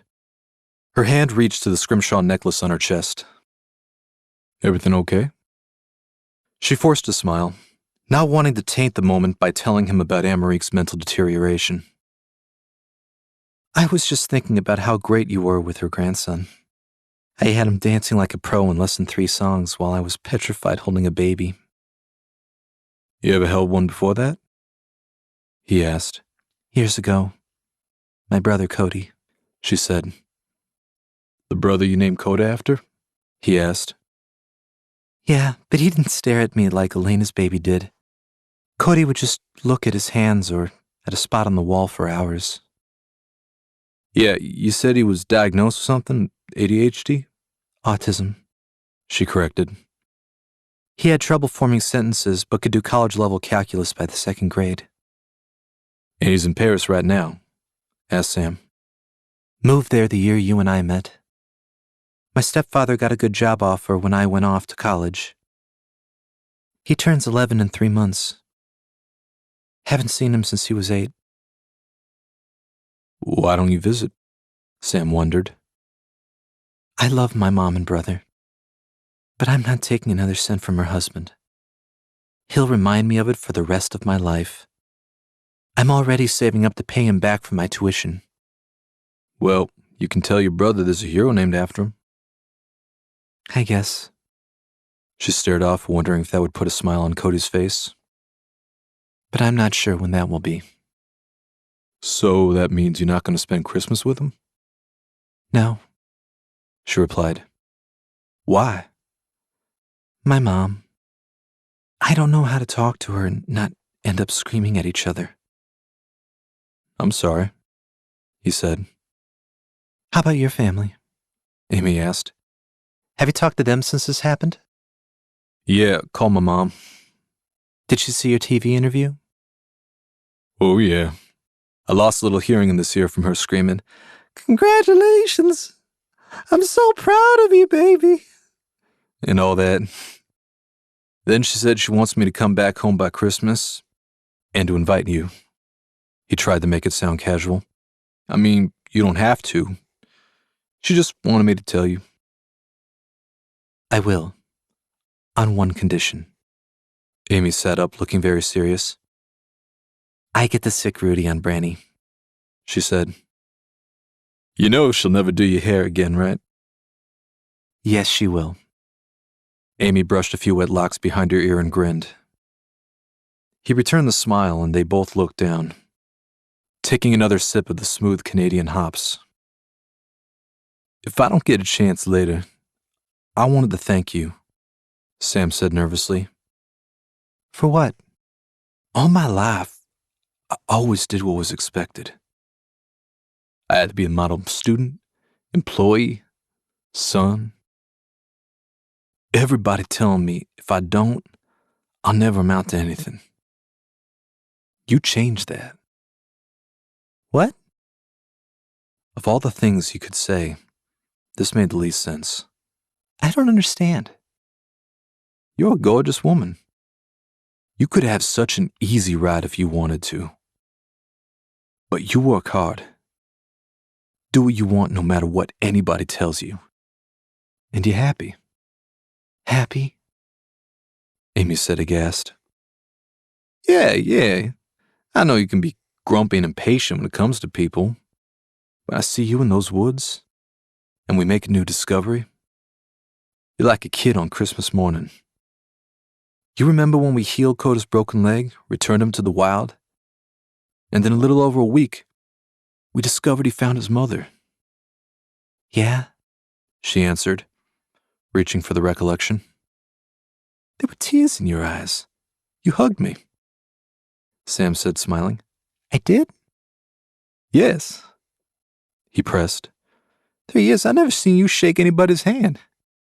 I guess that was a pretty good day. Amy was unable to look at him. I think that was the moment I started thinking maybe there's more to life than basketball, money, and popularity. I'm glad you stayed with the project. She inched her body slightly closer, never more aware of the wet shirt and pajamas clinging to her until now. I'm glad you came up here with me, she whispered breathlessly, noticing Sam trying to conceal the gulp he'd taken from a suddenly dry mouth. Seeing he didn't take another sip of beer to wash it down, she leaned toward him. Ruff! The bark came through the floor. Thanks, Rudy, Sam thought as the two parted. Gotta take him for a walk. He looked to her apologetically, putting on his jacket. The beer will be here when you get back. She gave him a playful smile that seemed to lift his spirits as he opened the door, went out, and closed it fast to spare her wet skin as much of the northern cold as he could. Hearing the pattering of footsteps fade, Amy buried her nose into her armpit. The shower she'd just taken did nothing to relieve her paranoia. She scrambled for her antiperspirant, while checking a reflection in the bathroom mirror, counting every flaw. There were 4 creases, a few blackheads, a little more cracked skin than she was used to. She cursed the dry air up here. Ugly, ugly, hideous. How could he possibly be interested? Her subconscious growled in a judgmental tone matching the most cold-hearted bullies of her past. Shut up, shut up, shut up! Amy internally screamed, wincing as if trying to suppress an extreme migraine. She silently vowed for the first time that she was not going to sabotage something good she wanted for herself. Then an array of colors had unexpectedly popped into her line of sight. It took a second to realize they were the red and blue lights in the bathroom mirror. They ominously glowed through the window. Running to the closed curtains and parting the veil a fraction of an inch, she found 2 patrol cars parked in front of her room. More specifically, they surrounded Sam's room on the first floor, just beneath hers. The railing on the second-floor hallway prevented her from seeing what was happening in the parking lot. Instinctively, she grabbed for the door latch, but stopped herself from twisting the handle. The officers might spot her opening it. She could hear the murmur of voices outside. She silently unlocked the window, letting it open just a crack. "Where's the girl?" A stern, unfamiliar voice asked in a demanding tone. "Gone," Sam said coolly. "She took the dog and headed back to the States. Someone gave her a ride. I don't know who." "Do you know why we're here?" the first officer inquired. His unfriendly tone bordered on hostile, raising the hairs on the back of Amy's neck. No. Did I park illegally back in Sudbury?" Sam's ignorance seemed so genuine, Amy would have bought it. "Are you saying you had nothing to do with stealing the animal?" "Steal what?" Sam asked. "Someone tampered with the building's alarm system. Let the wolf escape." "What?" Sam's eyes widened, apparently dumbfounded by the news. "If you don't know about the wolf's escape, what are you doing out here?" The second officer instantly shot back at him. "Julia Bennett," he replied almost immediately. "From the Wildlife Federation. She told us they were still deciding what to do with Coda, so we left. And when I got back to the van, I saw from his radar chip that he was heading north on foot. I assume he was released." He hoped Julia would back up that story when the police called her to confirm it. "We've been trying to call you all day, but you haven't answered your phone once. Must have been Amy's number you tried to call. She left a charger back in Sudbury and there's no way to buy a new one. She was going to get another one stateside." "And you're up here by yourself? Why?" "I followed a signal, trying to find out where he's been going." "Not anymore." "How did you find me?" Sam asked curiously, probably to distract them from further interrogation. "A bulletin was out for the 2 of you. An officer driving by spotted you leaving the convenience store down the street with a pack of beer. Heading for this hotel, and he reported it. We came, talked to the clerk in the office, gave your description. He remembered you and gave us your room number." The first officer was a bit more relaxed, clearly satisfied with his own investigative prowess, as Amy heard the inevitable grinding buzz of handcuffs shackling his wrists. The sound sent her hand to the door handle. The police cruiser's ignition concealed the sound of her exiting. She was standing on the balcony in her bare feet, pajama bottoms, damp red tank top, and wet golden locks draping down her neck and shoulders. Wide-eyed, she leaned over the railing. It had started to snow. The soft flakes fell on her. She was about to call out to him and confess everything she did. Damn the consequences. Anything to get the kindest, most loyal friend she'd ever had out of the back of that police car. Sam twisted in his seat, making eye contact with the girl on the balcony. His fiery glare and quick shake of the head caught her throat, choked her voice with some invisible force. Sam quickly turned back so not to make the officers suspicious if they chose to glance at him in the rearview mirror. Slowly, dazed, she glided backwards to her room, while the squad car shrank into the distance. Just then, her back slammed against something, disorienting her. She thought there was another cop about to throw her to the icy concrete floor before realizing that it was in her haste to help Sam, the door had shut and locked behind her. She was trapped outside in 30-degree weather, in pajamas and a tank top, still wet from the shower, without shoes and without a room key. The motel clerk was ready to call the police if a girl fitting her description came into his office. Chapter 43. The Orange Glow. It had pushed Coda to the limits of his self-control to restrain himself from attacking his abductors when they stopped beneath the monolith to feed their beast. Doing so would have made him feel good, but he needed to know where the van was going. While he, Elsie, and Raya had still been debating what to do, the bandaged human had already placed the feeding tube back into its base and fired up his metal pet, which sped off north in the same direction it had been traveling. Panicked, the koi had galloped in pursuit until it withered into the horizon. Nothing could have described his agony as he plummeted face first into the muddy road. Elsie murmured something, but he wasn't listening. No words could comfort him. What are you doing, taking a siesta? Blush asked as he passed the koi wolf. I thought we were on a rescue mission. Get your tail up, let's go before we lose the trail. The fox didn't even look back as he continued up the road. Coda realized that while he and the others had debated what to do next, the fox had snuck over and urinated on the rear tire of the white beast when the humans weren't looking. Sniffing the mud, he could detect the fox's markings leading them on the path. For the next few hours, they traveled parallel to the muddy road, concealed by trees, but still close enough to sniff the trail. What if your scent runs out long before that beast stops? Elsie asked. That's a distinct possibility, Blush answered. But if it does travel beyond my marking, I don't think it'll be by much. What makes you say that? Raya asked. While you were all sprinting for the gold, I read the gas pump and saw he hadn't put more than 2 gallons in. The others were puzzled. Okay, Blush explained. The amount of liquid he feeds his beast is displayed at the base of the archway. He put barely any inside, which means he needs just a little more to take him further up the road.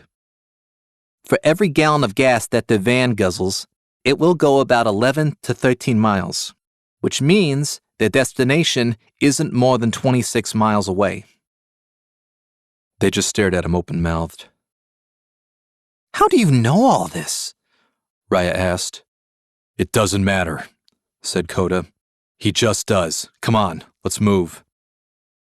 There was no time to explain the fox's history. As they ran through dark forest, Coda's thoughts drifted to Nevra and what had become of the rest of the wolf pack. With their senior members dead, they could have been scattered to the winds. He'd heard many bedtime stories from his mother of random, dramatic circumstances that had caused the most legendary packs to form, disband, or in some cases implode. At times, these stories were almost as exciting as the epic battles they fought.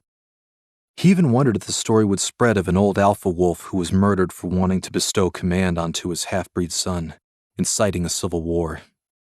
He did not begrudge his half-sister's choice not to take sides between him and Kale. In fact, he preferred it that way. The battle was between them. He just hoped she was safe. Perhaps she even joined another pack. The wolves roamed the northern Canadian wilderness. Like caravans, marking their territory, fighting rivals for the right to hunt. If any harm befell the sister he barely got to know, it would tear him up. Blocking these thoughts out, he focused his attention on the task at paw, following the fox scent.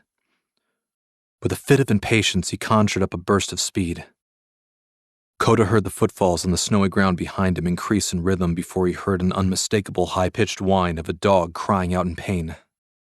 The ear-piercing noise dragged him to an abrupt halt. He turned back to find Raya in the rear of their procession.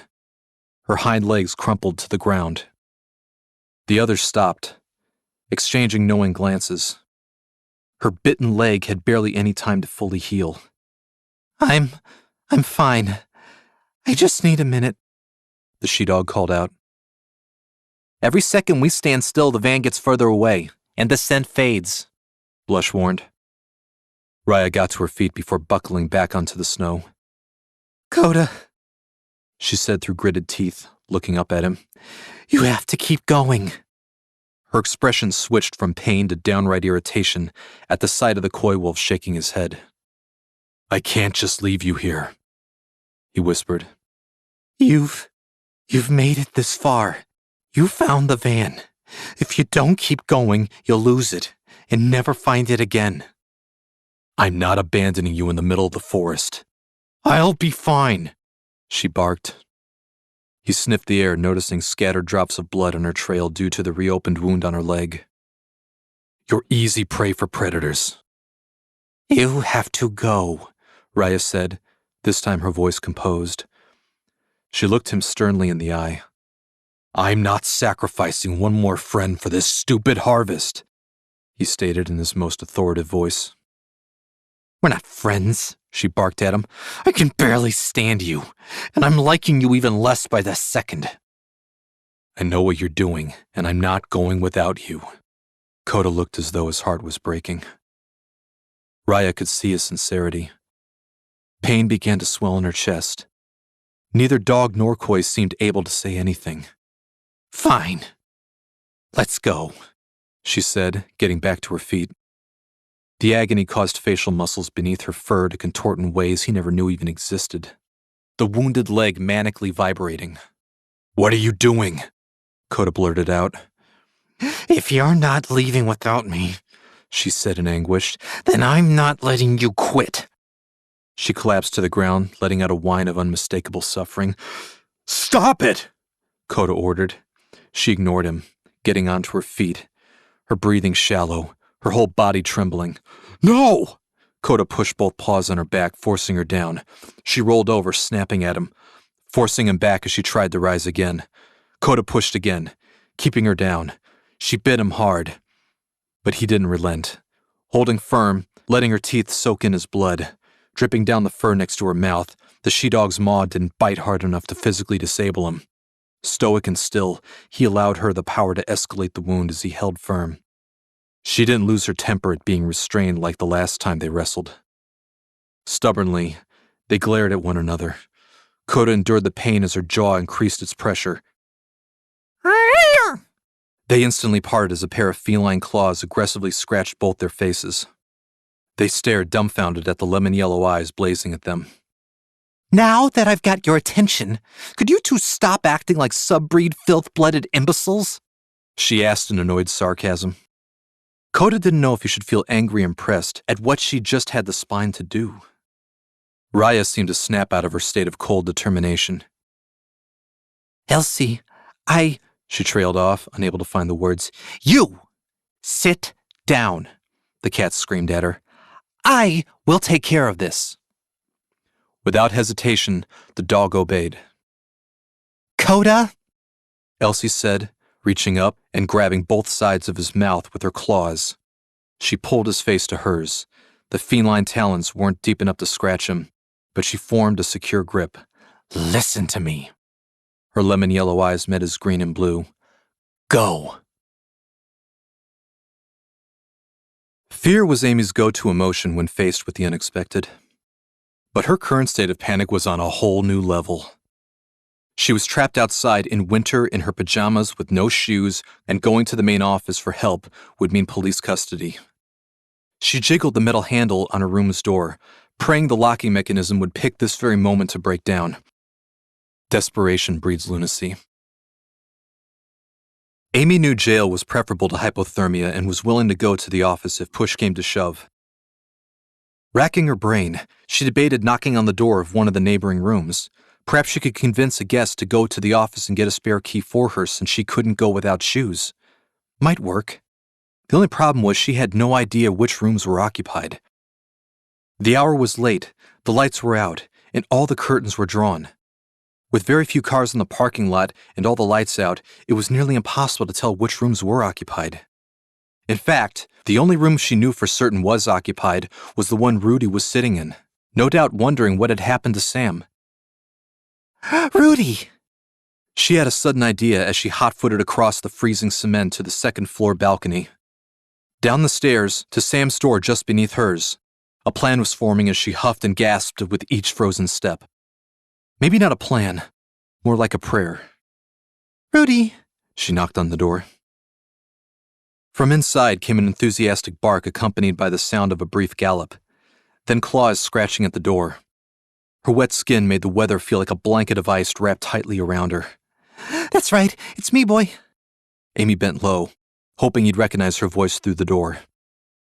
With her poorly manicured fingernail, she tapped the metal latch, making a clicking sound on the handle. Scraping claws came closer to the spot she tapped. That's it, boy. Push down. Right here. Right here. Her voice was desperate as she hopped from side to side, the sensation on the soles of her feet now moving from burning, stinging pain to numbness. The unmistakable sound of the door's inner latch jingling. His paws were hitting it. Yes, right here. Come on, boy. Come on, boy, come on. She increased the rate of taps, her free hand flat against the door, ready to push it open. All the pain in her feet was now gone, the nerves completely numb. She was less than a minute away from permanent nerve damage. Both Rudy's paws slammed repeatedly on the latch, but he wasn't pushing it down far enough. Forget it. She decided to sprint to the office. Pop! The door latch descended just far enough, and she stumbled into the 70-degree room, recognizing the cheap, warm, dry carpet beneath her feet, but not actually feeling its texture. Pushing the dog aside, she slammed the door. Oh, good boy. Perfect, beautiful boy. She praised him through chattering teeth, her body vibrating like a paint shaker as she leapt for the bed, cocooning herself in the blankets. Rudy joined her on the bed, panting ecstatically. Rubbing his fur seemed to help her hands warm up faster as she gave him the most appreciative nuzzles of his life. Oh, my hero. She buried her face in the side of his warm neck while rubbing her feet against the mattress, breathing a sigh of relief when the feeling in her feet started coming back. Afraid all this rubbing was going to create a massive static shock, she raced to the bathroom, turning the hot water on full blast, waiting an eternity for the running water to turn hot before plugging the tub's drain. In the flash of an eye, she was in her birthday suit feeling the water rise, the steam filling her sinuses. Finally, she leaned back to relax, and the panic of her frightened excursion began to subside. Amy didn't have to open her eyes to know Rudy's face was right next to hers, panting gleefully with his tongue sticking out, eyes closed. She raised an arm, scratching that spot just beneath his ear she knew he liked. Checking her feet, it was a relief to find them bright red and not turning black. Frostbite had been averted. Barely.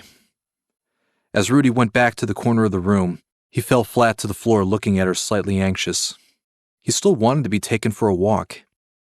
Amy didn't want to leave this piping hot bathtub much sooner than desired. But the dog had just saved her.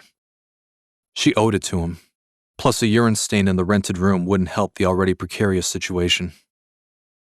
Confident her body had elevated to a healthy temperature, she pushed herself off, feeling a little unsteady on her feet. Her blood probably wasn't circulating efficiently quite just yet. Toweling off, her thoughts drifted to Sam, what he'd done, and what it meant. He had lied about her heading back to the States. He had done this to stop them from searching the hotel and arresting them both. Did he want her to head back to the States and out of reach of the authorities? Her previous panic slipped away as she realized there'd been no lasting damage from her brush with the harsh winter elements. Though aside from her friend's arrest, there remained a problem. Her clothes, wallet, and iPhone were still in her room, and she had no key. The only thing Amy had access to was Sam's clothes. His spare winter jacket, $38 next to the van keys on the dresser, and Rudy. There was no way she could leave her clothes and iPhone without going to the main office. Even if she could find a way to get back into her room by herself, she still wasn't going to leave Sam in custody and run back to the States. Her mind was made up. She'd go to the police to confess. Sam would, of course, defiantly disavow her confession. But she'd just explain exactly how the fire alarm was disabled, proving her guilt as irrefutably as when she admitted to assaulting Shauna. A memory that still brought a smile to her face. For some reason, she wasn't even scared. When checking into the motel, she had used the Wi-Fi to look up what she'd done. It was a Class B felony with a maximum fine of up to 1 year in jail, a local jail, not hard-time provincial prison. But since she had freed the newsworthy hybrid hero who saved the little girl, it was far more likely she'd get the max fine of 1,000 Canadian dollars and a lifetime ban from re-entering the country. She'd gladly take the penalty if it meant getting Sam back home with a clean record. Deliberating, she rifled through his luggage until she found his smallest t-shirt, the one that looked painted on him when he wore it, showing off most of his muscles. Her mouth watered slightly at the memory. It fit loosely over her red tank top, as did his jeans over her PJs. Luckily, his belt strapped tightly enough to fit her waist. Then came the issue of shoes. Hers were locked in her room, and he was wearing his sneakers when arrested. Luckily, he had his waterproof snowshoes. The only problem was that they were a solid men's size 10, while she was only a 7.5. But luckily, the one thing he had in abundance was clean socks. She slipped on 3 pairs while carefully folding up one in the toe of each shoe. It made her feel like a circus clown, pacing the room, the giant soles slamming awkwardly with each step. After a minute, the act of walking became manageable. His winter jacket was big on her, but it zipped up and contained the heat. There wasn't much around the room in the way of possessions, but she gave the place a thorough inspection, knowing that without Sam's room key, there'd be no getting back in when the door shut behind her. Mentally preparing herself for the frigid outdoors, she placed her hand on the latch. "Come on, boy." She slapped her knee as Rudy followed her out. The last few days, she hadn't bothered to put a leash on him. He had stuck close, obeying their verbal commands. Unlike in Pittsburgh, these desolate northern towns were extremely liberal when it came to leash laws. Except for a motel, the convenience store, and a few scattered homes, this area could be barely labeled a town. At least there were dark orange streetlights to safely guide her over the 2 blocks she needed to reach the van. Not to mention Christmas lights on every third home to help. From there, the vehicle had enough gas to get back to Sudbury, where she'd turn herself into the authorities. She could have the belongings from her room shipped to her. Maybe Greg would pick them up. "This way," she called to the dog. The evening snowplow had left the streets walkable, aside from the scattered piles of leftover slush. The nearly 2 inches of snow on the sidewalk didn't provide a far better option. They'd kept the van parked on the outskirts of town, which consisted mostly of dense forest and fenced-off properties. The pale moonlight substituted the streetlights with a bluish hue. Dim light and shadow shrouded her in eeriness with every step. Aware that anything could be lurking in the dark, it was a comfort to have Rudy by her side. She reached down to pet him, but her hand felt only the freezing air. A few yards back, the dog was sniffing the endless tic-tac-toe patterns of tire tracks in the brownish slush that was once pure white snow. Then he looked straight up at her, barking frantically before galloping in a different direction of the intersection, one that led to neither the van nor motel. "Rudy!" she called as she ran. "Get back here!" Just 1 more block and they'd be at the van, but he headed down the road towards the outskirts of town. "I'm gonna kill him!" Amy cursed through gritted teeth as she chased after him into the night with no flashlight, phone, or shoes that actually fit. Over and over, the coy wolf thought back to the direction of Raya and Elsie, who were now miles behind. Would a vicious predator have attacked them by now? Or would they have huddled together for warmth in the dark forest? They'll be fine. Blush said as if reading Coda's mind. You can't know that. No, but if I keep saying it, maybe you'll stop looking back every 10 seconds. Coda exhaled deeply, gluing his eyes to the trail as they pressed on. If he'd lost the fox's scent on the tire, his abandonment of the rest of his allies would have been all for nothing. Raya had agreed to stay put on the condition that Coda kept going and would take Blush with him as backup. Elsie had agreed. None of them had liked the idea of him going alone. The smell had grown so faint, he had to really concentrate to make sure it belonged to Blush, not a raccoon or possum that had crossed the trail. He was used to it. The night was pitch black, save for the fullness of the pale moon. The scent lingered over the brownish slushy tire tracks. No sign of two legs in any direction. Just the branchless trees crowned with orange bulbs illuminating the center pathways of the village. Over the two-legged homes strung hundreds of these tiny multicolored neon lights. Since childhood, Coda had always noticed these bright decorations had been laid out for nearly 40 sunrises every time it grew cold. He had always wondered why they did this every year, but there was no one in the four-legged world to ask. Until now. Hey, Blush, Coda called as an idea hit him. What? The fox raised his nose from the ground. These lights on the human shelters, why do they do this?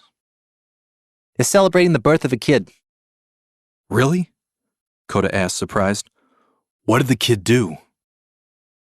Blush thought for a moment. Fulfilled his harvest. The fox lowered his snout back to the road, continuing his search. Coda shrugged, keeping his ears open and following him through the center of the hamlet. Is this it? Coda looked back to Blush. Is it what? He pointed his nose to the slush in the road shaped like a tire track. Is this your piss? He was impatient, trying to keep the panic from his voice. Blush pressed his snout to the ground. I don't know. What do you mean you don't know? It's too faint, I can't be sure. No. The fear crept into Coda's tone. Sniffing fiercely, he zigzagged up and down the road, hoping to find a sliver of the scent. If they lost it, game over. All this for nothing. Coda? Shut up, I'm trying to concentrate. He barked at the fox, searching the street until he came to the middle of a large intersection. Coda! The koi noticed something in his peripheral vision. Lights flashed vigorously in such rapid succession. It was an assault on the eyes.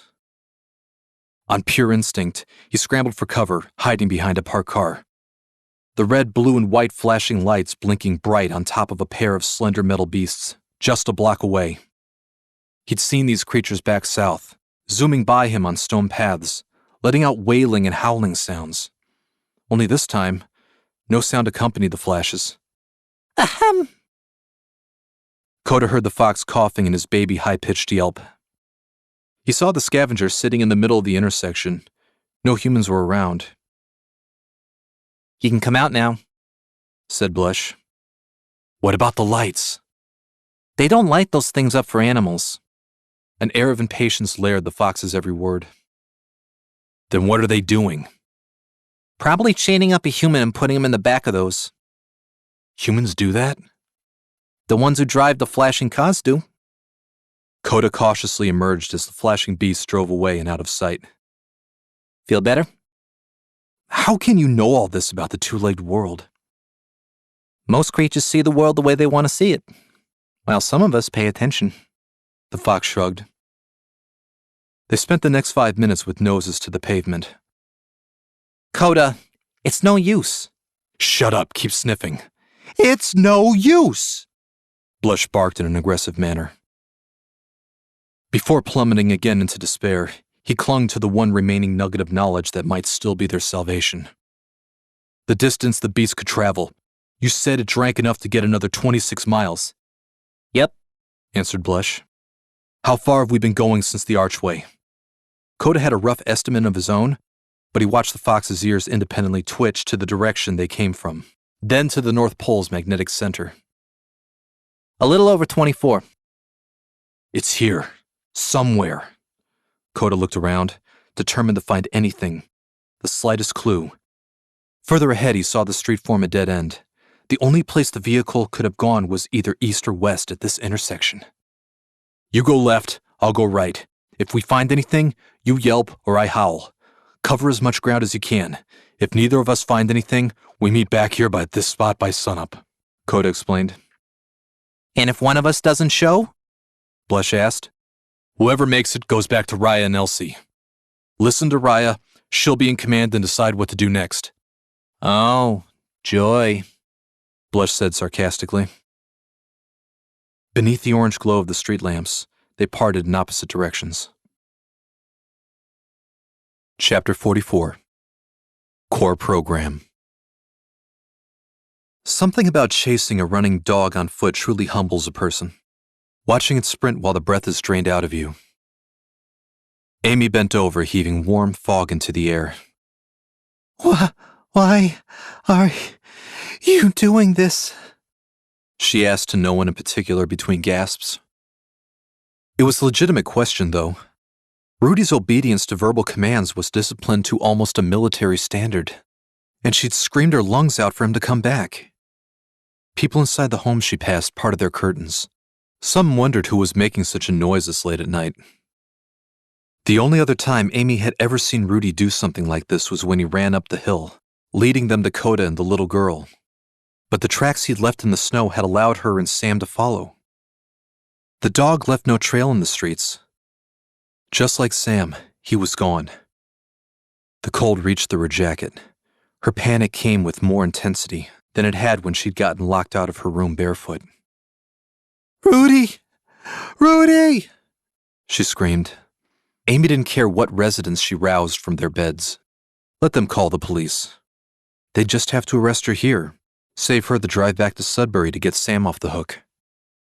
Desperately, she jerked her head for any sign of him, trying not to envision the broken-hearted look in Ben's eyes when he learned she'd lost his dog in the Canadian wilderness.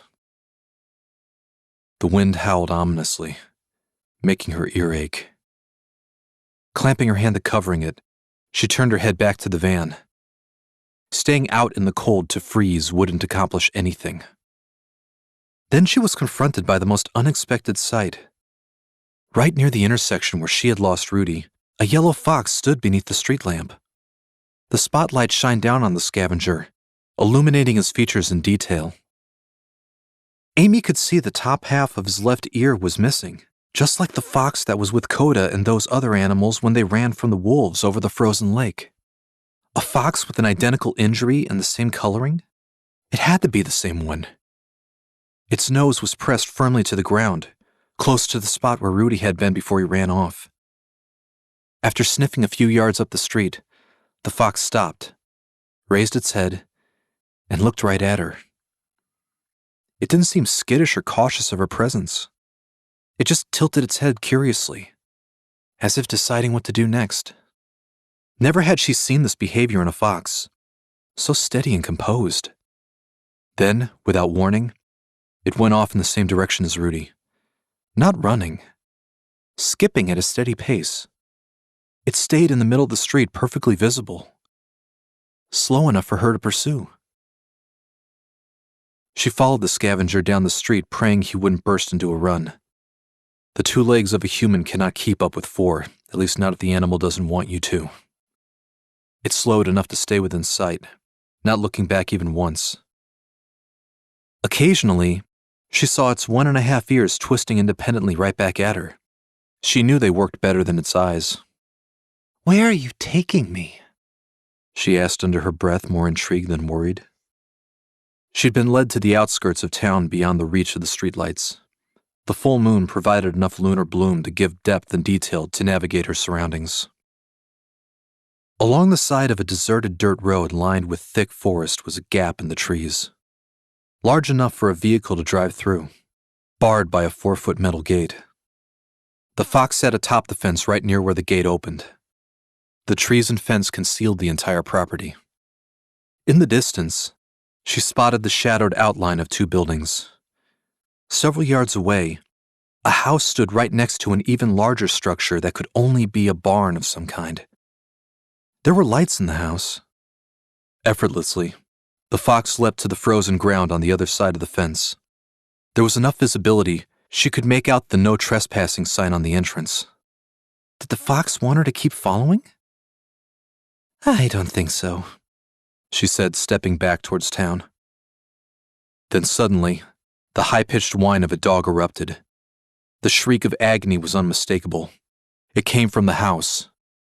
Without a second thought, she lifted the gate's latch, sprinting toward the structure, not bothering to shut it behind her. It was awkward to run through the deep snow, especially in Sam's large shoes. Questions plagued her. If Rudy had just been hurt, whoever had done it might hurt her too. Where had the fox disappeared to? What was this place? Once she reached the house, she didn't knock or call out. She circled the house, peering carefully around the corners before stepping out. The moon didn't give away the exact color of the barn, but even she could tell the place was old and unkempt, with chipped paint spreading like cracks on a phone screen. Pieces of wood rotting off the siding from years of neglect. But this observation became insignificant as the aroma hit her like a brick in the face. She knew that smell, but never had it been so strong. When you come across an animal's rotting corpse in the wild, it leaves a signature in the memory. This stench was far too strong for it to be just one animal. She took a few steps away toward a nearby pile of dirt and snow to find a cluster of four-legged corpses, stripped of their fur and skin. They were piled one on top of the other, in a shallow grave behind the barn. Desperate for a whiff of clean air, she moved back when something had caught her attention. It was a white, windowless cargo van.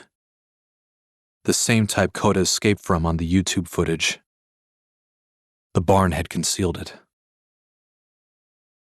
Both its rear doors were open, revealing empty cages. Then she saw it.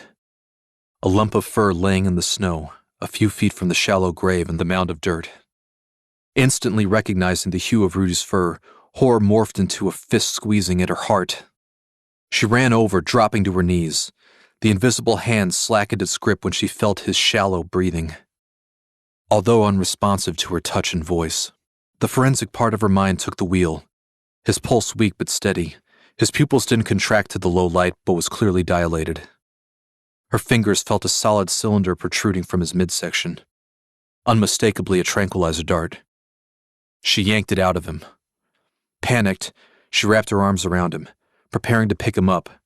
He was hefty, but needed to get him back to the street in public view. She could find a neighbor's house and knock on the door. She didn't know what this place was, but alarm bells in her mind screamed for her to get out now. What are you doing here? Someone called out as Amy let go of the dog, spinning around to a flashlight in her face. I'm sorry. Her eyes squinted at the blinding beam pointed at her. She was unable to make out the face that belonged to the gruff man's voice. I was just...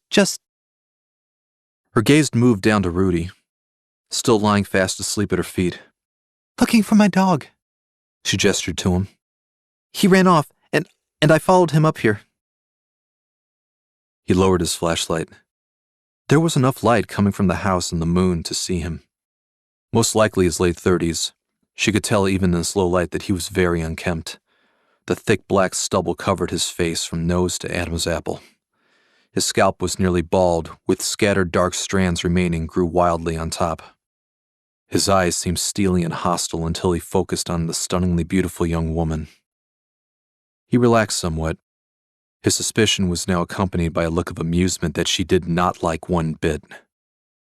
Instinct moved her a step back toward the gate she had come through, several yards away. Hold it, he ordered. Amy noticed the outline of the tranquilizer rifle he'd used to put Rudy to sleep. One squeeze of the trigger and she'd be dragged into unconsciousness in under a minute. You know this is private property. The harshness in his voice was fierce, as if she'd just destroyed something valuable. I know. I'm sorry. I'll just leave. She inched away. Amy could see him considering the situation, clearly calculating what he'd just done to her dog. That she had definitely seen the grave and the metal cages in the van, and that she smelled the dead flesh. Right at the end of his sleeve, She noticed his left hand was heavily bandaged around the palm. The exact spot Coda had bitten his assailant, who had fled into a white van identical to the one next to the barn. All the pieces came together in her mind. She wished she'd mastered the art of poker face or even been able to think on her feet like Sam could, because she knew her bulging eyes were giving away everything to the man holding the gun on her. I think you better come with me, he said in a calm voice which told her that this wasn't a suggestion. I have to get back. She began to walk, eyes still on the man. Stop right there, he yelled, once again raising the weapon. Amy ran. On about the 10th step of her sprint, something slammed into her back. She staggered. A stinging pain erupted in the spot where she was hit. He'd shot her with a tranquilizer dart, same as Rudy. She tugged at her winter coat, popping the needle out, but the drug was already pulling her under. Eyes locked on the gate. She pushed herself, feeling the weight of drowsiness getting heavier. Even if she could bring herself to scream, there was no one close enough to hear.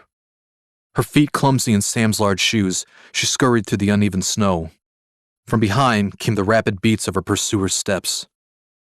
Her senses were dulled. She couldn't tell how far he was. She needed to get back to the main road in public view of the local homes. Only then would someone be able to hear her scream, and hopefully the man would give up the chase. If only she were in comfortable pants and fitted sneakers, not these oversized loafers. One stumble and he'd be on her. The gate was just ahead.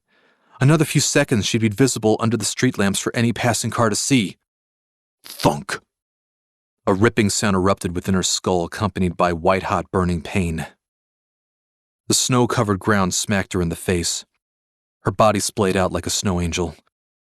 The struggle to form thought was excruciating. Her vision was gone. She saw only a haze of colors ranging from yellow to orange to purple swirling as nausea enveloped her. Instinctively, she knew what had happened.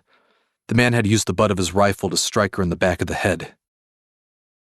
This horrific sensation she was experiencing was a concussion combined with the animal tranquilizer. Deep down, she knew she wasn't supposed to move after this sort of injury. But the man didn't care. He grabbed Amy's sleeve. He flipped her violently onto her back as she felt his weight collapse on top of her. His lower half pinned her legs to the frozen ground. Calloused hands ripped her jacket off. Instinct told her to fight, but everything was fuzzy. Her head throbbed. The tranquilizer grew stronger.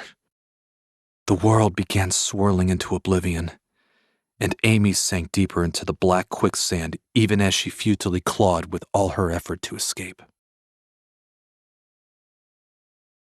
Nose to the flat black slab, Coda huffed angrily.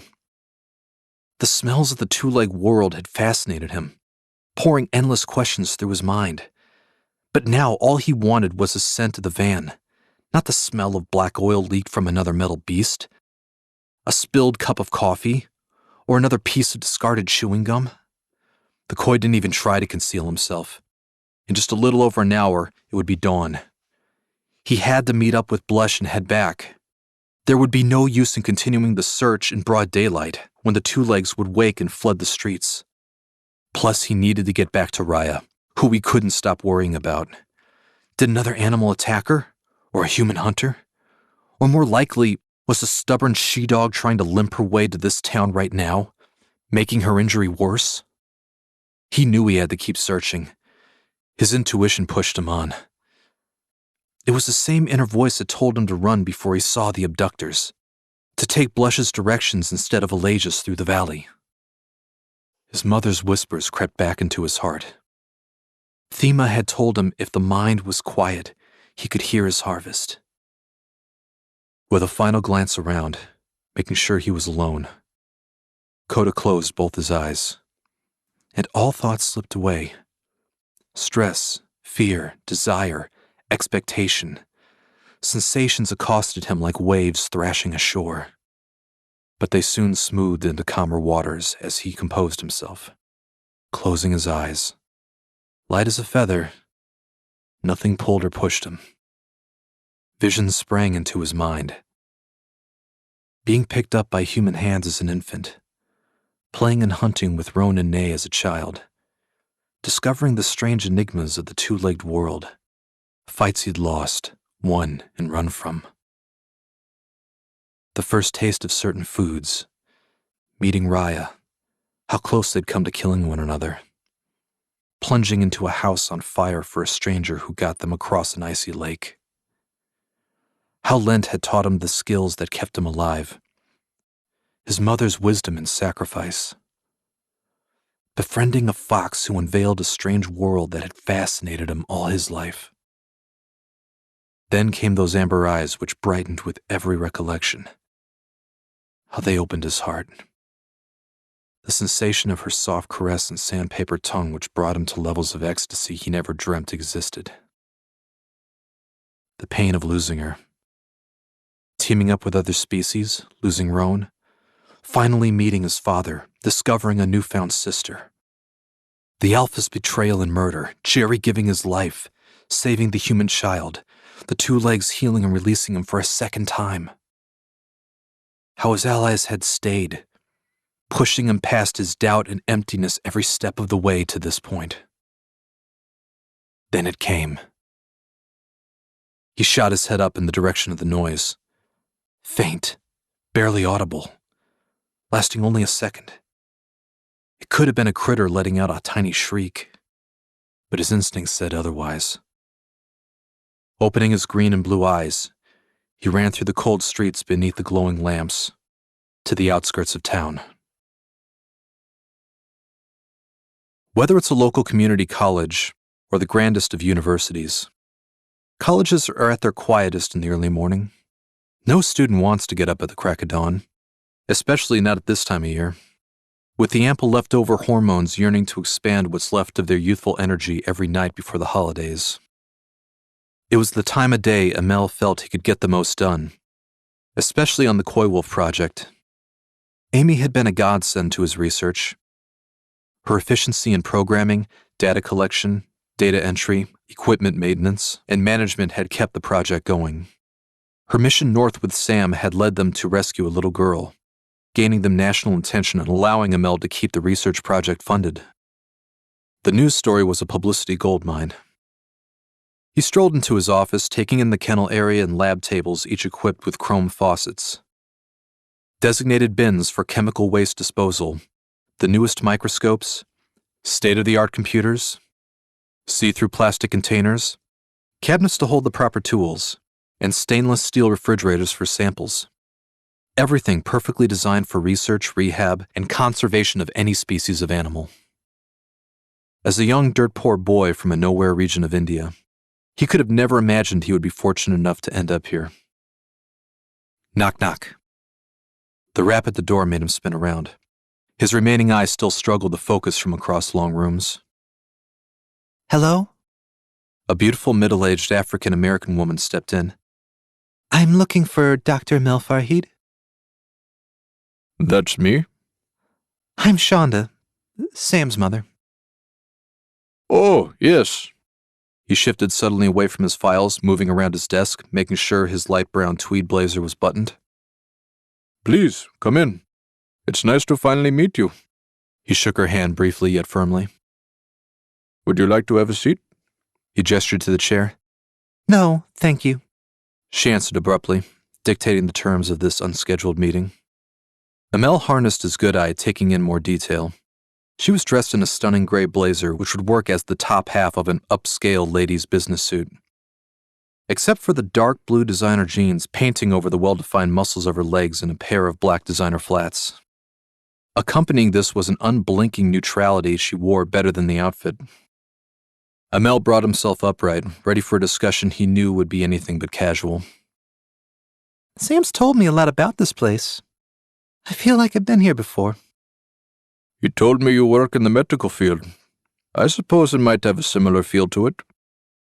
You have some of the same equipment we use in the hospital. She pointed to the counter that lined the wall. DNA analyzers, autoclaves, and incubators. It's an impressive setup. Standard equipment for any zoology department. Must have been tough to convince the board to give funding for this place. Yes, there's only so much to go around. I suppose they prefer areas that bring in more revenue. Like college sports? Amel insinuated, cutting to the chase. Shonda did not look up or flinch at this. People tend to go where the money does. I learned that long before coming to America. And you realize how competitive it can be. She purposely hesitated on the word. Well, that depends on what you're trying to do. What I'm trying to do, She finally turned, looking him in the eye, is teach my children how to survive. Well, he gave a slight nod. that just happens to be my profession. He leaned against his desk, lifting a small coffee to take a sip. Still staring at him blankly, taking in the words. How so? Well, my work entails finding out how animals keep themselves from dying. Survival is my profession. But animals are not people. No, but people are animals. Most have deluded themselves into thinking iPhones, Priuses, and mathematics have freed us from that definition. But in terms of hunting, gathering, social hierarchy, gender dynamics, territorial behavior, and mating, our core programming is no different than it was 50,000 years ago when we left the jungle. I'm not here to get into a biological debate, Professor. I'm here to discuss my son's future. What about it? Do you really think he belongs here? She gestured to the lab around her. I think he's an adult and belongs wherever he wishes to be. Amel shrugged. I'm not trying to push some personal agenda on him if that's why you came. No.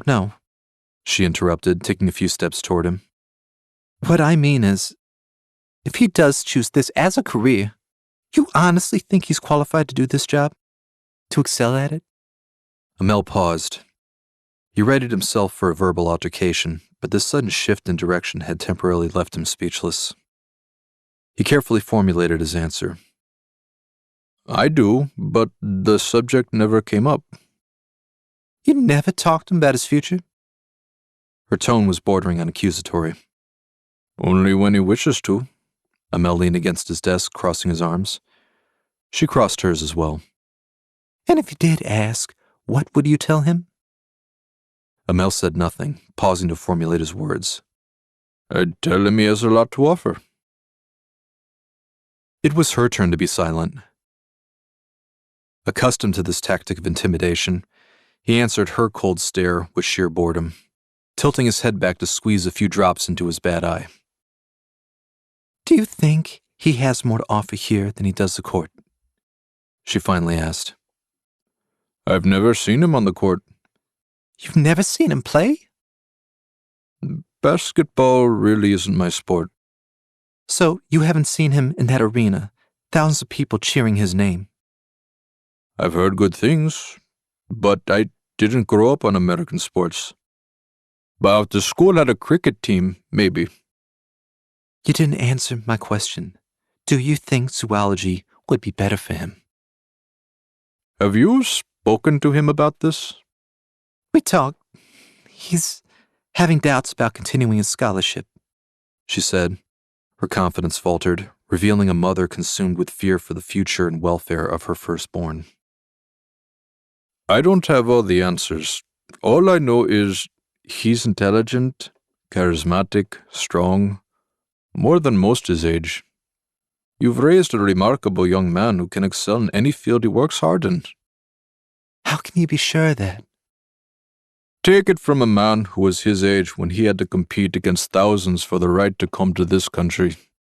He's trying to find out who he really is. Success begins there.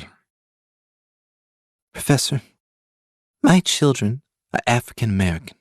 They're competing against white students who will always get preferential treatment. And an NBA salary well invested could give him a good deal of protection from that biased system? He asked, already knowing the answer. When she didn't say anything, he continued. My father didn't want me to focus on zoology, though he admired my interest. He wanted me away from the slums to study abroad in London, Paris, or the States. But they didn't want to appoint animal researchers in the 1970s. They wanted doctors, programmers, and engineers. People who could figure out what to do with these things called computers. He patted the Apple desktop next to him. So, in school, I learned about programming, designing software to help zoologists across the globe, tracking animals more efficiently. Creatively, I found a way into a system I was locked out of, which gave me the opportunity to pursue my passion. When I was little, my father told me, "This is an ever-changing world, and those who adapt thrive, and those who prefer the comfortable status quo become a memory." She gave him a quizzical look. Whatever Sam does, no matter what obstacles he faces, he is clever. He will adapt. If there's one thing studying nature has taught me, what matters is not how others see you, but that you see what others don't. Professor Fahid, with all due respect, my boy is in handcuffs right now. I know you mean well, but you have no idea what it's like to be a black man in this country or in Canada. You are lucky because when the police look at you, their first instinct isn't to reach for their gun. But it is for him and the rest of my family. And it will be for the rest of your lives, Emil interrupted. And I will never understand that feeling or the life you and Sam will have to live. All I can ask is, do you trust your son to learn enough from you to not only survive, but potentially thrive wherever his heart may lead? He waited as Shauna considered this. She took a deep, calm breath before saying, Yes. A long moment of unspoken understanding passed between them. As for the Canadian authorities, I'm going to call them and tell them I ordered Sam and Amy to get Kota out of the vet clinic, or I would have their scholarships revoked. A friend of mine in the Canadian government agreed that if I did this, they'd make sure charges against both of them will be dropped. But you'll be... She trailed off.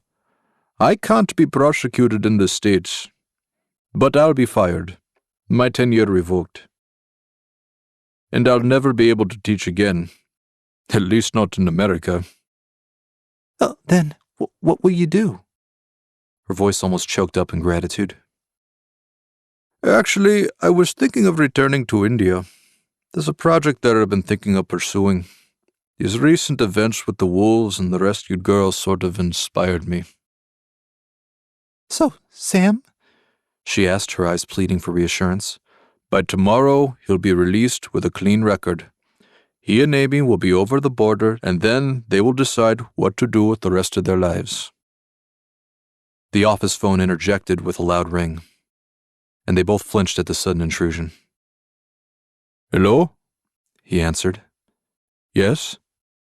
What? Excuse me? What? Shauna asked, concerned. Take out your phone, he ordered. Look at the news. Chapter 45. A Mink's Tale. Kota followed the noise, which was similar to the high-pitched whine he made when he was shot by the metal spitter. But still no sign of Blush. Instead, he found an open gate. He entered the area, approaching two distant structures when the stench of death hit him hard. As he circled the property, he was dumbfounded to find the dog Rudy motionless in the snow. Upon closer inspection, he was still breathing. But before he could make sense of the bizarre scene, he noticed the shallow grave just a few feet away, filled with a pile of bodies. The corpse at the very top made him stop in place, frozen stiff. Those amber eyes that had haunted his dreams day and night, they now stared at him, open and lifeless. Her beautiful black matted fur was peeled off as if she were a banana. Only the hair on her head remained. A vapid, hollow pain exploded within him like a bomb. his mind on fire with torment and rage as the sound of footsteps and some sort of commotion had emerged from the distance. Koda realized he came all this way for nothing. He needed something, anything to escape this anguish. This noise was all he had. He clung to it, running full speed toward the scuffling beyond the structures. Koiwolf's exemplary night vision allowed him to see that a large human was assaulting a female human in the snow. The female smelled familiar, but he definitely knew the male's scent. He'd committed his kidnapper's odor to memory. It was him, the same one whose sleeve he had bitten and torn, the one who took Seda from him. The large man removed his jacket, leaving only a pale sweater over his bandaged arm. Had he kept his jacket on, it would have provided a reasonable protection from his fangs. The wound Koda previously inflicted would still be fresh. He noticed the metal spitter set down nearby on the snow, and he knew he would only get one chance. But that was all he needed. Creeping up in a silent run, while the man's attention was on his victim, Koda bit into his arm firm and hard. The gush of blood told the Koiwolf he'd succeeded in reopening the same wound. Mentally, he'd prepared himself for the panic screaming, the two-leg beating and punching him savagely to free himself. Koda welcomed the pain. His head throbbed from the concussive blows, his sides and limbs searing from the violent kicks. He tugged and pulled with all his might, keeping the man away from the metal spitter he reached for. Hard to get a good kick in when one can't keep his feet steady. Koda's battle instinct forced him to relinquish his grip. The man had a 100-pound advantage. Blood exploded from him like a burst dam. Koda had hunted enough prey in his life to tell when he had punctured a vital artery. He circled the male two-leg who clung to his mangled limb. Not even going for his rifle, he needed both hands to use it. His breathing panicked, blood trickling out. The snow was blotted with crimson. Desperately, he sprinted back to the house. Koda wasn't finished, though. Still furious, he wanted to bring more pain. He began to run after his quarry, but lightning shot through him with every bound. His side suddenly on fire. The massive kicks and blows to his healing wounds had ruptured something. Every step was agony. With a final look back, he saw the human girl scramble to her feet, making her way through the open gate and off the property. She staggered as if it was difficult to stay upright.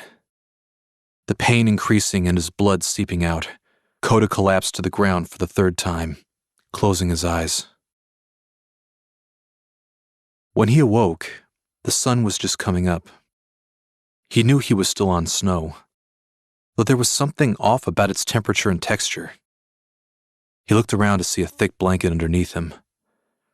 His mind was sound, but something had been injected into him that numbed his pain, gave a sense of euphoria, and halted his ability to move.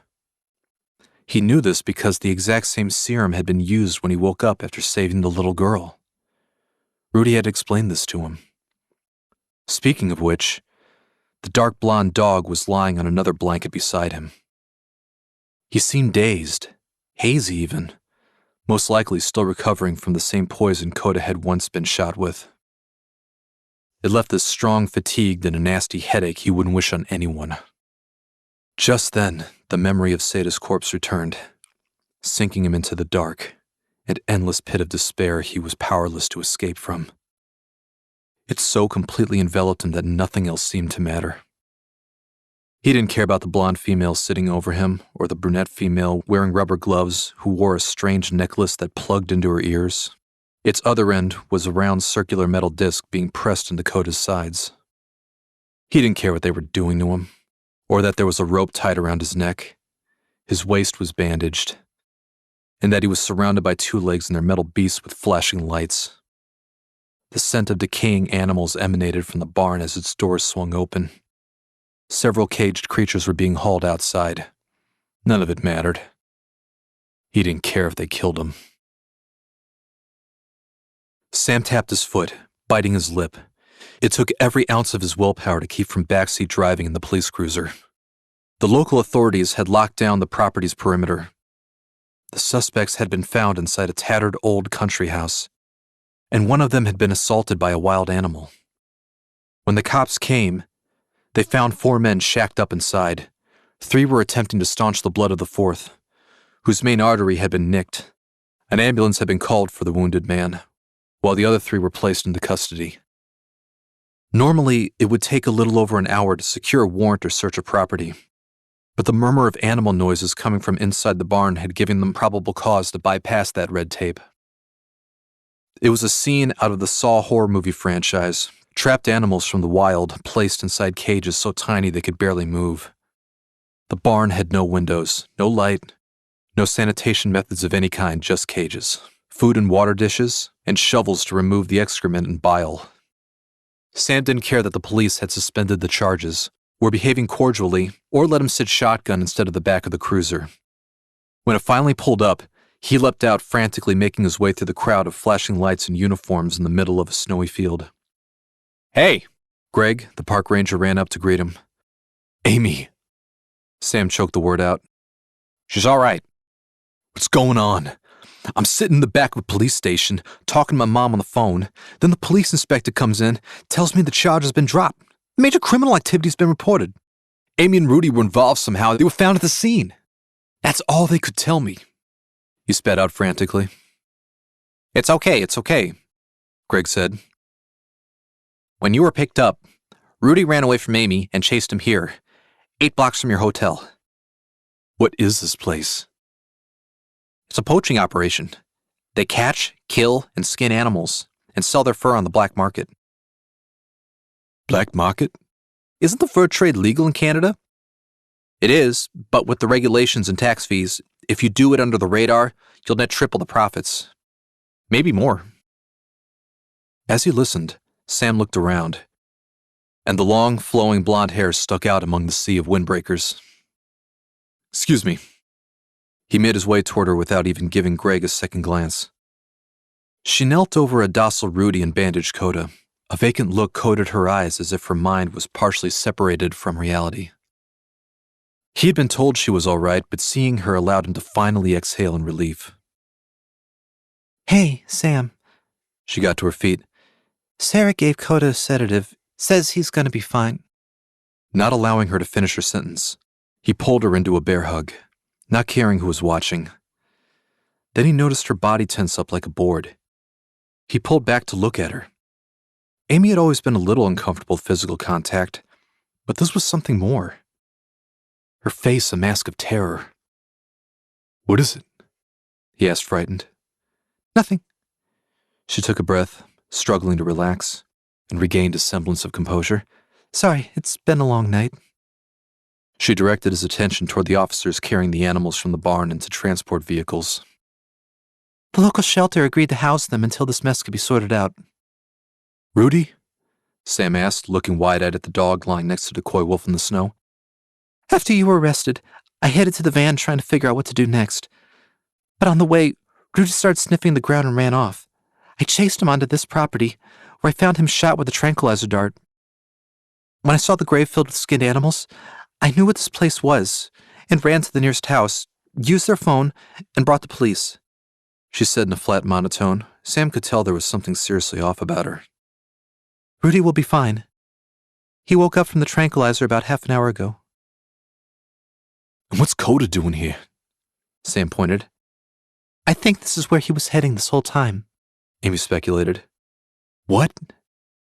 "The man who tried to abduct him in the van on the YouTube video, the one Coda just attacked, had the same bandaged arm. I think these were the people he was looking for." "How the hell could a wild animal track a moving vehicle over 700 miles?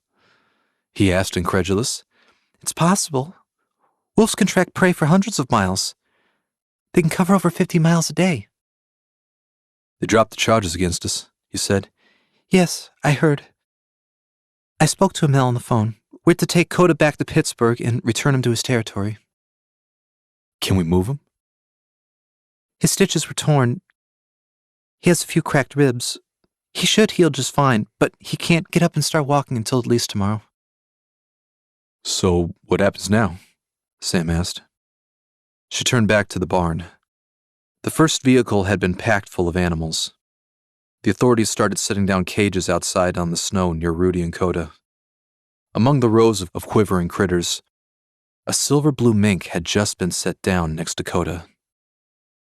Amel wants me to take a complete inventory of the captured animals. Then, we take Coda back. Why take him back?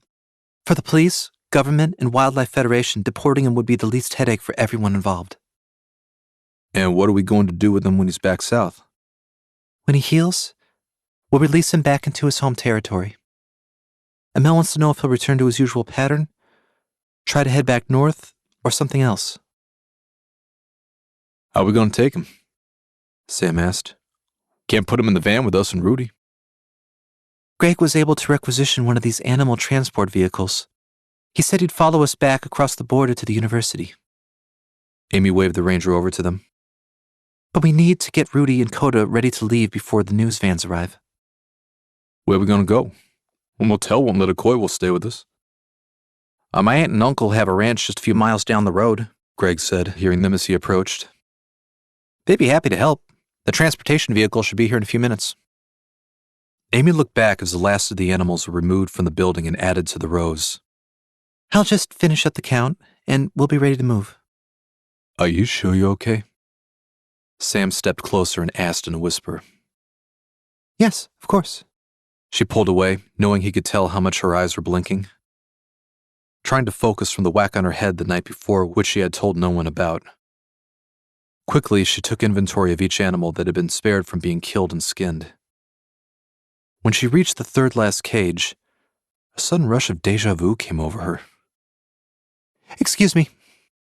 She politely stopped the officer, inspecting the contents of the transparent cage he held in his hands. She scrutinized it closely until pure shock splashed across her face. Oh my God. She took the cage from the officer's hands, thanking him, then set it on the snow next to Coda. Sam! She called. The human's thunderous footfalls echoed in Coda's ear. His head pressed against the blankets, he did not look or care to notice what the object she'd set beside him was. His life had been a profusion of emotions. Hate, anger, fear, sorrow, joy, apprehension, but never before had there been such pure emptiness inside him.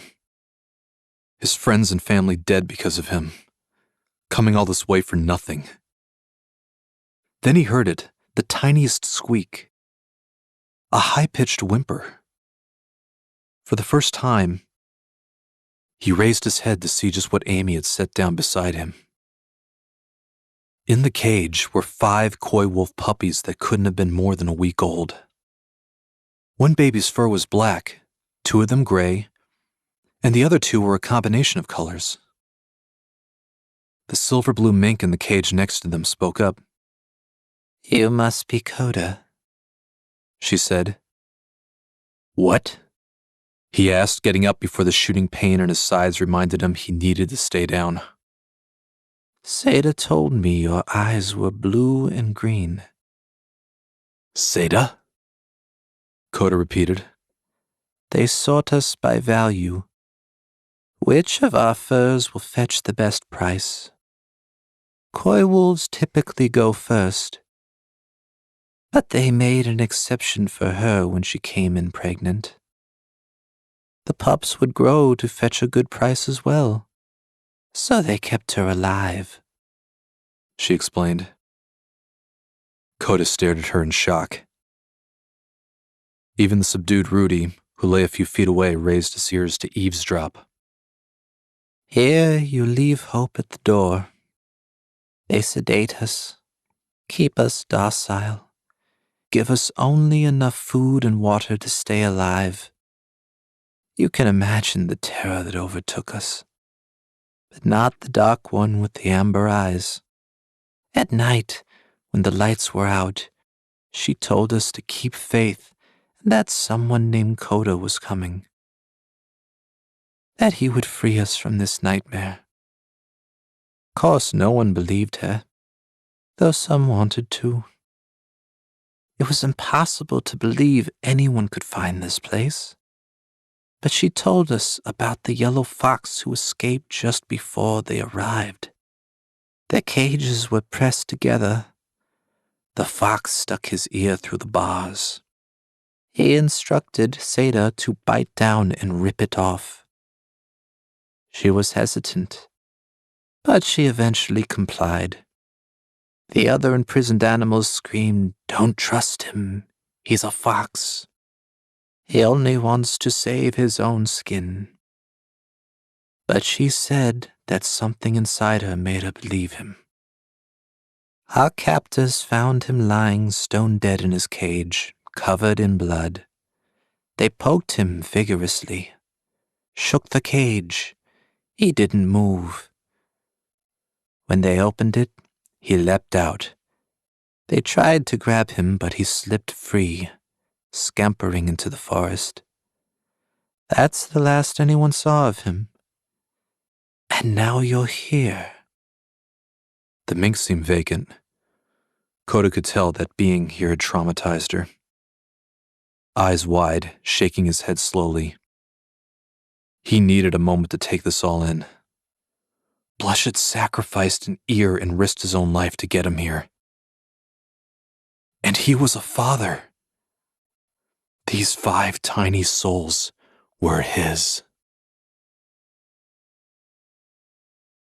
So if you'll just sign right here, this should finalize it, Darren said, handing a black pen to Amel. Dr. Farheed sat across from the vice dean, his dark walnut executive desk between them. I've rarely admitted I was wrong. Something everyone should do at least once, said Amel. You always feel a bit smarter afterwards.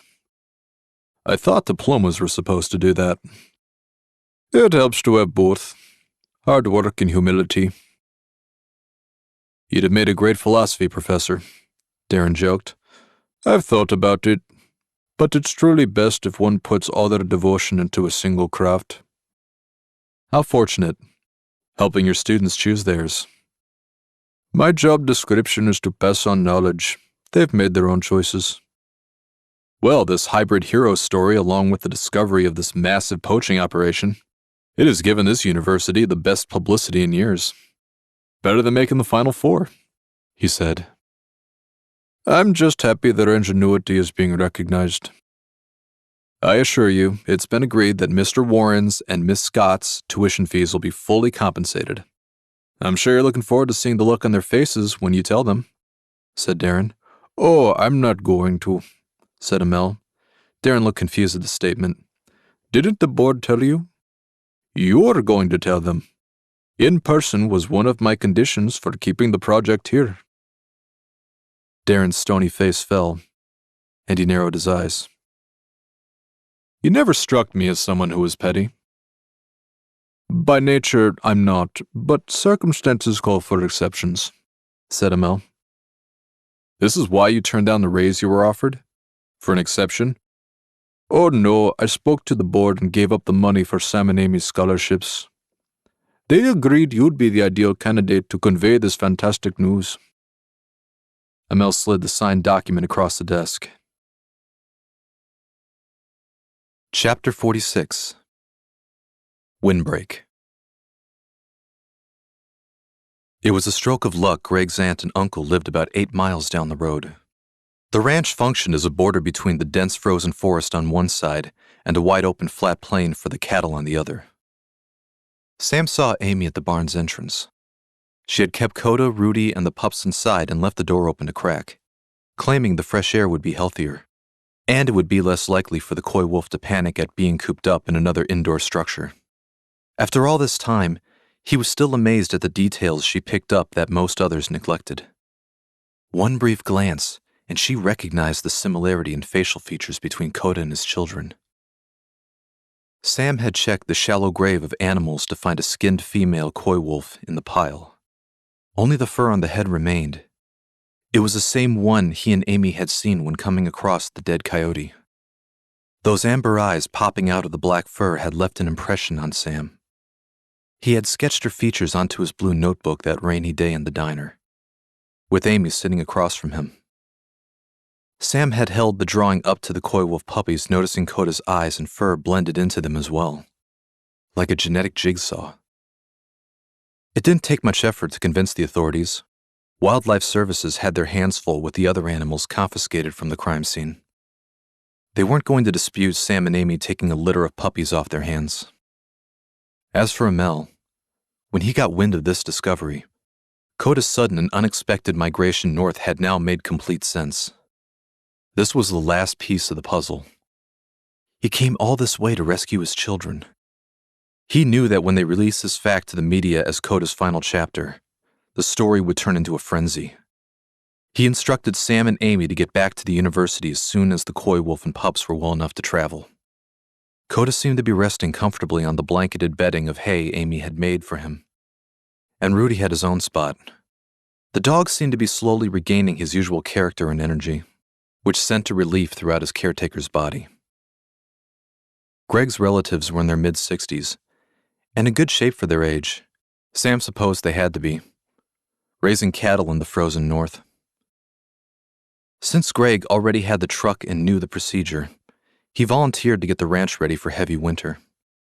Sam had been raised to abhor the idea of being dead weight, so he bundled up against the chilling winds and came out to help, glancing back at Amy to make sure the newborns were fed and safe from the elements. Coda didn't seem to mind the humans handling them, though it could be that he was still a little hazy from the drugs. Greg's aunt assisted her.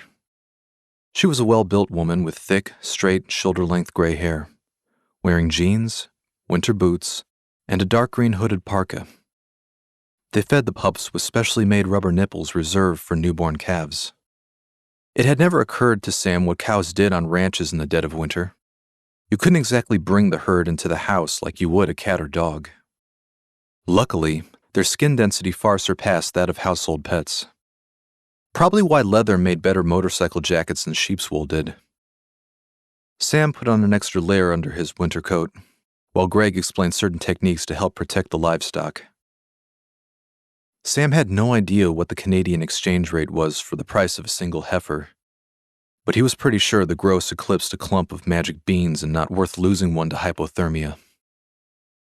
The wind came in heavy as the cattle huddled in the middle of the field to share warmth. It isn't so much about feeding them extra calories to keep up their metabolism between November and March, as it is about helping them avoid the worst of the elements, Greg said, leading Sam to the outskirts of the property. Equipment lay scattered about, waiting to be used when the season or circumstances called for it. There were tarps covering a baler, a tractor, and a manure spreader, and there was a pile of fencing on the ground. What made these fences unique was that they consisted of a flat metal rectangular board sticking straight up to nearly 7 feet high. Thick metal poles held them together.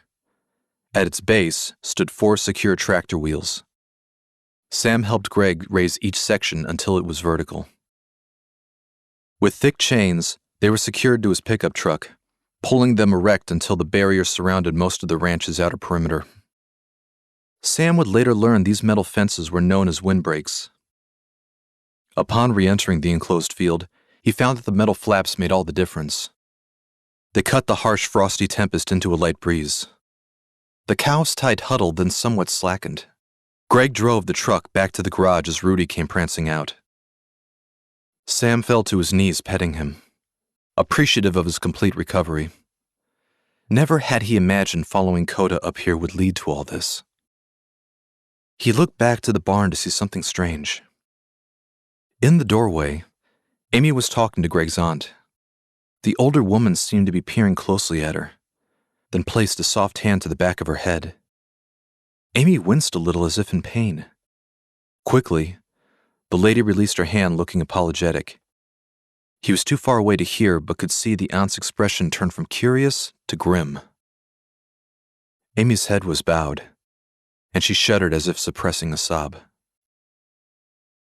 Ignoring Rudy, Sam walked briskly over to them, as the woman pulled her into a firm hug. What's going on? He asked as they broke apart. It's nothing, Amy said, wiping her eyes, trying immensely to regain her composure. I'll get dinner ready, the aunt said, dismissing herself. Sam stared as she walked away, then back to Amy. What's going on? It's just all this running we've been doing, the wolf attack, the snowstorm, saving the girl, the cops, worrying about our scholarships. I guess it's all just finally setting in. She ran her sleeve beneath her eyes, erasing the tears. Sam knew she didn't like being touched, but forced his hand to her upper arm, giving it a firm squeeze as he looked into her eyes. He hoped his own eyes conveyed what he seemed unable to put into words. Suddenly, she threw her arms around his neck, pulling her face into his muscular chest.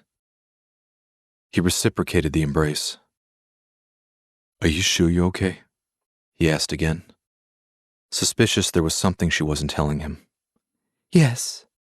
She released him, stepping back. Did he call your mom? Yeah. She's relieved I'm all right and out of custody, but I know she won't stop panicking till I'm back home. He grinned, imagining what she must be going through, having learned about all this. Just then, a sudden thought came to him. Does your mom know? Know what? Amy asked. Know about everything that happened since you went north? Well, Sam rolled his eyes at the answer he knew she was about to give. she's just very busy, and I don't like to bug her. I thought when we get back and get settled a little. Sam pulled his phone out of his pocket, unlocking the screen, forcing it into her hand. Call her. Now. His tone told her this wasn't negotiable. Amy was about to say something when he reached into another pocket, pulling out a tennis ball. Rudy! Sam called to the dog, who sprinted to him at the sight of the round green fuzzy sphere. The wind was now dying down. He threw the ball as the Ridgeback barreled for it.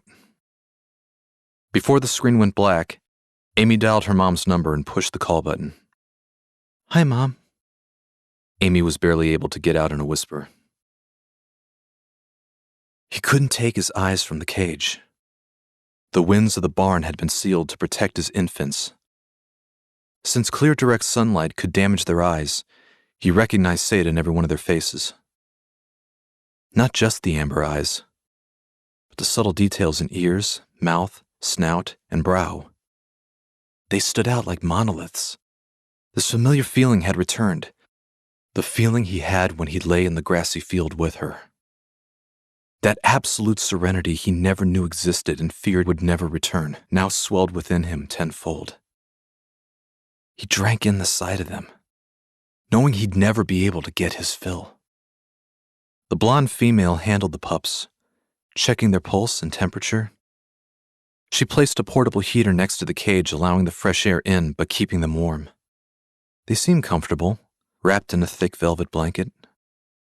What caused him to finally shift his gaze was the necessity to assess his surroundings. The drugs were finally out of his system, and the swelling of his wounds had diminished. He could move, even stand and walk, but only very slowly. He wanted to know what the humans had planned for them. When Rudy had explained he wasn't fluent in the human language, but knew enough they were going to return him to his native ground back down south. When it came to these two humans, Coda no longer harbored any suspicions.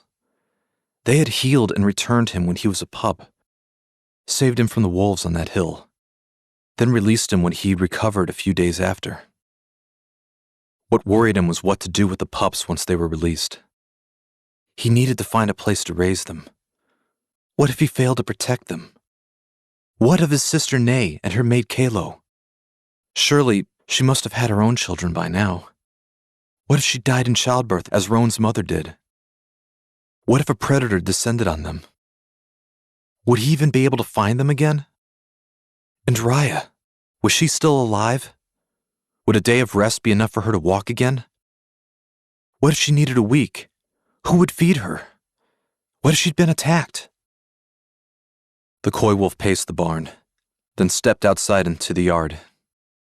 He needed to feel the cold air, fill his senses with the outdoors, get his head back together. The cows in the enclosure were nearly 200 yards across the field, staying close to the windbreak barriers. They didn't seem perturbed by his presence. Born and raised protected by tall fences, they grew never learning to fear predator attack. He could see two elderly humans through the window, with a tall, brown, dark-haired male. He could tell they were preparing a large meal from the smell of cooking meat. Rudy was across the field with the muscular male who threw a small green sphere that the dog boldly pursued. then returned it to be thrown again. Far away, near the large rusty van, he saw the blonde female leaning against it, murmuring something into one of those large black rectangular stones they pressed to their ears. No one seemed to be paying the coy wolf any mind. The end of the fence met as far as the corner of the barn. Right near where he stood, just beyond the barricade, the dense forest lay immobile against the wintry breeze. He could easily disappear into it if he could scale the 4-foot obstacle. But the impulse passed quickly as he remembered that his healing wounds wouldn't allow him to even jump a puddle.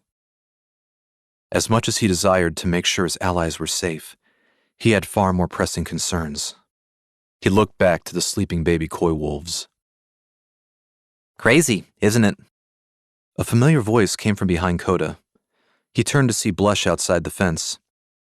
He scaled the wooden rampart, then landed on the other side with finesse. Repeatedly running after a thrown ball, The fox stated, observing Rudy with his master. I've seen crazier, The coy wolf said. Like what? He gave the fox a look of endearment. How about getting your ear ripped off by a female coy wolf, escaping, then braving blizzards and predators to rescue her? He stared at him in appreciative awe. Who told you that? Said Blush. The caged mink. She gave me the whole rundown of how you got out. Why didn't you tell me you sacrificed your ear to get out? Coda asked. If I did, would he believe me? The coy wolf considered the question. Probably not. How can I repay you? The mink, Blush asked. she single? I didn't ask. Damn. He huffed. Rudy approached with the tennis ball in his mouth. The yellow fox turned to him. Hey, it's you! The dog said, spitting out the ball. Yeah, it's me. The fox stepped up to the dog until they were nose to nose. You two know each other? Coda asked. Know 'em? Rudy asked, incredulous. While you were healing in the vet clinic, I stayed at the home of a local human. Every time they let me in the backyard, this little runt came out of the woods asking about you. Were you gonna recover? When were they gonna let you out? You what? Coda looked to Blush in disbelief. Did he think it was a coincidence Elsie found you the same day you left? The fox shrugged. I don't believe this. The coy wolf looked between them. You don't believe it, Rudy said aghast. I'm the one who had to put up with this nut job for nearly 2 weeks. Oh, I'm the nut job? Blush retorted. Bet your tail. There's no way the Bills are making it to the playoffs, Rudy growled. Oh, and you think the Titans have a better shot? He retorted. We drafted Wilson and Simmons in the first round. You think that's going to make up for losing Casey and Walker? Damn straight, you win on touchdowns, not field goals and a prayer. You've got no real offense. We finally drafted a star quarterback who half the time can't hit the broad side of the stadium he's playing in. Am I supposed to know what you two are talking about? Coda asked. It's very simple, Came another voice as they all turned to see a slender black feline on top of the fence. What they're saying is, my billionaires are better than your billionaires. Elsie, Coda said, watching the cat leap to the snow just as the fox had a moment ago. Raya, he said, rushing up to her. Is she? She's fine. After a day of resting, she's leaning on her good legs. She sent me ahead to check on you. While you were lying in the snow, being treated by the humans, Blush found me, told me what happened and how you found Seda and the children. I ran back to tell Raya everything. Further down the field, Sam looked in awe at the committee of different animals that had suddenly formed around Coda. He began to walk toward them as the fox looked from the human to the tennis ball in the snow. Bet I can fetch that before you can, he challenged Rudy. You're on. The dog gave a wry smile, chasing the fox, who took the ball and placed it at the human's feet. Sam watched as they wagged their tails eagerly. Amused, he chucked the ball into the open field as hard as he could. Where's Raya? Coda asked Elsie. She's close, but doesn't want to be spotted by the humans. I love you, Mom, Amy whispered, holding back a small sob before hanging up the phone. Her mom could tell something was wrong, but did not address it. She was simply astounded by the adventure her daughter had had, not getting much of the mainstream American media in Europe. She praised her for all she'd accomplished, especially helping save the girl. Amy's guilt over the outburst she'd had at her mom just before chucking her phone out the window had dissipated, though dread and pain at her recent ordeal remained. Greg's aunt had worked as a medic. She had instantly noticed the goose egg on the back of Amy's head, and Amy's eyes told her everything. She had said nothing to the elderly woman, and was thankful she didn't ask any questions. A violent shudder washed over her that had nothing to do with the winter cold. Ready to fall to pieces, she wanted to tell someone, but anxiety, shame, and nearly a dozen other terrible feelings would accompany that action. She felt she would explode like a dam from the irreparable damage. Just then, another sensation came over Amy, taking her out of her nerve-racked state. A black feline firmly caressing her calf muscle. Leaning down, she stroked its head as it let out a row of meows. Picking it up, Amy could feel its body trembling, clearly unaccustomed to the extreme cold of the outdoors. Those lemon-yellow eyes met her light blues as the cat nuzzled her forehead firmly against Amy's chest. Out of the corner of his eye, Coda turned to the forest to see something amid the trees. It was Raya, making her way down to the fence. "You okay?" he asked, rushing to the gate. Elsie may have assured him of her safety, but seeing her truly gave him relief. Yeah. She peered around, seeing only 2 humans on the property, Bless distracting one and Elsie the other. "You found Seda," she sniffed, trying to keep her voice even. "I did." "I never expected we'd find her alive," Raya confessed. "Neither did I. We would have if I'd gotten here sooner." He lowered his head. "The children, are they healthy?" She asked. "Yes. At least Rudy says so. He's almost as fluent in two-legged speech as Blush." "That's good." She peered over to see the young bundle in the blanket near the open ranch door. "They look like her. Most of them." "Yeah," he said. "Aren't you happy? You're a father." "Honestly, I don't know what I feel.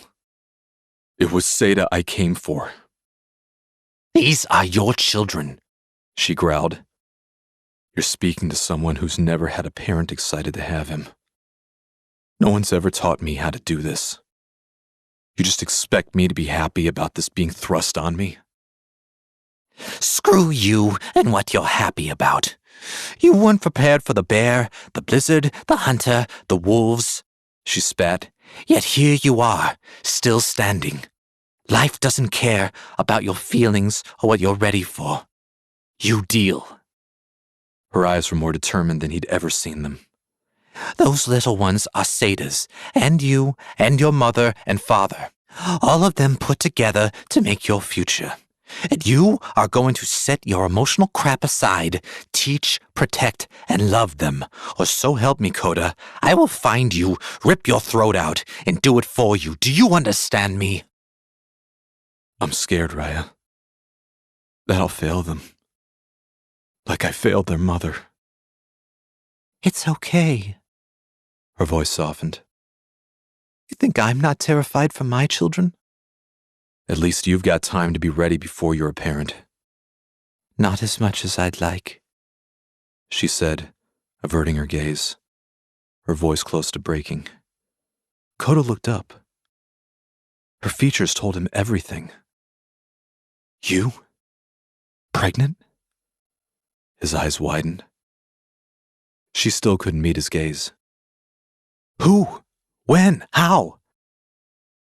"Jerry, some time ago. Long story." What are you gonna do? "I'm going to find Jerry's human family. Back at the town we passed. I'll raise them there." What if they don't take you? Coda asked. "Then I'll go south to Fazen's pack." That's a long way. You're carrying a litter. Do you think you can make it? I'll have help, she reassured him. Who? Raya looked back to see a large brown she-wolf sneaking over to them. Nevra, he said, surprised.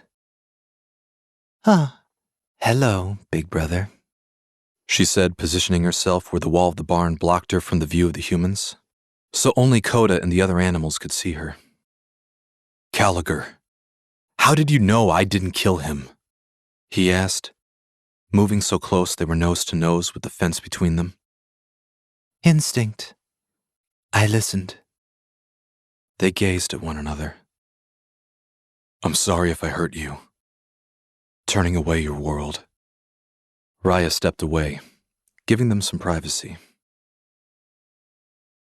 I'm glad you did. She indicated her niece and nephews.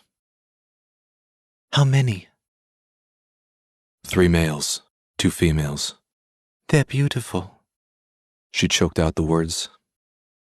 Take after their mother, he said. I'm sorry you couldn't save her, said Nevra. Never truly thought I would, he confessed. Then why did you keep going? She asked. Instinct. I had to. Nevra peered over Coda's shoulder at the humans, particularly the dark one playing fetch with the fox and dogs she'd battled with earlier. Are you going to be okay? Yes, he said. The pack's waiting for me in the forest. I'll make sure Raya gets there. I take it they have a new leader? They're making do with what they've got. She smiled. Then they'll be just fine. He nodded. I'm going to miss you. We'll see each other again, said Coda. You think so? She asked. No. But I feel it. I'll meet you in the forest, Nevra told Raya, giving Coda one last glance before leaving, careful to keep the barn between her and the humans as she disappeared into the frosted foliage. The fox came running up, panting heavily. Hi, what'd I miss? My sister's now leading the pack. Raya's pregnant with Jerry's children. Nevra will be escorting her to live with his human family, Coda explained. Mazel tov. Said Blush, as he turned to see Rudy running over to them. Okay, whatever the dog says, I swear it was an accident. You bit me!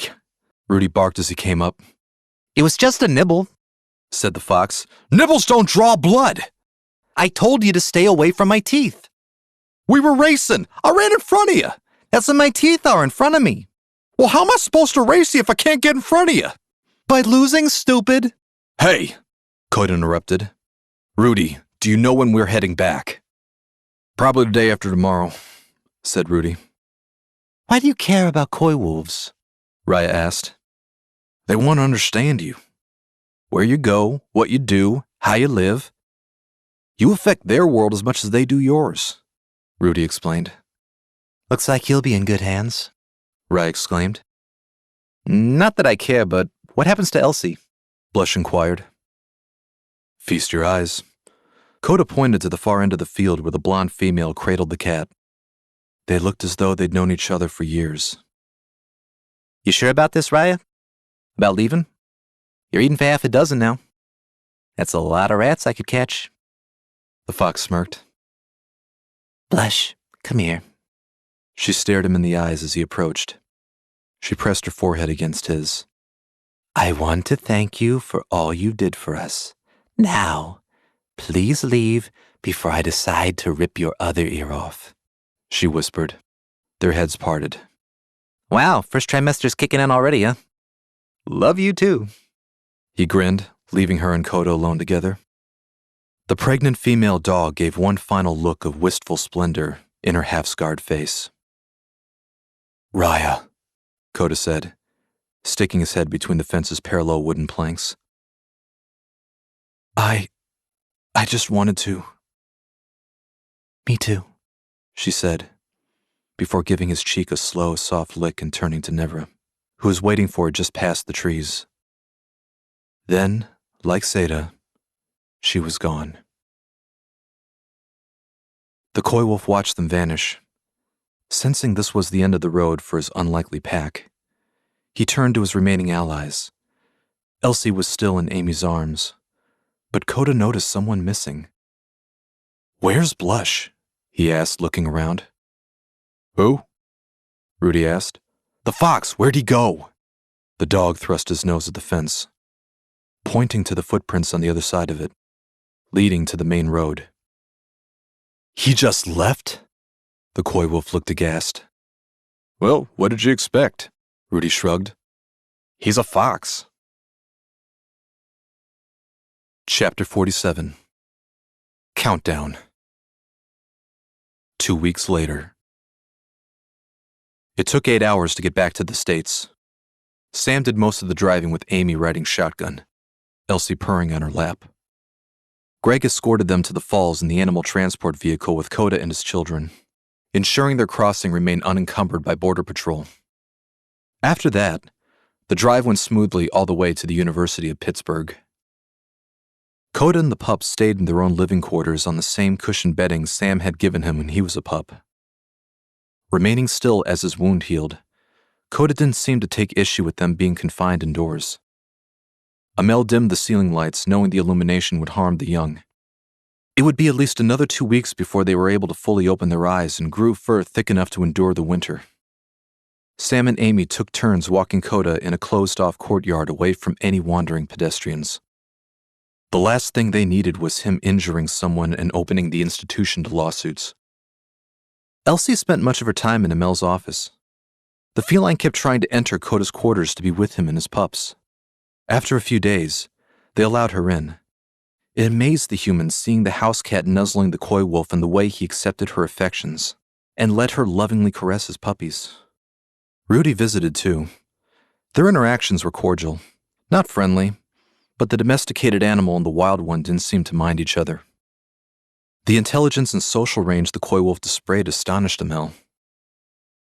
Sam sat at his desk leaning over his notebook, colored pencils laid out beside him as he scribbled vigorously. The large TV in the lab showed bundled up pedestrians packed in Times Square waiting for the ball to drop. You wouldn't have known it was New Year's Eve by his attire. He was wearing a plain gray t-shirt and blue jeans. He had told everyone who invited him to a party that he had a previous commitment.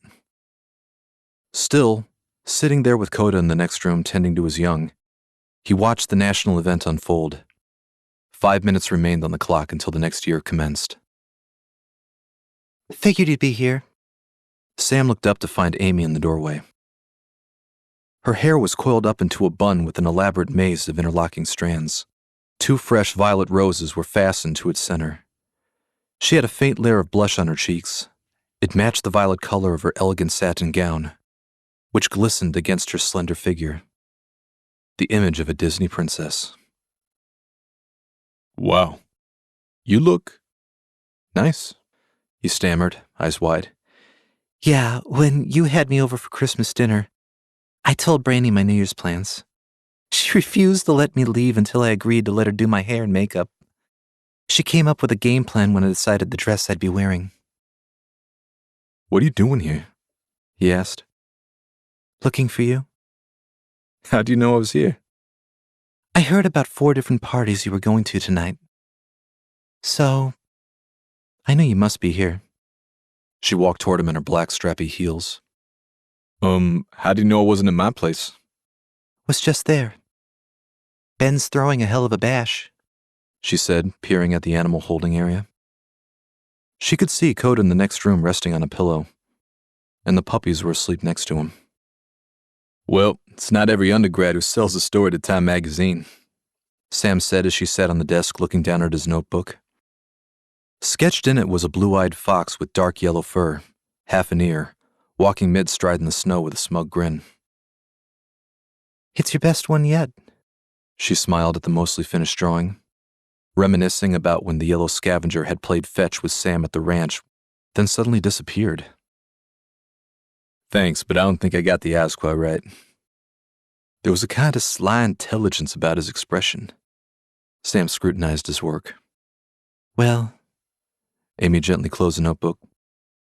All the girls at the party kept asking about you, and the pad and pencils aren't going anywhere. When you've been to enough parties, they're all the same, he explained. That's the first party I've been to in 9 years, she said. Really? I was 12 years old. It was some girl's birthday, not a friend or anything. My mother had her mother invite me and made me go. After the presents and cake, when the adults weren't looking, the girls locked me outside. I knocked for 5 minutes. Nobody answered. So I threw a rock through a window and let myself back in. Then, the next day, my mother transferred me to another school for the 3rd time. She never made me go to a party again. After 3 years, he knew these uncomfortable truths were not meant to unsettle him. She never seemed completely aware of the effect her words had on others. So how'd tonight's party go? Strange. Strange how? Right before we went north, a bunch of girls came up to me and wanted to know how I made the dress I wore that night at the club. When we got back, they asked me to help make dresses for New Year's, so they would save a few $100s. And I did. They invited me to this huge, exclusive event tonight in a big VIP lounge. I was going to say no. I thought they were going to pull a prank on me for punching Shauna, but Amel convinced me to try. So I took an Uber, and the music was good, and everybody wanted to hear about what happened to us. A lot of guys wanted to dance with me. I did with a few. Most were gentlemen. Then Shauna showed up and apologized to me. We were laughing, taking selfies together. And that was weird? He asked. Yes. Being in a room, everybody liking me, wanting me there. I was terrified. Why? Because I was expecting something to go wrong at any minute. Or to say something offensive, scary, or just anger them like I've always done. The better it got, the more I couldn't breathe. So I got out before I suffocated. The alcohol had Amy a little choked up. And then you came here? To what? To be with the animals? No. I came here because of you, she said. What? He asked. For the first time in my life, I knew what it felt like to be accepted. And all I wanted was to be freezing to death, trapped in a van, arguing with you. Please tell me I'm crazy. Amy. He got to his feet, taking a small step toward the beautiful girl in the chair across from him. You're the sanest person I know. He noticed Amerique's white oval scrimshaw pendant draped across her otherwise bare chest. It went perfectly with her outfit. And here it is, the countdown, the talk show host announced, and then thousands erupted in unison. 10, 9, 8. Sam took another step toward Amy, extending his open palm. 7, 6, 5. Her breath was shallow, eyes frightened. She was gazing up at him. 4, 3, 2. She took his hand. Effortlessly, he pulled the princess to her feet. 1. His burning curiosity to know the taste of her lips was finally answered. The New Year's theme song played as she learned just how strong and firm his back and shoulders truly were, how gentle his hands felt on her waist. Fireworks echoed faintly from outside. A pair of eyes, one green, one blue, looked through the window and saw the dark and light two legs entwined. Winter had set in throughout the suburbs of West Pittsburgh. The sun beat down on him stronger than it had in months. With a stiff call, he rallied his kids. They had only learned to walk about 9 days earlier and still seemed to be perfecting the art. It felt strange. Coda thought back to the previous weeks, first taking the most unlikely of friends you could have ever imagined on such a journey, only to have everyone leave. Now he was stuck with these tiny creatures he loved with all his heart. But at that same time, they were complete strangers. Coda kept a sharp eye out for dangerous animals. A hawk or owl wouldn't hesitate to swoop down and take one of them out. He had to get them back to the cavern in the state park. He could think of no other place that would be both safe and large enough. He hoped his sister was still there. Though it had only been 6 weeks, it felt like a lifetime ago he'd seen the streets and fields. They couldn't survive too long out in the elements, especially when night fell. Then a familiar scent hit him. He'd have known it anywhere. The outline of a creature formed through the thicket. "Kalo?" he said. Kalo stepped into the light. You're back! There was a fresh black line across his neck. His legs and back had been recently injured, though Coda's fading wounds must have raised some questions from him as well. "Is Nay okay?" They came face to face. Oh, yeah, she's fine. I'm a father of 4. 3 females and 1 male. Kalo said with pride. "What happened to you?" Coda indicated his wounds. Oh, this? I came across a coyote a few days ago. "A coyote?" Yeah, big fella. He had only 1 eye. Tried to take the cavern.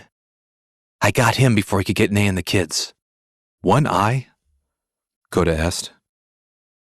"Was it by any chance the left one?" Yeah, how'd you know? "A lucky guess." Are those? Kalo looked at the pups. "They're Setas," Coda confirmed as little Raya ushered them over. I don't believe it. You found her.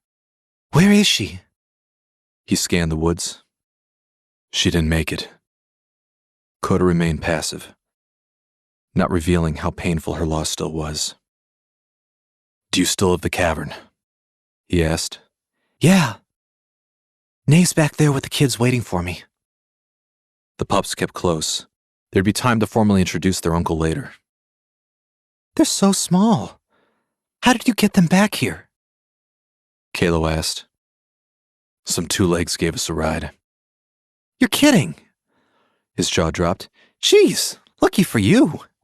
They brought you so close to the den. They could have frozen to death in this weather. "Yeah, lucky." Coda didn't share his true thoughts. He didn't think it was luck. They knew where to drop him off when he was a pup. Where he was on that mountaintop, somehow they always knew where he was and yet left him alone to live his life. As he drew closer, he felt relief at Nay's scent. The large cavern was covered in snow. The stream running through the middle was now frozen solid. Icicles dangled the rows above the cabin's entrance like white curtains of teeth. He approached the entrance when someone came crawling out. Eyes beady, almost shut, a shivering pup. Coda straightened up. She was young, very young, only a little over a week old, making the cutest little whine, and was not afraid of Coda but looked at him curiously. The eyes were familiar. They were eyes he'd known his whole life, his mother's eyes. Then, another familiar figure appeared. Her soft, light brown fur glistened in the sun. She stared at the coy wolf, shaking her head as if she was unsure he was truly there. Coda? "Hey, sis. Did he miss me?" Chapter 48. The Way of the World. Very little had changed. Not the city, the suburbs, the forest, the valley, or the mountains. Not a stone had moved, nor a branch had bent. The one difference was his family's home. The machines had finally plowed through his old den, trees cut, foundation uprooted.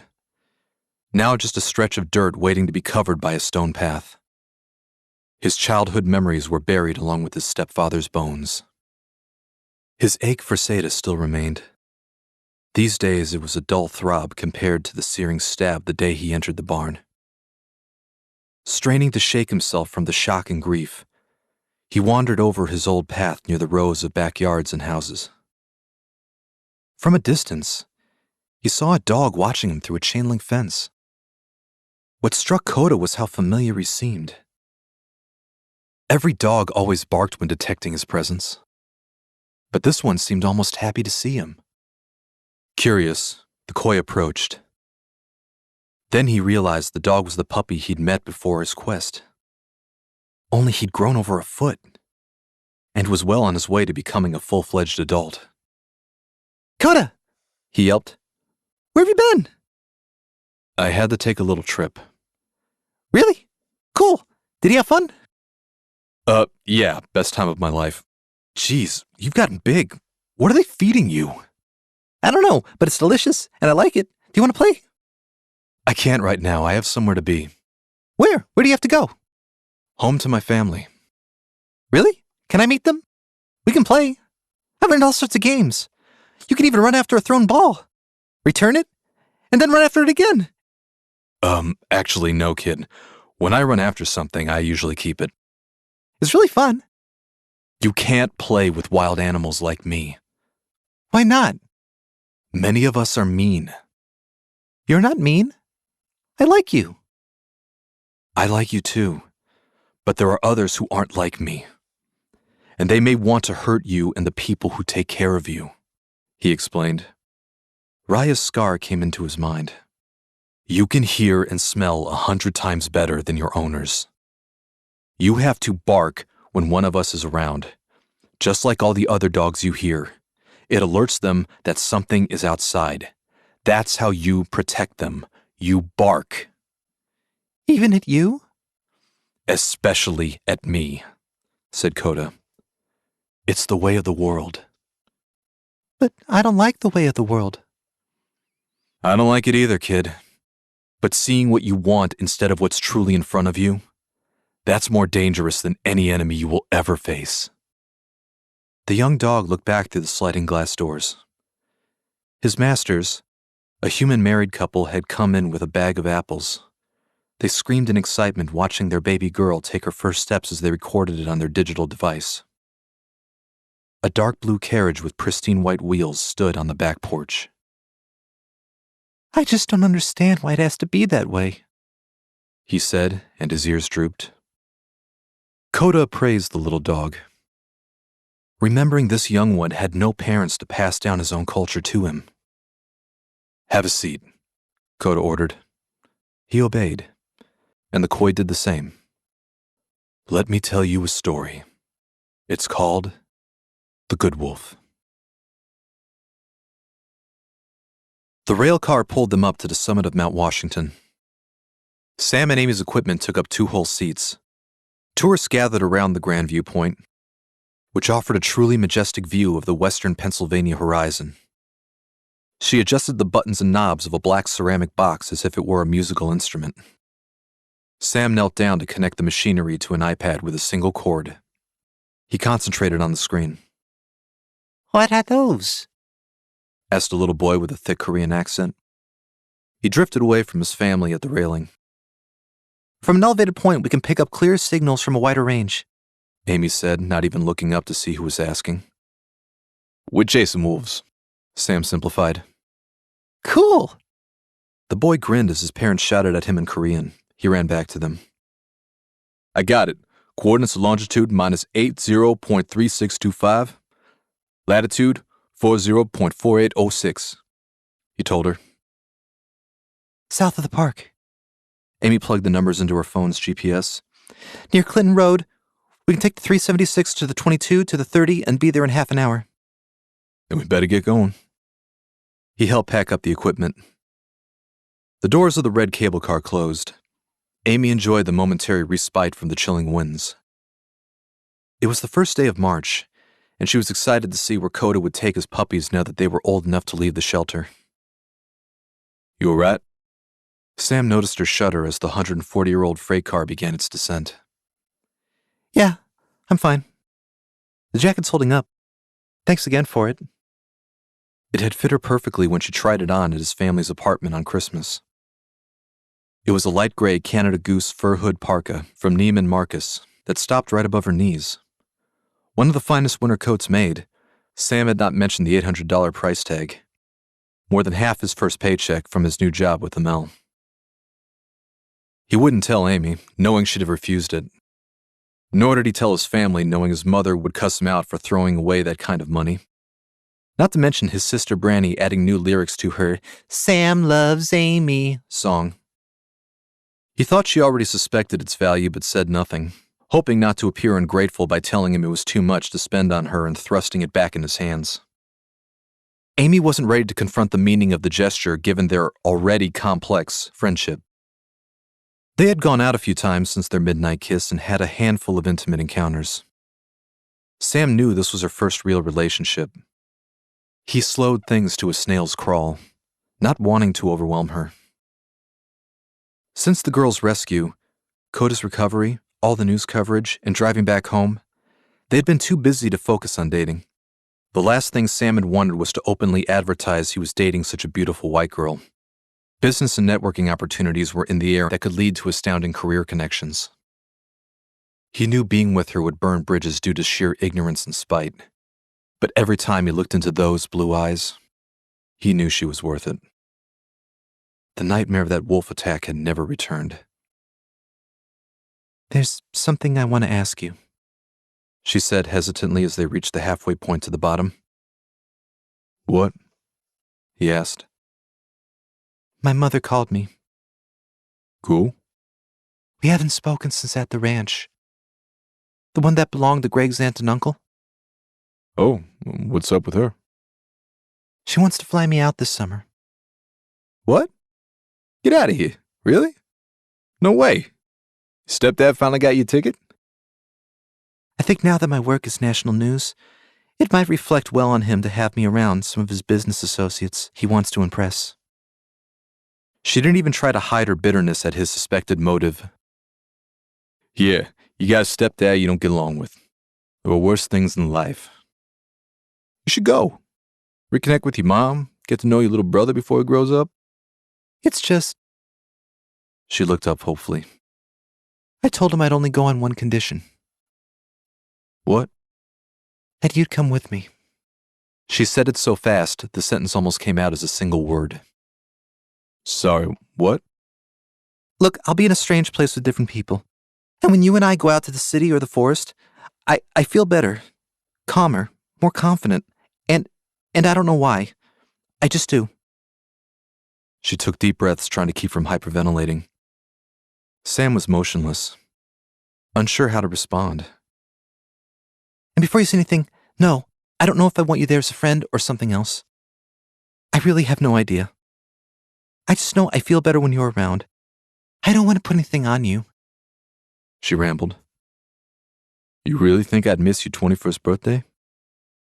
Her cheeks flushed red. "It'd be nice not to have to borrow another blonde's ID." She smiled. The trolley doors opened at the bottom of the hill.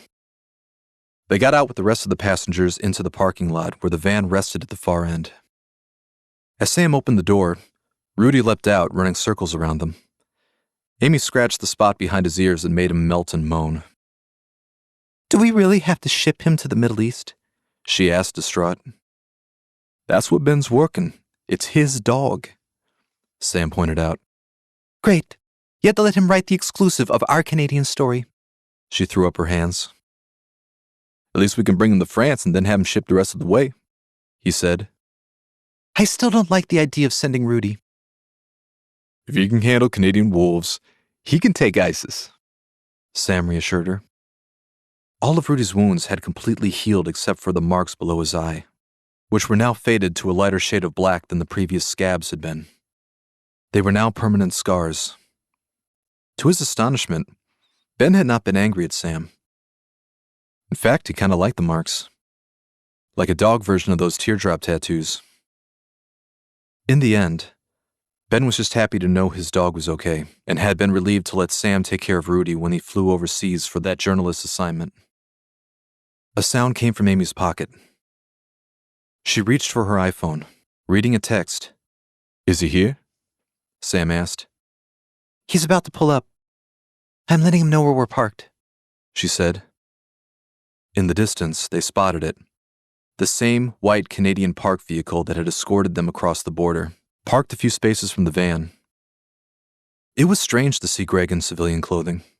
Sam had recently learned that he and Amy had been corresponding since Sudbury.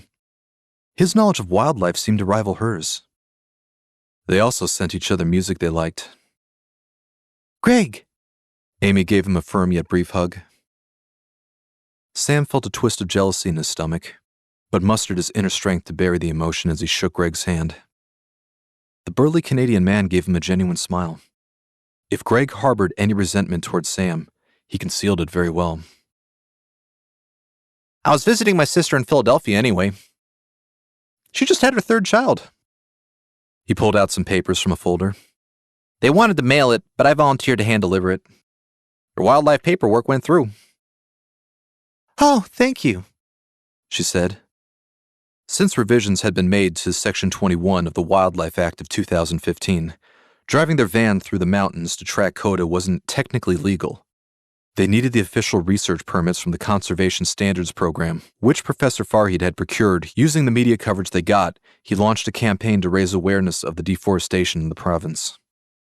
Appreciate it, man. Sam gave him a friendly pat on the shoulder. Glad to have the bureaucratic red tape over with. I don't know how to thank you, Amy said. I saw on your band's Facebook page you're playing tonight. Could let me watch you perform. That'd be a start, he said. She leapt at the large man and gave him a big hug, which made Sam stiffen. You'll be the guest of honor. Yeah, we all going out tonight after, Sam suggested. He hoped he could get Greg in the presence of some other attractive women attending. Rudy pushed his way to the park ranger.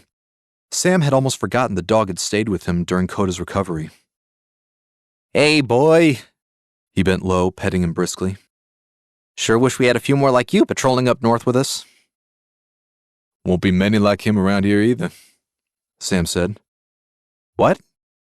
Sam escorted Rudy to a patch of dirt, allowing him to urinate.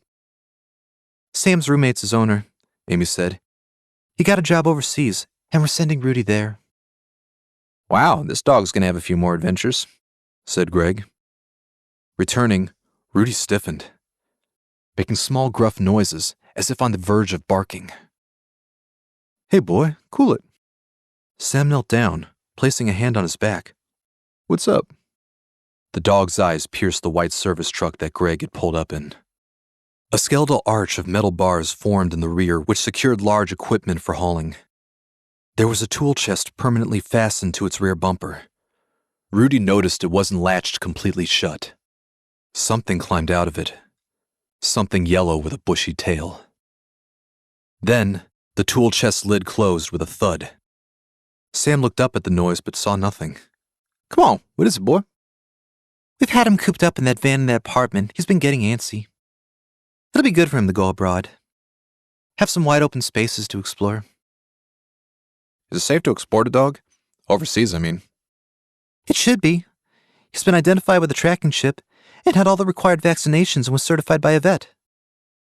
Corralling Rudy back inside, Sam tapped his wrist, reminding Amy of the time. Oh, yeah. We have to get going. But you have tonight's info on the Facebook page, right? Sure. Greg nodded. Cool. We'll meet you there. First drink's on me. Sam gave Greg a genuine nod as they boarded the van. All that jealousy diminished when Sam remembered who she had invited to come to Paris. No. Elsie leapt onto Amy's lap in the passenger seat as Sam started the engine. Okay, hold on, I've got it. She fumbled through her pocket, pulling out a salmon-flavored treat. The cat devoured it. Amy stroked her spine all the way to her tail. Flashes of the butt of the rifle in her skull returned. Often. Still, she had told no one, not even Sam. Just continued to push the memory away. Elsie seemed to detect the tense energy ravaging her in sporadic bursts. The cat had always caressed and nuzzled Amy when she fell into these fits of despair, helping to calm her. Rudy poked his head out to the front of the van between the human passengers, looking at the black cat sporting the white leather collar with a single word etched onto the side of it. Ellen. Elsie actually kind of liked the name. Made her feel a little more mature. Rudy, don't crowd her. Amy pushed the dog away from the salmon, making him sit. When finished, the cat leaned against the passenger window, darting her eyes around as if looking for something. "Where to?" Sam asked. Take the 736 west, She said. She opened the radar app. Locking the iPad into the dashboard's central holder, he turned left, merging with the dissipating rush hour traffic.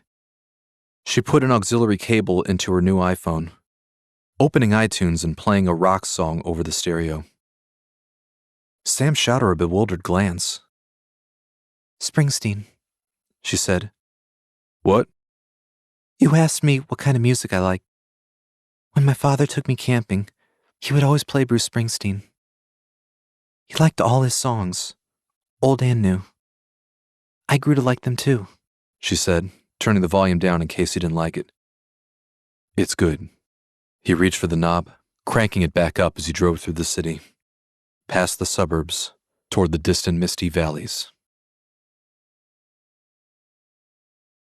The frozen water had thawed into a stream which ran through the middle of the cavern. The last of the icicles, chiming droplets over its entrance. "Rise and shine! Wake up, you lazy loafers!" Coda called inside. Huh, 5 more minutes, Dad. A young female's voice groaned. What she really means is 15. Raya said, prancing out, giving her father a loving caress. Dad, why does Roan get to have his own room? Elsie followed her sister out, droopy-eyed. "Because he's the biggest," said Coda. It isn't fair. Oh, knock it off. At least you don't have to bunk with this one. Jerry said as he came out, indicating the brother behind him. Bring home one dead skunk, they never let you forget it. Blush muttered, emerging from his section of the cavern. Come on, you guys. We've been dreaming of this day forever. How about a little excitement? Roan said, coming out. Please let us wake up first. Elsie yawned. "All right, gather round, kids," Coda ordered, lining them up. He noticed how much they'd grown, over 9 inches. "It's your first day out, so I'm going to take you around the border to downtown, show you the best scavenging spots and hunting grounds. Then circle back to meet up with Aunt Nay and your cousins." The children stuck their tongues out, wagging their tails eagerly. "So I'm going to see some hustle, and more importantly, you listen to everything I say." Yes, Father, They spoke in unison. All except one pup, who was chewing on his back. "Blush," Coda called. Yeah? He snapped his head around. "What did I just say?" Something about porcupines? Ryan and Elsie snickered. "Close enough. Now follow me, stay quiet, alert, and, no matter what happens, listen to your instincts, because it's the only way to—" Fulfill your harvest. All of them answered at once. Jackpot. He smiled as the new young pack raced through the thawing wilderness. The kids galloped past houses and fences, through parks and fields, and the desolate suburban streets. A crew of orange-jacketed construction workers spotted the family frolicking by. They hollered in excitement. "Hey, it's not a race," Coda called to the young ones trying to outrun each other. "It's the journey," he whispered to himself. He led them past luscious green towards the distant skyscrapers of downtown Pittsburgh, silhouetted in black by the morning sun. A van drove down a back road behind them in the far distance. Epilogue. A wooden crate with air holes blended in with the rest of the boxes of the supply truck, driving along a desolate desert road. The truck skidded to a halt right outside a village of white stone and wooden huts. A man used a thin stick to guide his flock of sheep across a sandy path. A frail old woman wearing a tattered black veil was bent over low enough to reach her toes, lugging a sack of barley on her back toward the center of town. Children could be heard playing up the road as she passed the parked truck. Stopping for a moment, she thought she heard a sound, like a faint growl, but she continued on, shrugging.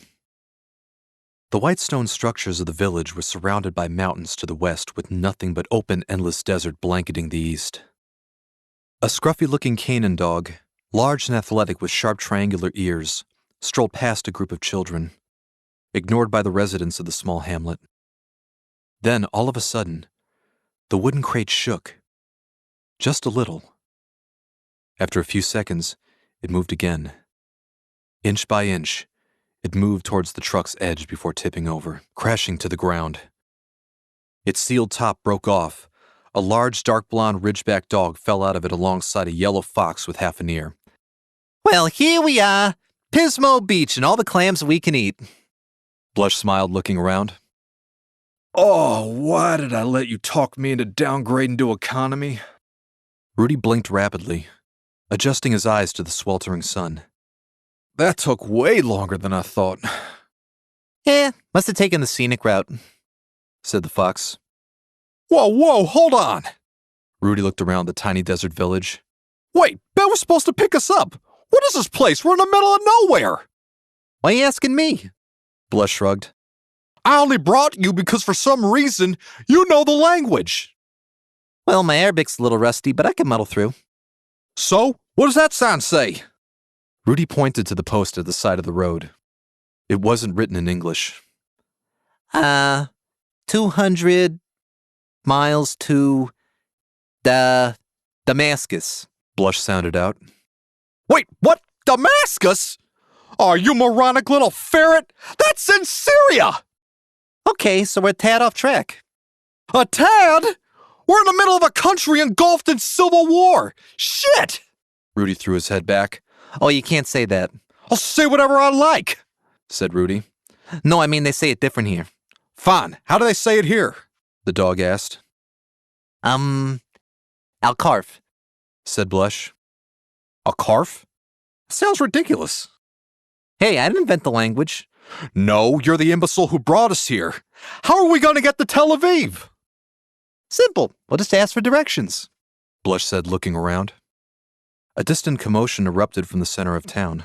Fine. Who are we going to ask? Rudy said as the Canaan dog galloped past them, shouting at the top of his lungs. Nasra Karish Fiataziz! He screamed. What's that he said? Rudy asked. I'm not sure. Blush scratched his head. Something about drone, coming? The dog suddenly noticed the streets around them were empty. Not a soul in sight except for the sheep, abandoned by their owner whose whacking stick was on the ground. The securely tied bushel of barley lay upon the road, and the old woman it belonged to had vanished. A shrill noise emerged, faint at first. Then it grew louder until it was wailing like a banshee. Oh, Al-Karf! Rudy yelled. The concussive blast tore each eardrum. Flecks of pebbles, sand, and pieces of the cargo truck showered their backs as they sprinted into the open desert. This is the last time I fly United! The dog screamed. To be continued. The end. Special thanks to the D-Notes for providing their song, Let Us Run For It. Music provided by freestockmusic.com. Creative Commons Attribution Share Alike 3.0 Unported.